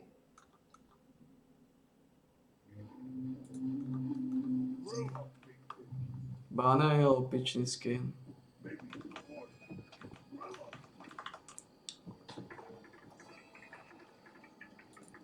Koľko banerov máme? Mám 10 banerov.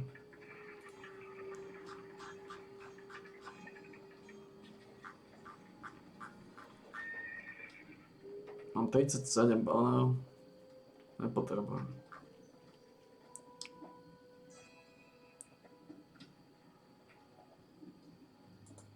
Zoberiem 9 banerov.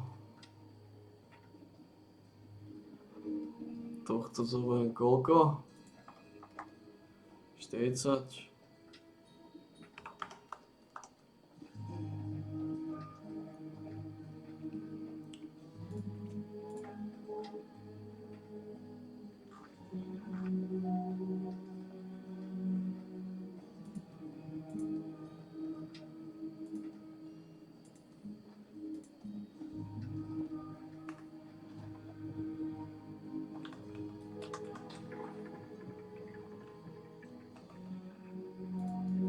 Máme 9 banánov, máme tieto veci. Bubbleheady máme. Toto tiež váži, ale to nie je také váhy.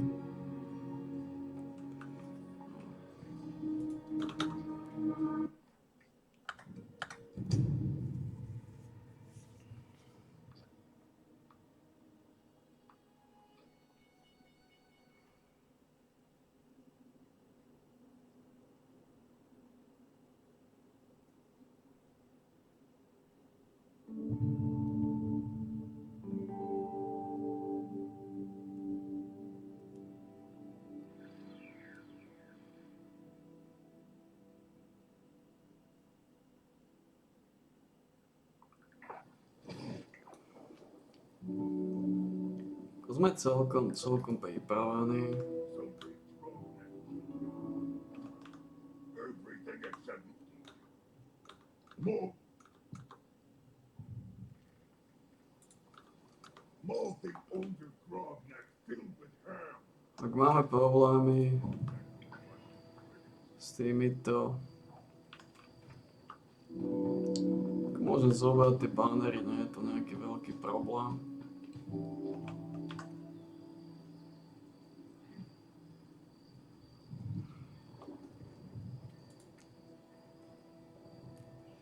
Môžeme robiť,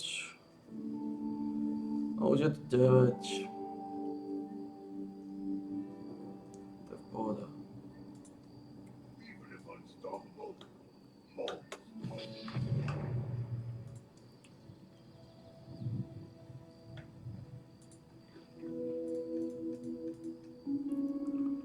Odtiaľ to budem musieť zahodiť nejaké veci.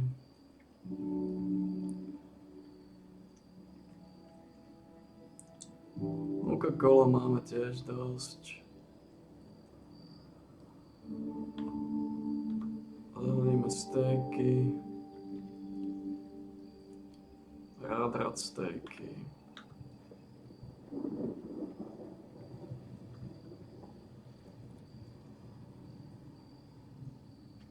Zaužívam Hoffmane vajcia dosť. All say hello.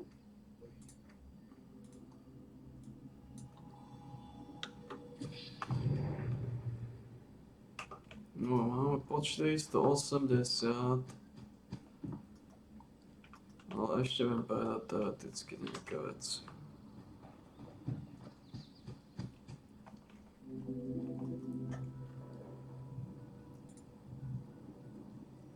A síce, môžeme, asi môžeme.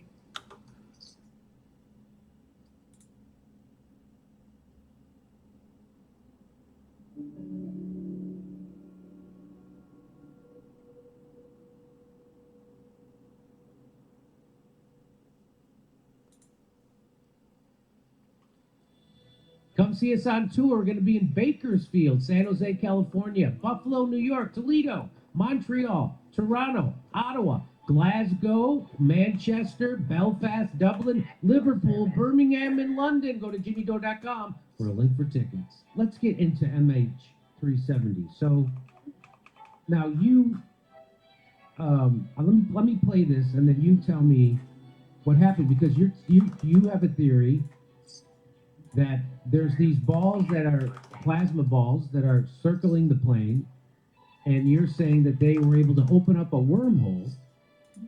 They have the technology to do that and suck the plane into this wormhole. And so I'll play this, and you tell me what we're looking at. So, yeah, so this is the slow-mo of the Zap from the drone video. And in this slow-mo, you can really see the heat signature of those orbs extremely clearly. And you're seeing it, they had figured out how to basically make a ball of plasma into a large macroscopic atom. So each of those orbs is basically acting like an atom would, with a positively charged center, which is the blue part that we see, and then a negatively charged shell that is, in this case, bending towards one side of the orb. That's the green part that you see there. Okay. And the reason that green part's going to be moving around the orb based on the magnetic field, the combined magnetic field that these orbs are creating around the plane. The orbs being this, they call it double layer plasma, which is basically just positive and negative charge separated out. These are just an extremely condensed ball of energy. You can imagine it just like, they call it ball lightning, because that's basically how you could imagine and visualize it. But they have perfect control of the plasma using the concept of magnetohydrodynamics, which for layman's is just using magnetism, spinning the plasma around with magnetism to make it become these coherent shapes. And that's why you see this heat signature spin around on the axis of the orb.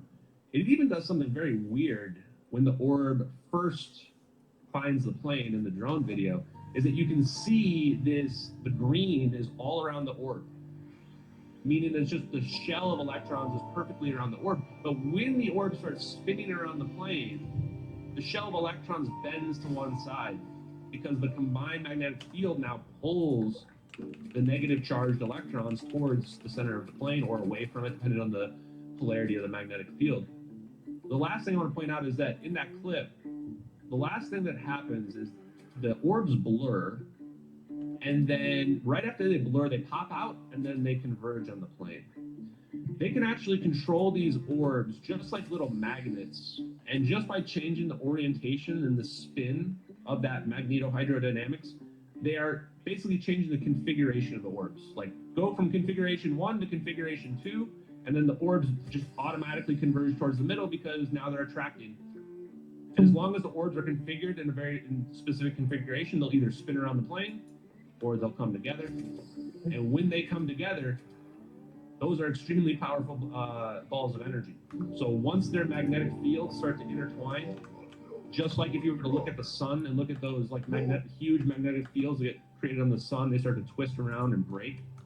You're gonna have the magnetic fields break and begin to reconnect. And at some point when those orbs get too close together, you see this phase singularity, black hole, wormhole, whatever you want to call it. Turns out it all means the same thing. But what it means there is that they are actually changing the physical properties of not the plane, but the space-time around the plane. Change the physical properties of the space-time around the plane through this extremely powerful electromagnetic interaction in the region around the plane. And what this does is it changes the refractive index.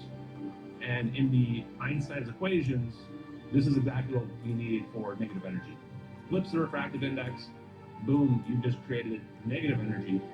The atom, its ground state, remember we're sitting on top of this ocean of energy, it goes like this. So what this is we're gaining this amount of energy, but it's negative energy because it's going down.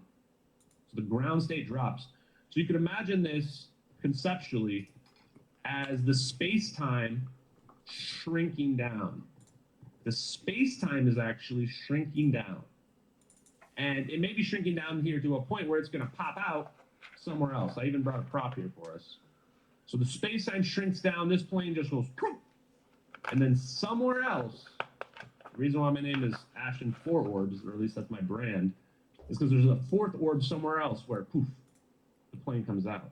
And when the plane comes out on the other side, the total charge of the 3 orbs, imagine that they're, let's say, all positive, so 3 positive, are going to be perfectly balanced out by the 4th orb, which would be 3 negative charge total. And they'd be quantum entangled together so that when the plane appears, the orbs just all dissipate. They all cancel each other out. Okay. Now, it's really hard for someone like me to understand what you're saying. But I want to show this again because it seems like a wormhole opens up. So there's the 3 orbs that are going around, plasma orbs, and then boom. But that's a wormhole? Yeah, so it opens up and then it actually closes as well. Yeah. You just watch it, like it opens and closes. This all happens in about 0.2 seconds. 4 frames on the drone video. What you can imagine here is that space-time is in this equilibrium. You know, if you've got a sheet on your bed, you got this tight sheet on top of your bed. What's happening here is we're breaking out of that very temporarily. And what the space-time does is it wants to bounce back. So actually what we're doing is we're jumping on a trampoline, and then it bounces back. The trampoline bounces right back. That's the concept of what we're doing with this. We're jumping on our trampoline, and then our trampoline's going to come back to equilibrium. Poof. Disappears. So here's some more video. Sure.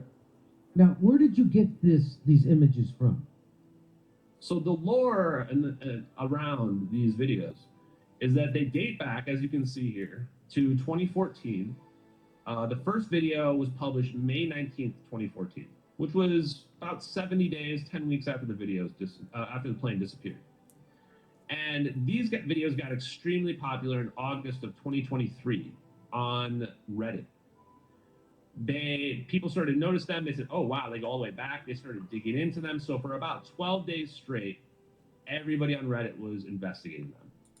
I started noticing right away and started amplifying a lot of the research into it because I had never seen anything like this or a phenomenon or people researching them. I could tell that it was a high probability the videos were real when it was discovered that the cursor in the satellite video, quote unquote, which is the video on the top left of the screen, the mouse cursor that comes on the screen is at a different frame rate than the background. And what this indicated was that not only is the video actually not a camera looking through a satellite, we're looking at a computer-generated wide area motion imagery, which is this military capability called WAMI. But also that this was somebody actually on a computer logged in to the software system for that surveillance system, and they were doing a screen recording. Ako tento skurvený dron. Had the system log pulled up, like this is like Minority Report or something, where they're using their hands and Extrémne they veľa click on the vyžiera. screen and then a window pops up, and now they're tracking the plane, and they're not even doing this in real time. They like went back to the system and they're watching this pre-recorded event. They're recording the window that popped up, and that's how you see them moving the window around. And then when the plane disappears, they move the window one last time, and then the cursor goes to the top right. What's on the top right, everybody? The close window button. They press the close window button, screen goes black. The video's still recording. That is as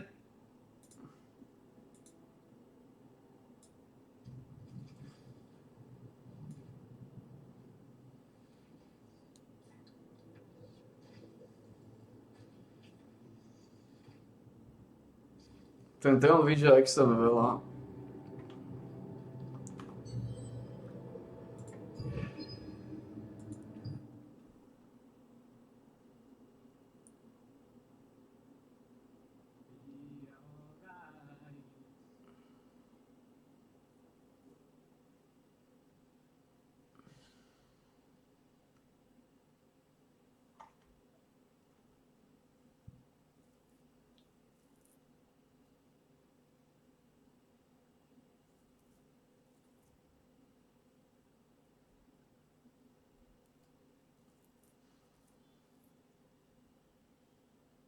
Biscuits actually just saved me.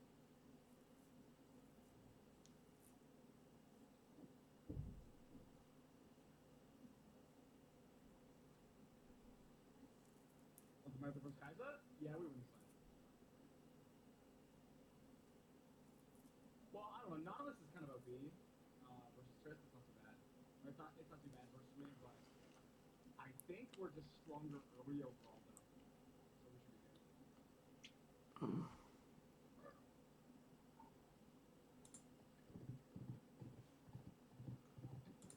A toto dosť veľa žerie, popravde.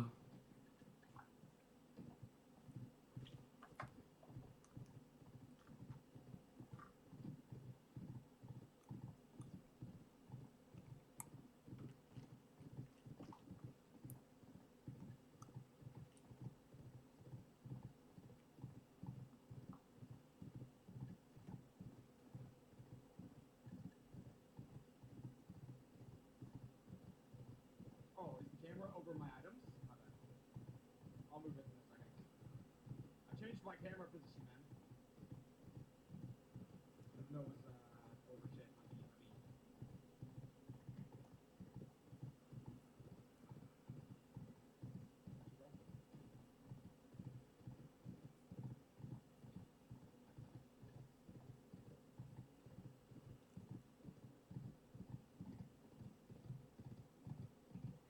No interest? Hey, I got you, brother.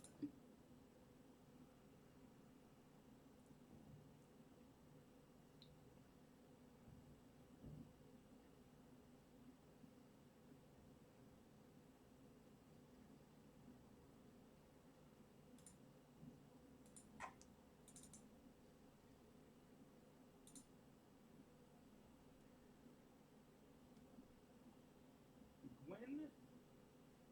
We actually could have probably killed all three. But we had to get one. Or we had to get one. Až plešta, naša plešinka, náš makový súdok. Ťažko, ťažko.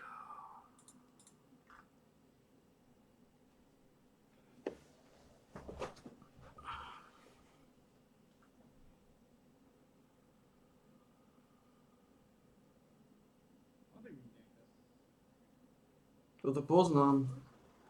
To som kedysi točil. Tvrdo. To bola masívna vec, to som uznával. Welcome to Rise of Industry 2, the Industry Tycoon sequel releasing later this year. I'm Jack, and today I'll be showing you the ins and outs of becoming a money-spinning business magnate. There have been a handful of changes from the original game, as well as some returning features, so let's jump straight in. In Rise of Industry 2, you play a small-time wannabe, starting out with nothing but a company name and, of course, a personal assistant. You also have the insight of business guru Frank Wilson to help show you the ropes with a series of short, but informative VHS self-help tapes. Hi, I'm Frank Wilson, and I want to turn you into a captain of industry. His masterful advice and series of contacts will help you make a name for yourself across the USA throughout the 1980s. Starting small, but quickly working your way to the top. He'll be there every step of the way. And for God's sakes, would you please do something about that hair? You're making us look bad. New to the series and the main way to play, Campaign mode sees you through 15 handcrafted scenarios. Telling a story from start to finish, you'll be whisked around the country, from making cards in Michigan to drilling oil in Texas. Each location contains a bunch of investors hungry for money. You have a set of goals you'll need to reach within each scenario. Do well enough in each location, and you get to reinvest your hard-earned capital into your next business venture. If you're not a fan of story or restrictions, returning from Rise of Industry 1 is sandbox mode, allowing you to customize your playthrough difficulty, creating endless challenges.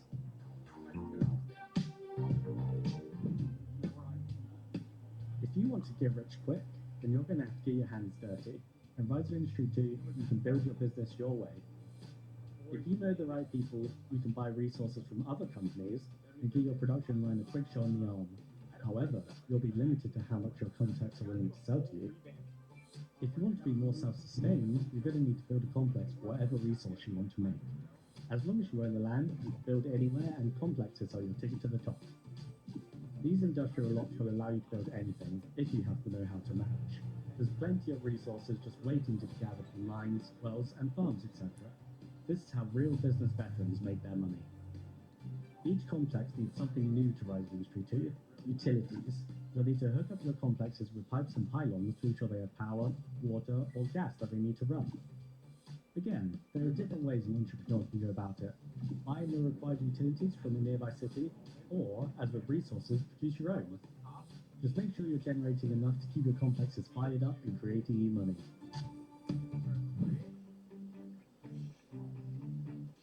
Believe it or not, to make money, you'll have to sell your product.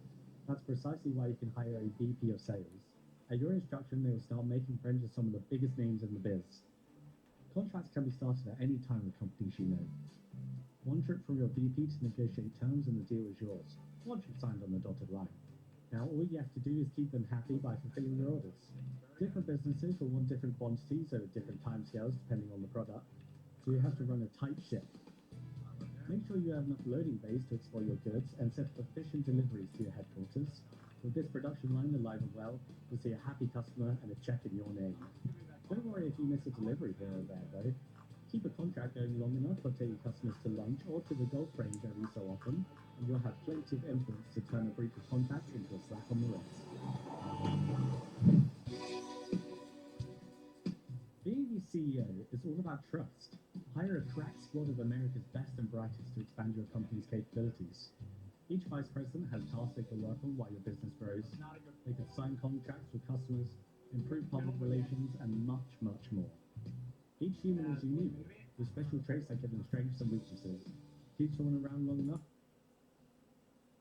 and they may even gain more from leveling up. However, realize if these traits are holding you back, then it's time to have a one-to-one and show them the door.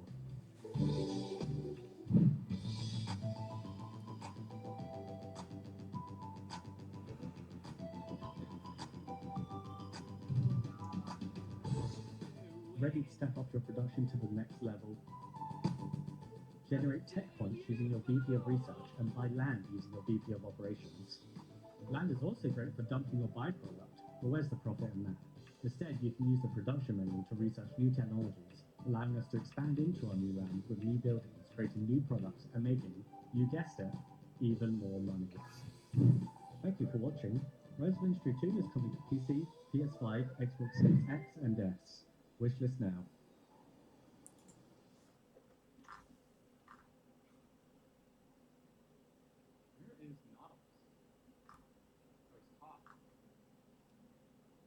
Čo je toto?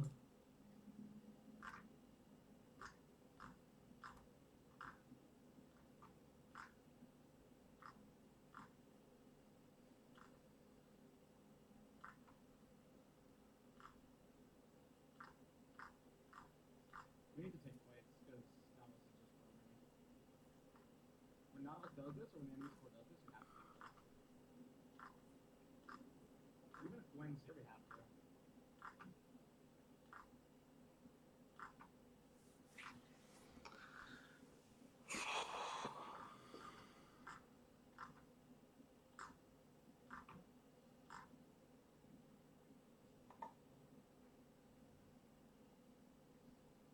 We actually killed him if he just goes in. If he just stuns them both, they die.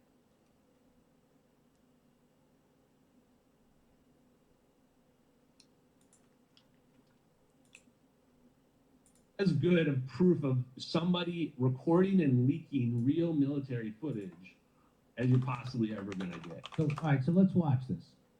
So, let me, so now this is what, so here it is. This is what you're talking about right here. Yeah, and that video has satellite coordinates in the bottom left. That's the real location of MH370 in the Nicobar Islands about 20 minutes after they claimed they lost radar contact with it.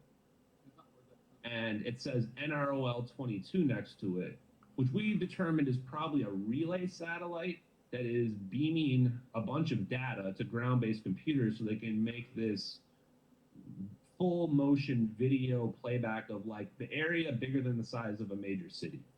A huge area that they can visualize. And so we can see those orbs in this one, and we can see it in this one. What are the different? This just seems like a kind of like a heat sensor. Yeah, it's a thermal. Thermal. So the top left one we've identified as Argus IR. Argus IR is one of the more advanced WAMI capabilities. They've been developing this capability for several years. And in 2010 through 2012, they won a contract to make an infrared version of it. And the capabilities are still not publicly known to this day. I think we're staring at it. So it's some type of false color, infrared, or possibly multispectral sensor system that once again is beaming data through a relay satellite to a ground-based computer to produce this video playback software the military uses.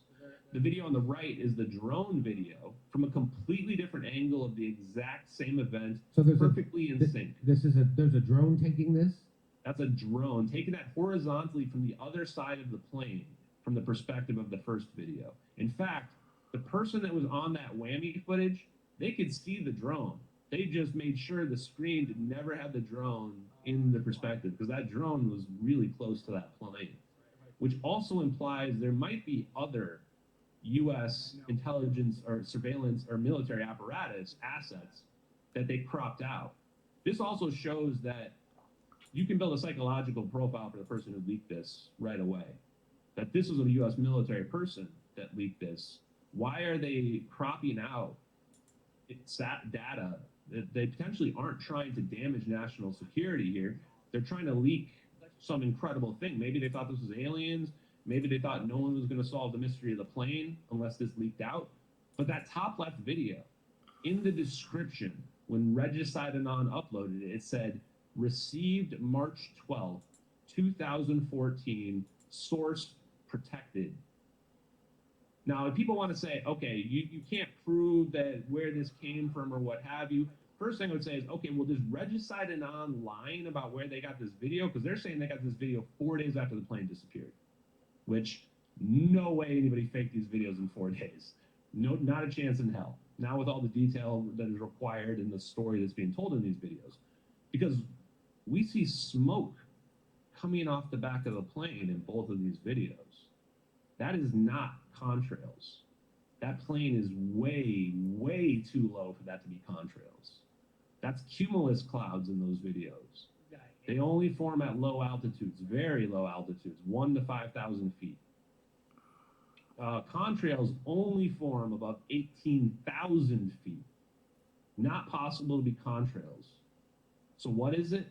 That's smoke coming off the back of the plane. In fact, in the thermal video, when it's all zoomed in, when the operator zoomed in, you can see the heat signature in the belly of the plane because smoke is coming out of the air conditioning and exhaust units at the bottom of the plane and wrapping around the plane on both sides.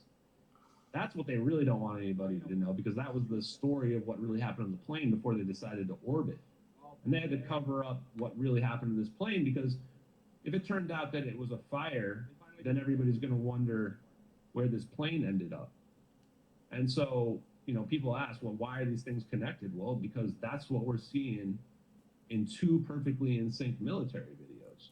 It's not a matter of me wanting to believe it or what have you, but it's by far the strongest evidence ever. And one last thing I would say before people even talk about debunks at all, just keep in mind, like, what's the psychological profile of somebody who faked this video? Did they know we were never going to find the plane for 11 years?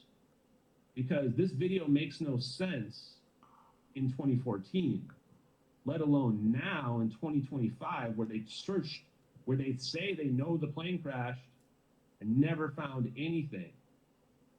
So somehow this hoaxer like knew all that was going to happen. Yeah, so you're saying that why would somebody do a hoax video like this 4 days after the plane disappeared? How would they know that they would never find the plane? Why would they bother to do this? So let's just watch this. Yeah. Let's watch this. So there you see the orbs going around. And there's not aliens in these orbs, and there's not even little humans. The AI is controlling that. They also have some advanced AI. I mean, that shouldn't be a surprise for people. People know the military's out of the public. The bigger question is, have they hit like super intelligence AI? But AI is controlling those orbs, and they use magnetic inversion to lock in. You guys can Google that if you want to see how that works. And there it goes. And that's a negative energy event. It's cold. So here's the physics that proves it. If you actually look into these negative energy events, what should happen is there should be a release of ultraviolet photons. And that's what we're seeing in both those videos. People say, why is there a flash in the satellite video? So in this video, there's a flash. You see that Right, flash? I see that flash. It reflects Yeah. off the clouds. That's real light reflecting off real clouds.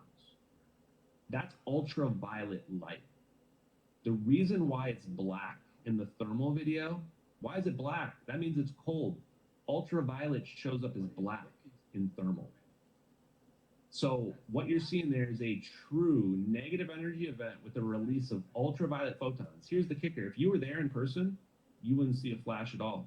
Ultraviolet is not visible to the human eye. So that is only visible because of those cameras. So anyone who tries to criticize the quality of these cameras, that's literally the best possible footage any human could ask for to prove that a wormhole exists. Like mathematically, that's exactly what you would expect. So not only does this person have to be a psychic to fake the videos, they also have to be a VFX Banksy level person. There's no errors on any of these videos from two different perspectives. But they also somehow have to know about physics and know about wormholes better than most PhD physicists that I talk to. And I talk to a lot these days. So there's the wormhole with the thermodynamic image, and there it is with the camera image. And you're saying that literally they figured out how to manipulate time space. They learned how to open a wormhole, and they took that plane in there. And you're saying that the plane was on fire because did it have lithium batteries, or why was it on fire? Yeah, I think the whole thing was an op from the get-go. It's like, yeah, the plane was. I don't think the plane was randomly on fire and then happened to get zapped away by some orbs that the U.S. government's running an op on. People are like, oh, why are they filming this at all? It's like, well, guys, why do you think they're filming it? It's an operation. The whole thing is an operation. So why did the plane go dark? Oh, well, the U.S. government just pressed the detonate the batteries button. You know, just like Hamas, you know, whatever the Israelis did to Hamas a few months back. And then the lithium-ion batteries. What's the beauty of lithium-ion batteries? They have a predictable burn rate. What the fuck?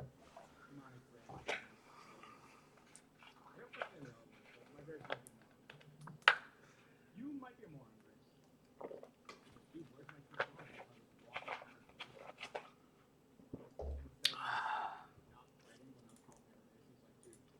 Now's the time to do that.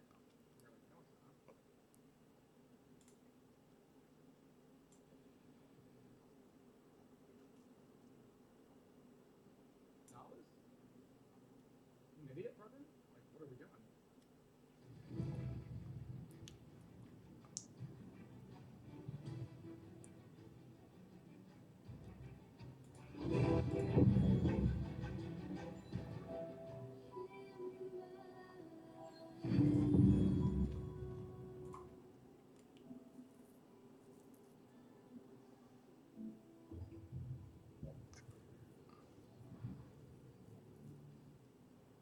Ty to kohty. A ja som zabudol na toto, goddamn.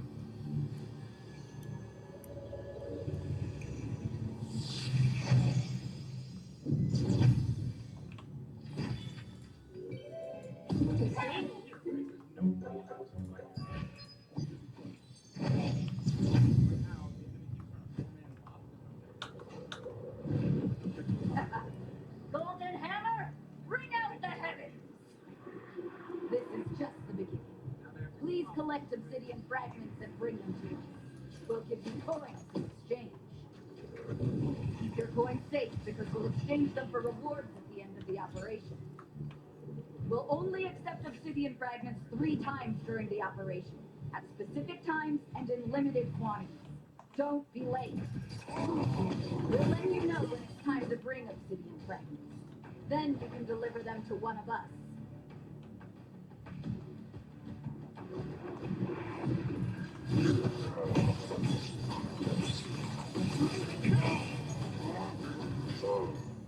When you deliver obsidian fragments, we place them in the chest-like bags we have around us. Hero, Thormek, and Kyaku will buy 1 obsidian fragment for 2 coins. Sometimes they'll give you 3 coins, but only one of them will be used at a time. Please remember that.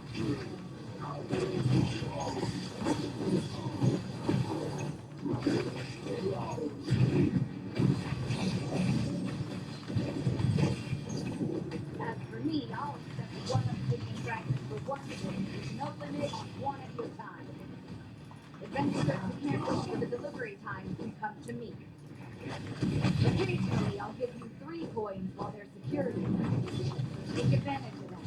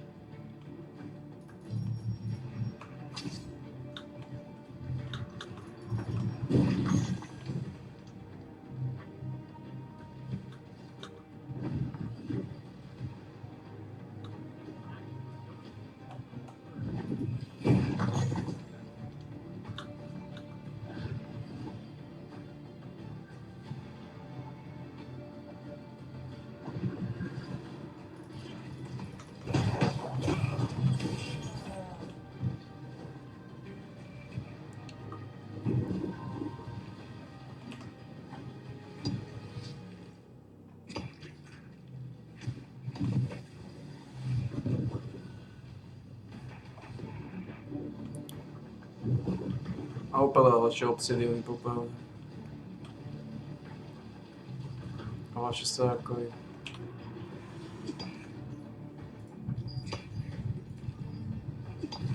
Zvrchu sa náhnitý termometr nebude točiť.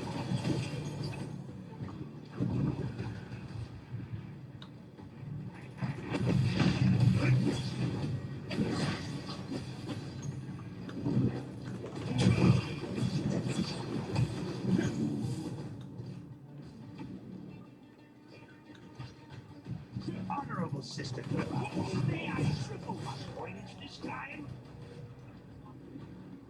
I haven't heard from the others yet, so okay. Gidra, you may tell the adventurers yourself.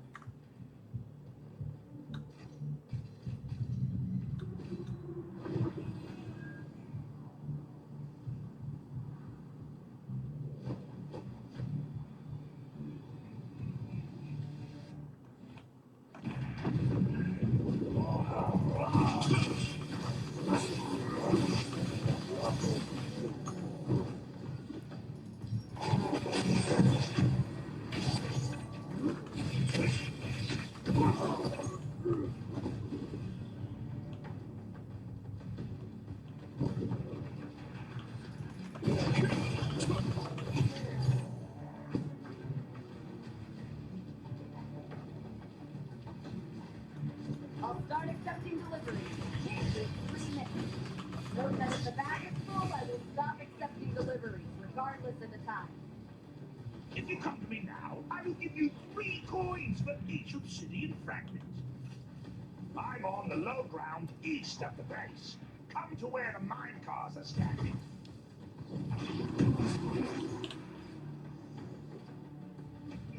is full. I'm sorry.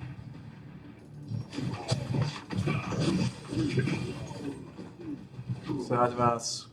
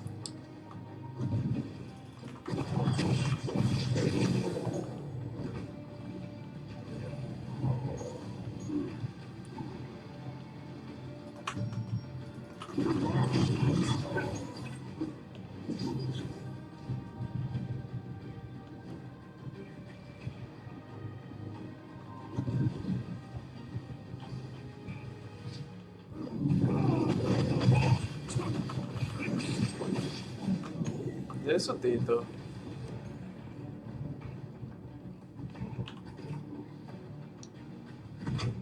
The delivery window will be closed in 1 minute.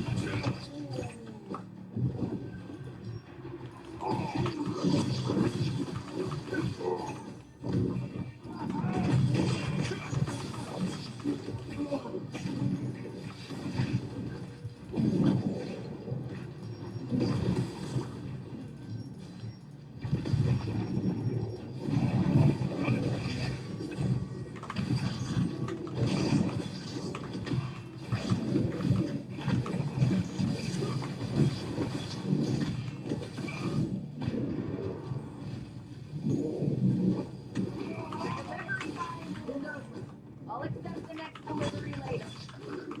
These are the adventurers who are collecting the most coins at the moment.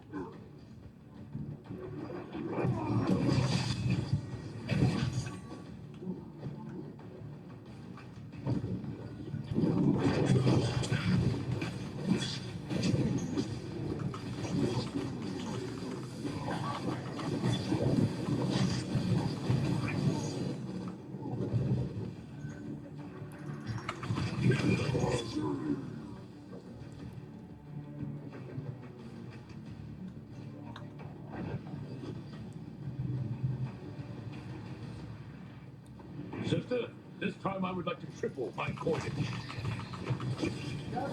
sister. Sell that to the adventurer. Come on, adventurers. Giving away 3 coins for 1 obsidian fragment this time. First come, first served. Be quick. I'm at the highest point you can climb in Right and Mufasa. Meet me there. Mám ťa hovoriť.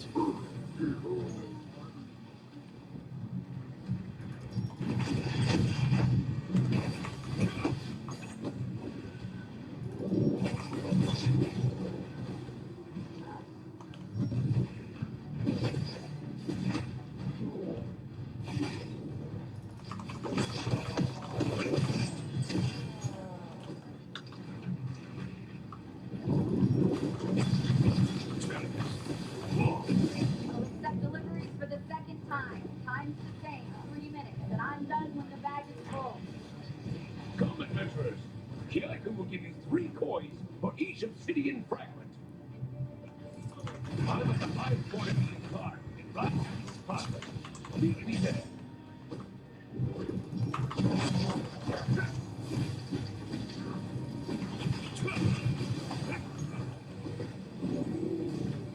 Mám tie uverite, chlapina. A vaše pičné coiny.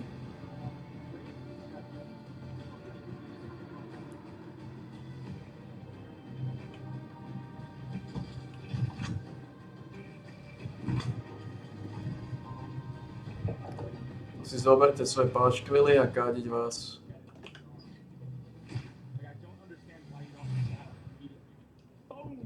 A tu to távknem. Sráď vás. I'm gonna give these guys some coaching for free. Normally I charge them, but I'm gonna give it to them for free. This is disgusting. So they know it's not gonna take the plane down, and they know the pilot's gonna turn around immediately. And at some point, you intercept the plane. You just ensure the plane doesn't land, and then come over encrypted communications, say, "Hey, this is the U.S. Navy. We're here to rescue you.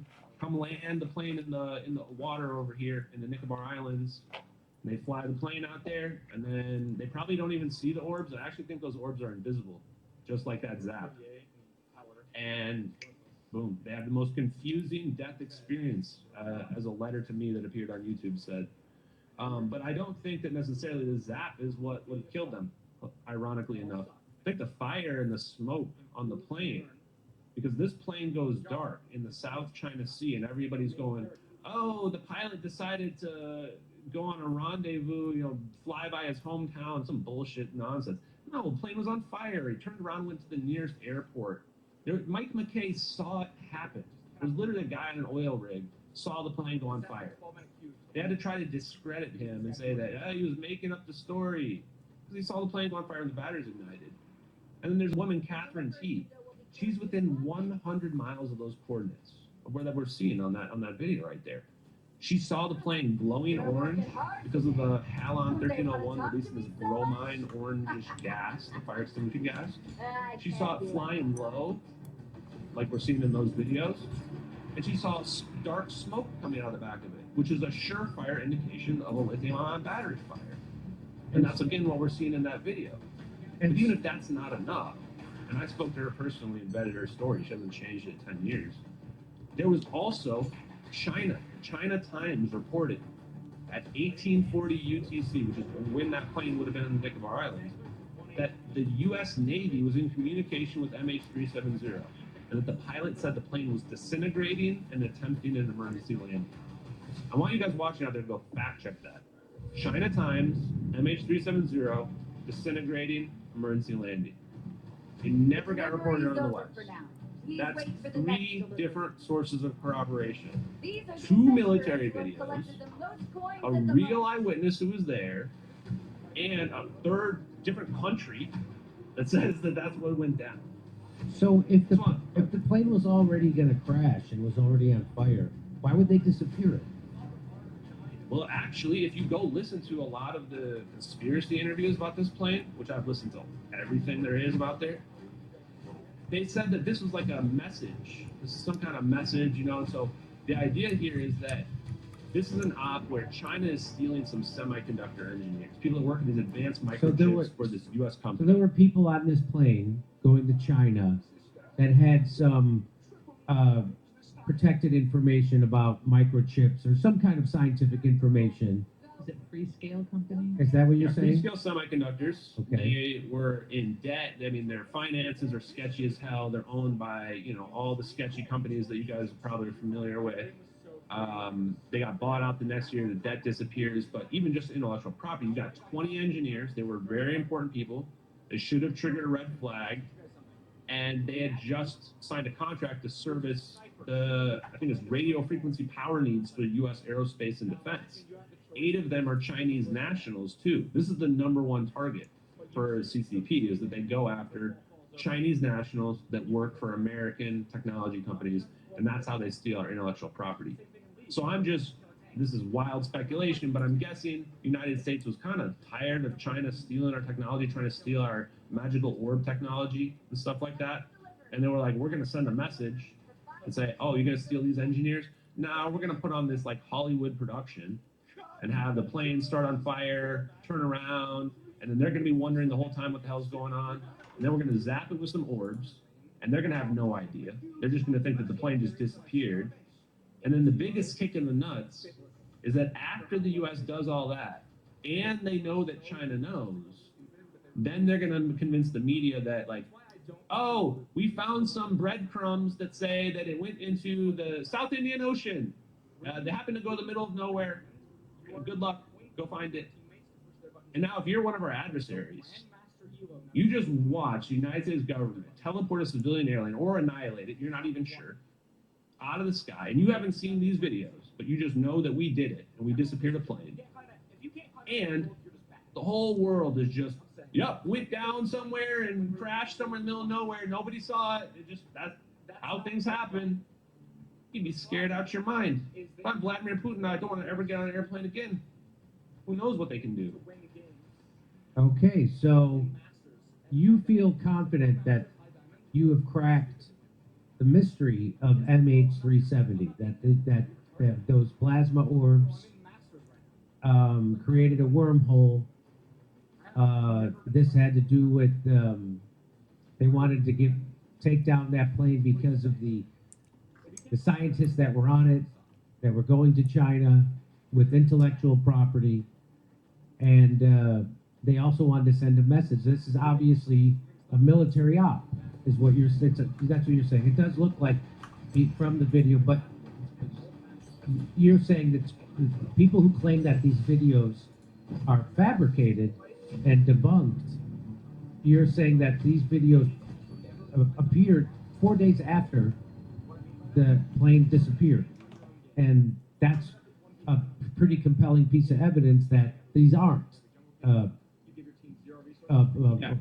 fabricated, correct? I mean, people can believe whatever the hell they want. At the end of the day, I'm not trying to tell you why they did this. I don't care. I'm not trying to tell you what it all means and the stake of the universe or whatever. I'm just telling you those videos are real. The United States government is the one who's responsible for MH370, and they have warp drive and wormhole technology. Even if I didn't see those videos, I would still be saying the same thing just based on the knowledge that I have. I already found the guy that leaked the videos. It's Edward C. Lynn. He went to prison for 6 years over it. He's been ghosting me. His lawyer won't return my phone calls, and he legally changed his name after I started naming him as the guy that leaked the videos. I'm 100% sure he's the guy. So if you want to say the videos are fake, fine. Just go find Edward Lynn. Tell him to say that the videos are fake. If you think the videos are fake, this is just not to you, Jimmy, but just people in general out there. I would say find the guy that hoaxed the videos then.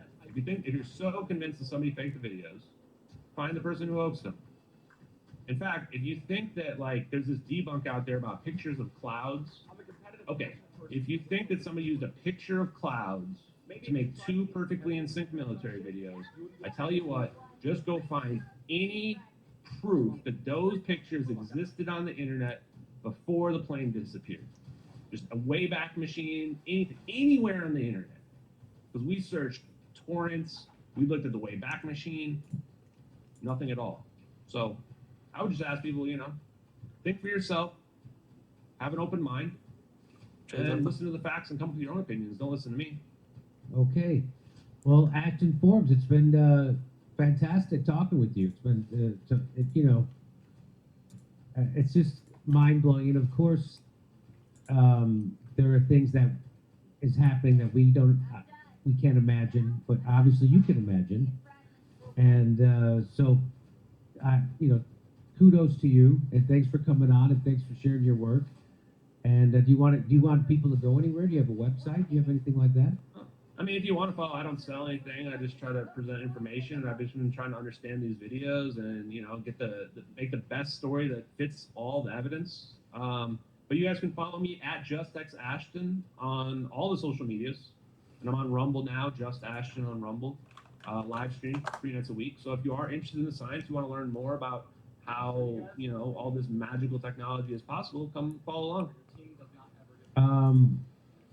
It just reminds me of how for decades and decades they made you think you were a crazy person if you thought that chemtrails were chemtrails.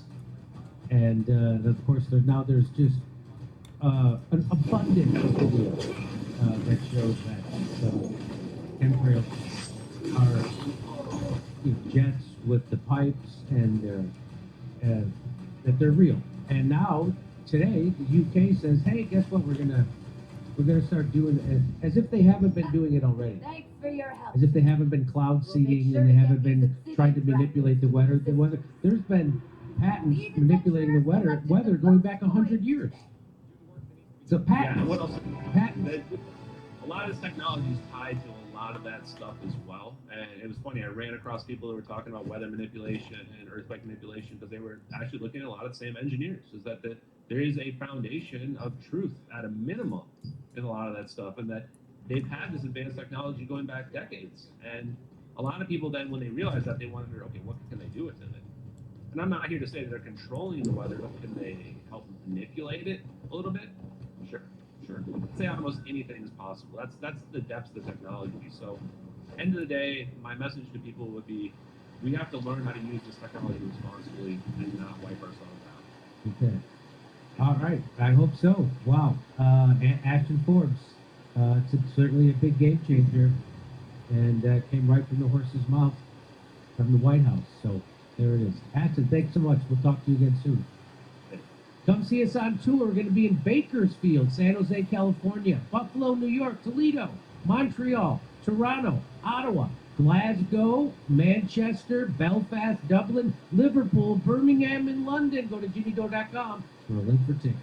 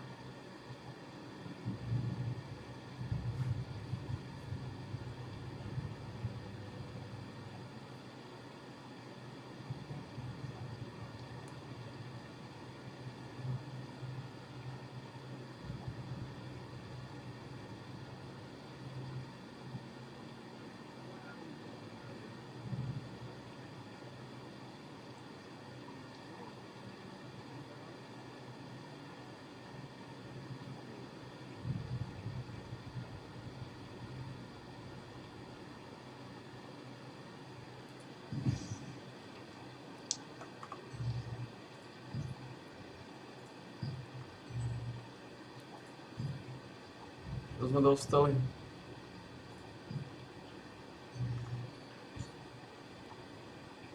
Rovnako.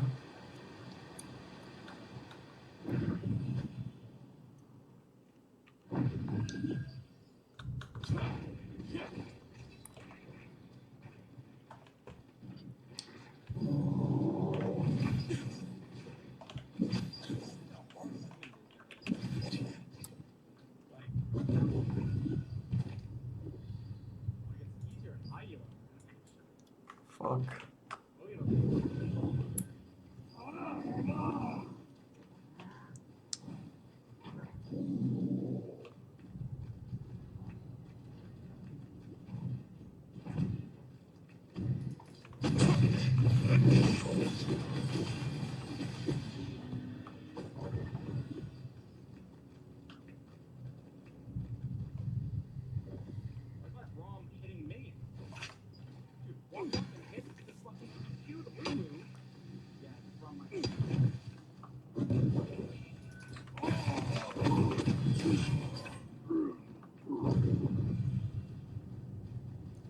Až plešinka miesto je prázdne.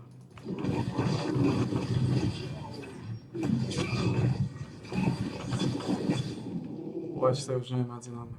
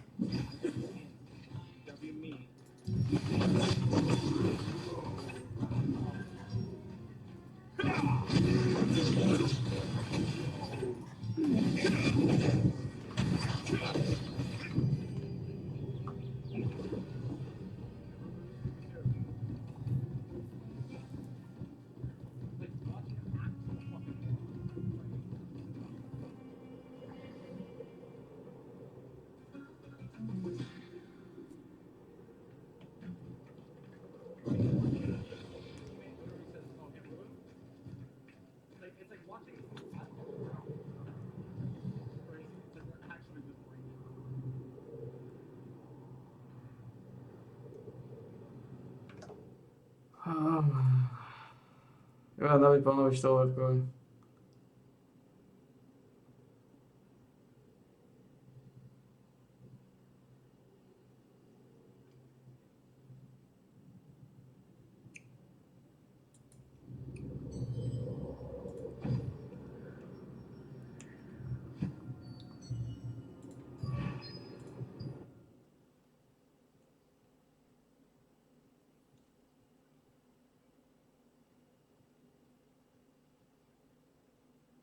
Však tu už nepovedali o tom.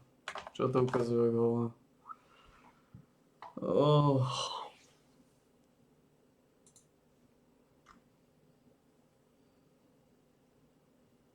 Je to katastrofa, čo sme sa dožili.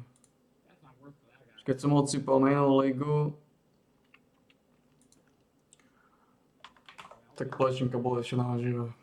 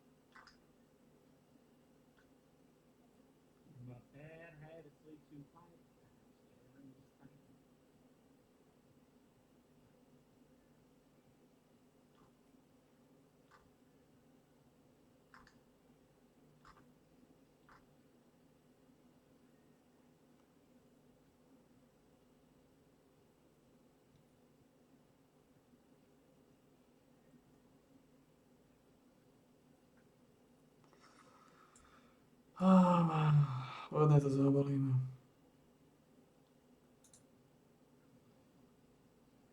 Nápad pánovi Štolárkovi.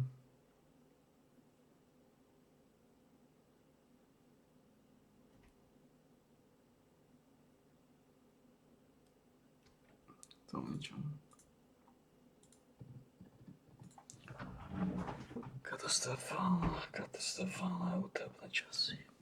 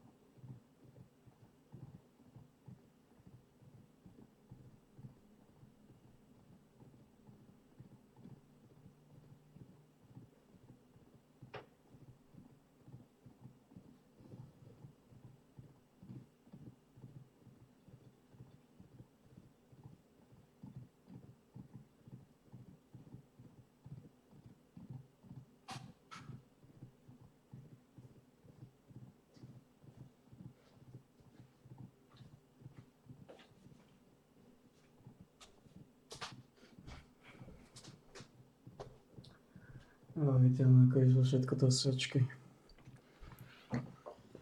Plášinková smrť. Strašne devastačná.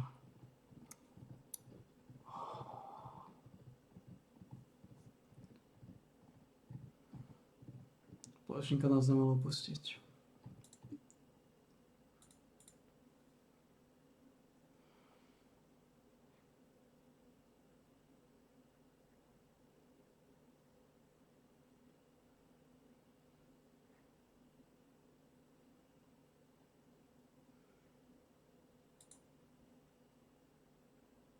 So last Thursday we got the new earrings. It can be a little confusing as to which earring to go for, as there are now 6 different types, all with different stats and different traits. The traits are actually pretty special, as they give the new directional attack stats for back, side, and the front. Just be aware of the area of these directions. You have a 90-degree cone behind you, that's your back attacks, a 90-degree cone in front of you, that's all the front attacks, and then a 90-degree arc on either side. So the biggest total area is always the side.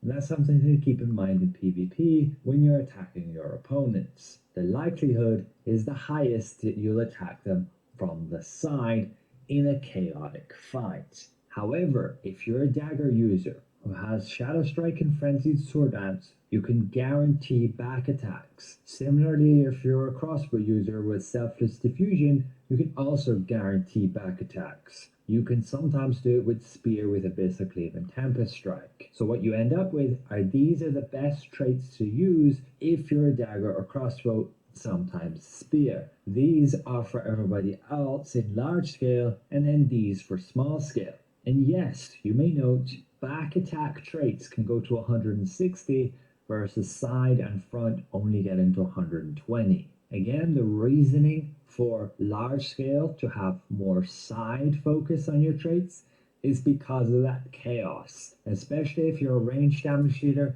you don't necessarily know which direction your enemy is going to be always, and so the highest likelihood is that they'll be showing you their side, because that's the largest area on our characters. In smaller scale, your enemies are generally going to be focused on you, they know where you're looking, and if you're attacking them, they're generally going to be looking at you back. So you will usually be attacking them from the front, and therefore you want these traits. You can, of course, prioritize crit chance depending on your build instead of, say, extra hit chance if you don't need that. That's across these examples too. Now, if you're looking at simple PvE, keep in mind of these flat directional boosts. You can gain 3% extra critical hit chance for back attacks. You will usually want to make the most of that. Therefore, as a damage dealer, you will usually want those back attack traits, the heavy attack and the crit strike, and you usually don't need the hit chance in PvE, so you can have the side heavy attack.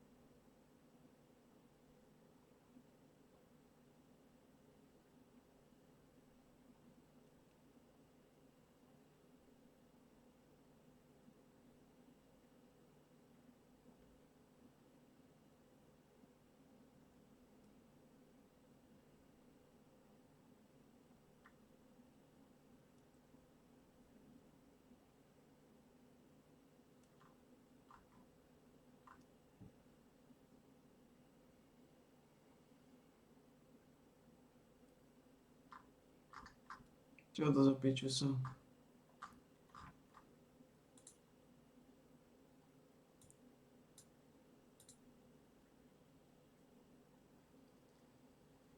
Totálny pičes, to čo má za uši? 950 € to vrazil. No čo je za piču sa?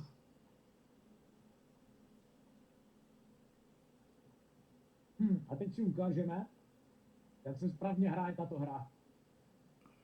Krok 1. Vytáhneš kreditku a nastolíš dominanci.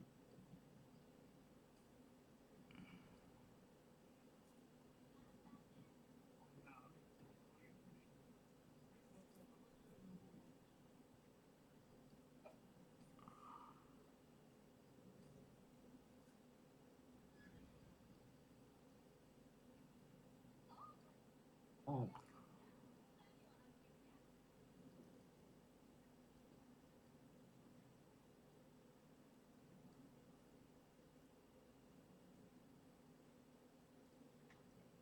Taky pitches.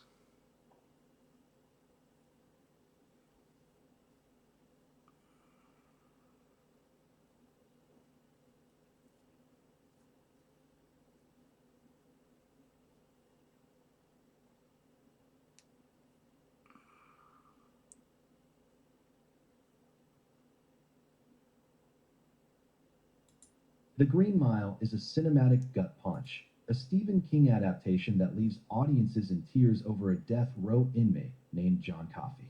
Its story of supernatural healing, crushing injustice, and quiet redemption has seared itself into the hearts of millions. But beneath its surface lies a trove of secrets, cast confessions, hidden symbols, and production choices that reframe Paul Edgecombe's journey. From Tom Hanks' spiritual take on his role to Michael Clarke Duncan's transformative performance, today we unravel the mysteries of The Green Mile, revealing insights that will make you see this masterpiece anew. The struggle to bring The Green Mile to life. The Green Mile almost never reached theaters.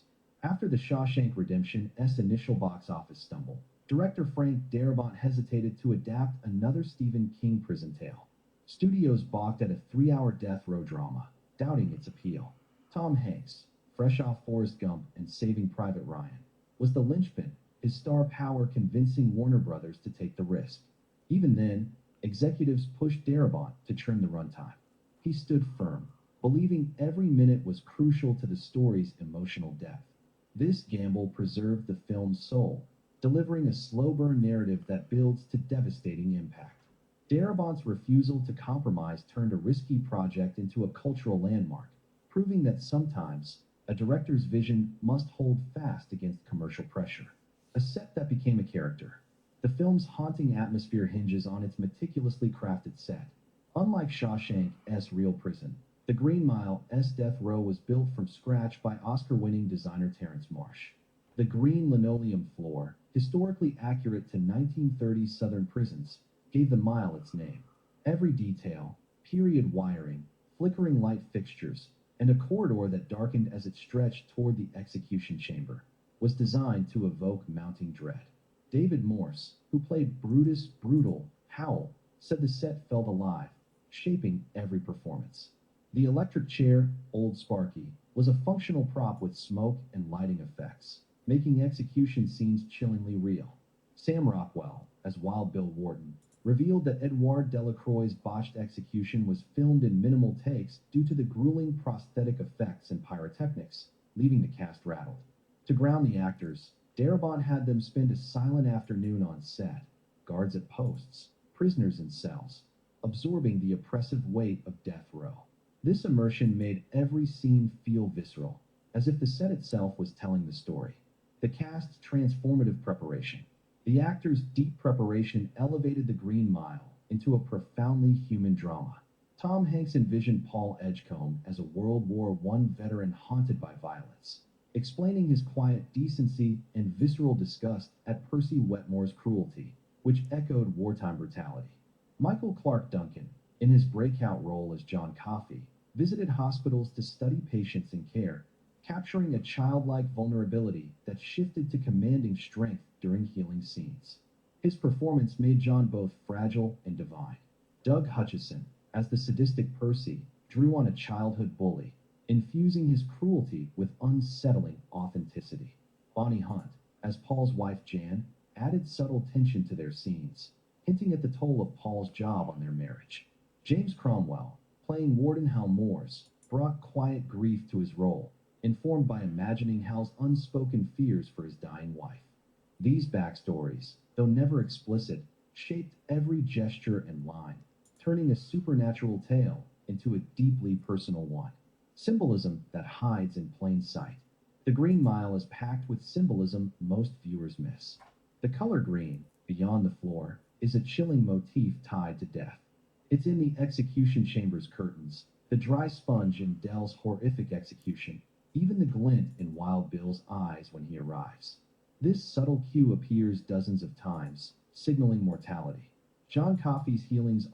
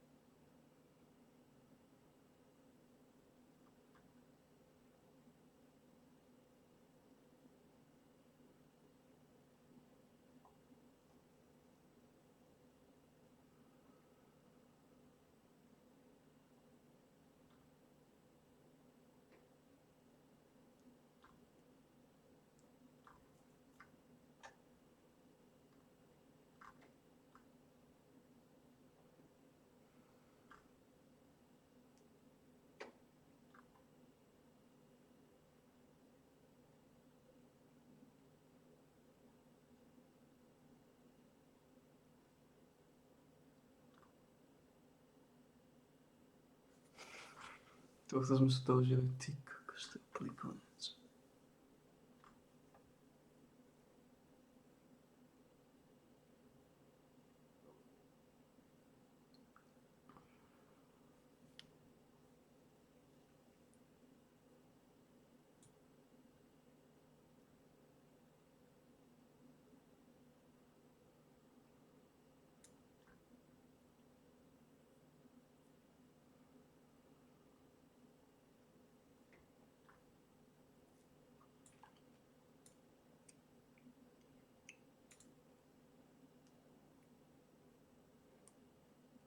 Absolutný koniec. Mám začiatok utrpenia ďalšieho.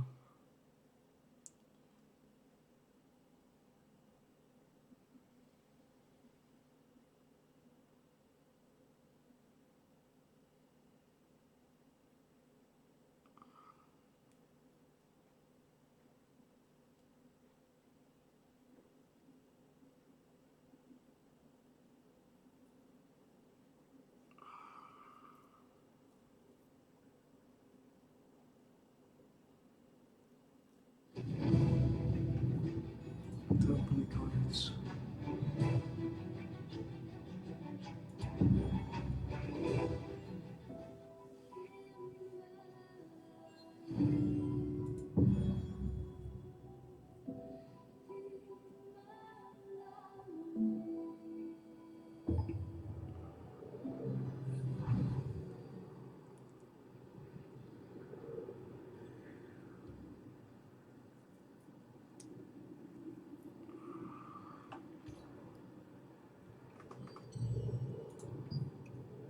A tá stovka sa povedala.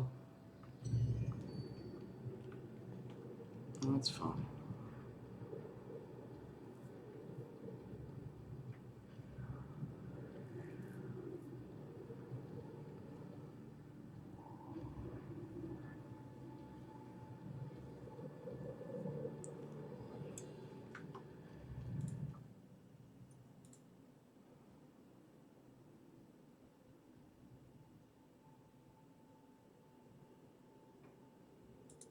Martin Cabral's unorthodox playing style and sly behavior at the table have made him a controversial figure in the world of poker. He's broken one of the rules. Not allowed to stand up with a hand. Known as the bad boy of poker, the Czech player has been quite unpopular among his peers. Stay tuned as we explore the reasons behind one of the most infamous cheating allegations made against the Czech national and his provocative conduct at the table, despite his achievements as a two-time bracelet winner with winnings totaling over $12 million. We will uncover the reasons to why players like Phil Ivey were not very amused by Martin's unconventional style of play. Some may say Martin's remarkable journey to becoming a prominent figure in the poker world is a testament to his strategic brilliance, unwavering determination, and profound understanding of the intricate psychological aspects of the game. Hailing from a small town in the Czech Republic, Martin's innate affinity for numbers became apparent at a young age, propelling him to pursue a degree in mathematics at Charles University in Prague. Armed with exceptional mathematical prowess, he ventured into the realm of poker, where his astuteness quickly garnered attention. Martin's illustrious career is marked by numerous triumphs, including clinching the European Championship in 2009, emerging victorious at the High Roller European Poker Tour in 2010, and securing the highly coveted £100,000 Super High Roller event at the World Series of Poker event in 2018. By 2023, his total prize earnings had surpassed an impressive $12 million, cementing his standing as one of the foremost high-stakes players on the international poker circuit. The first significant allegation was made during the 2022 Triton Poker Super High Roller Series in London. Multiple players reported suspicious behavior from Cabral, including frequent and seemingly unnecessary bathroom breaks during hands in which he was involved. These breaks, some players suggested, were opportunities for him to mark cards or receive information.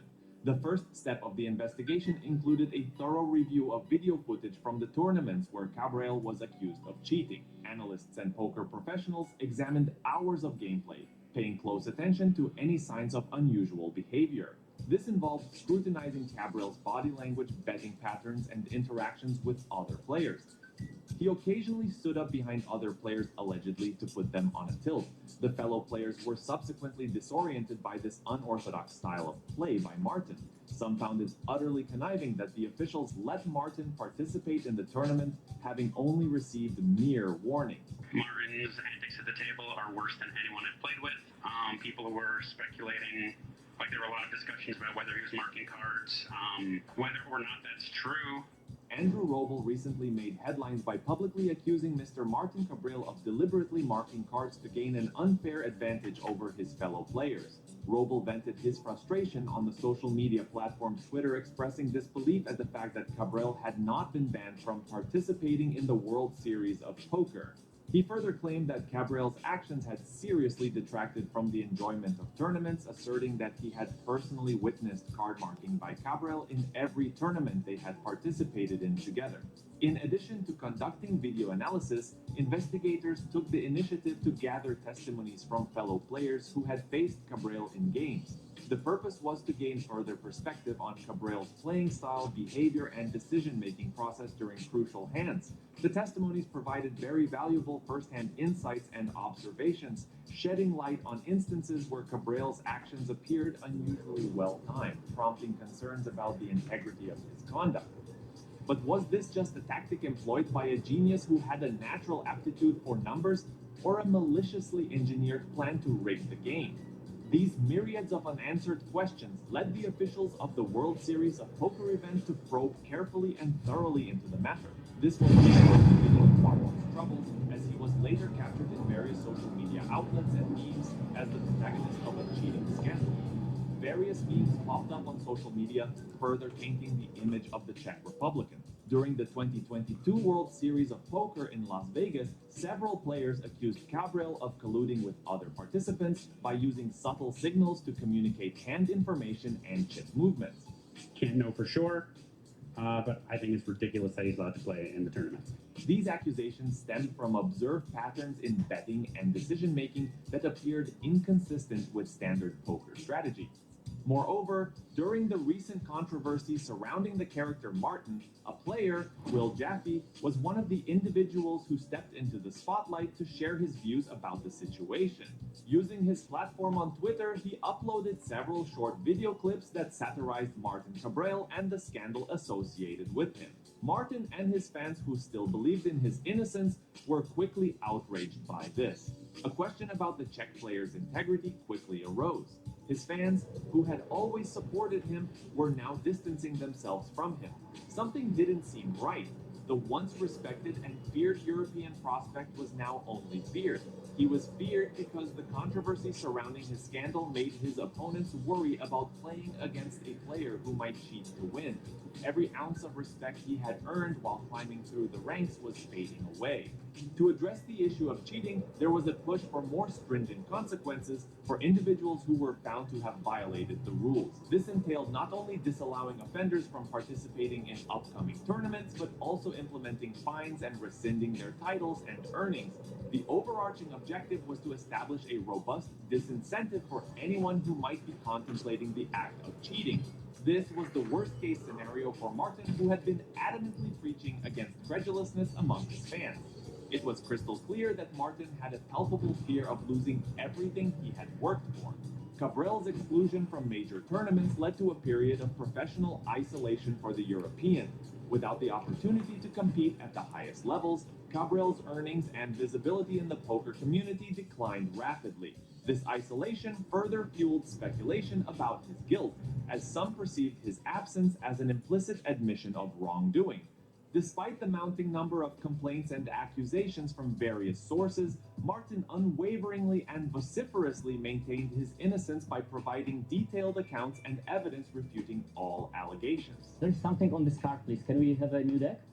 He took to Twitter and claimed that the accusations against him were just hot air. He added that they were mere pure statements with no evidence.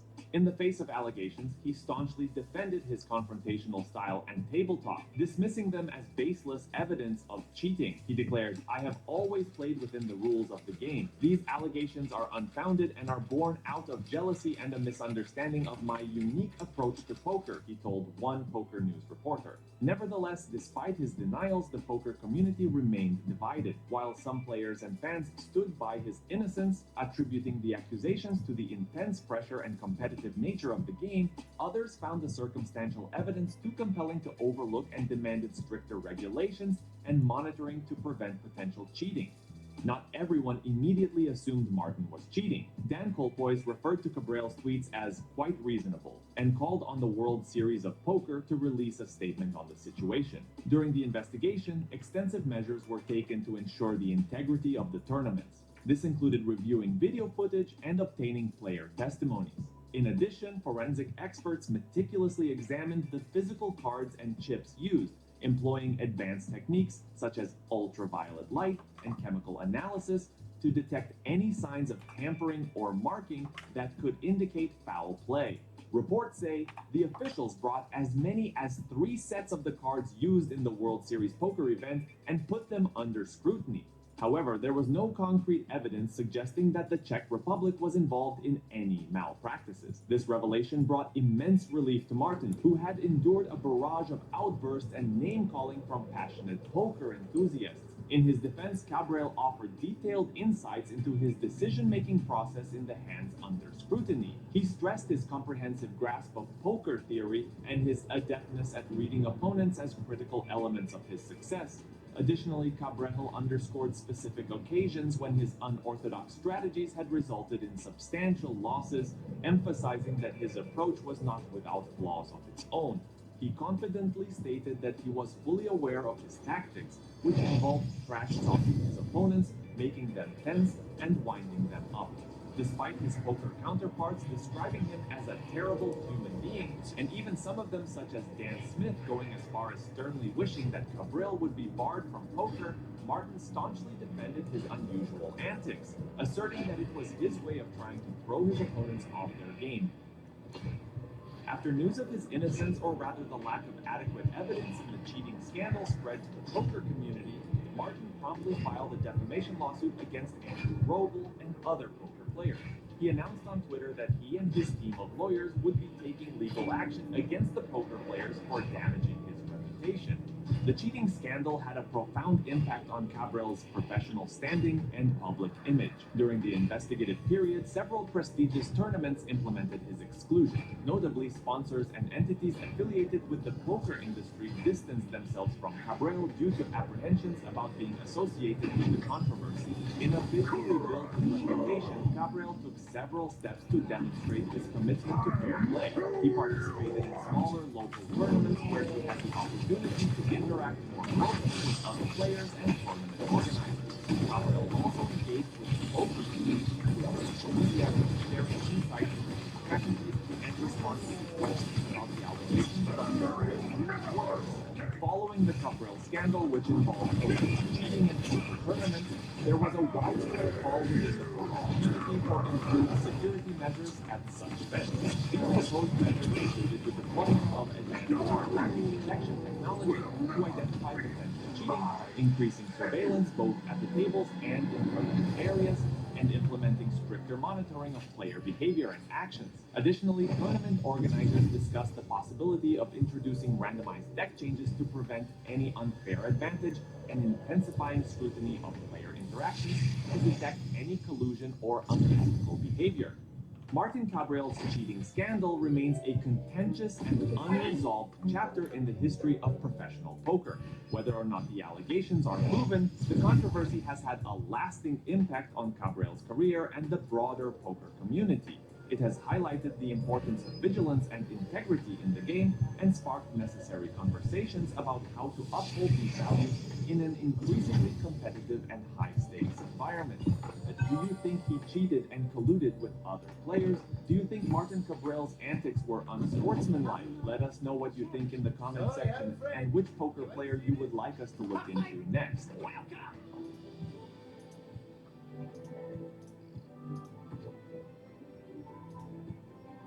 Bavali me.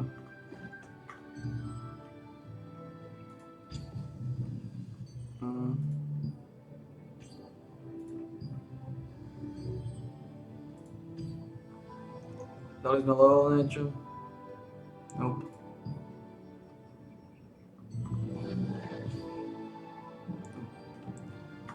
Bavali me.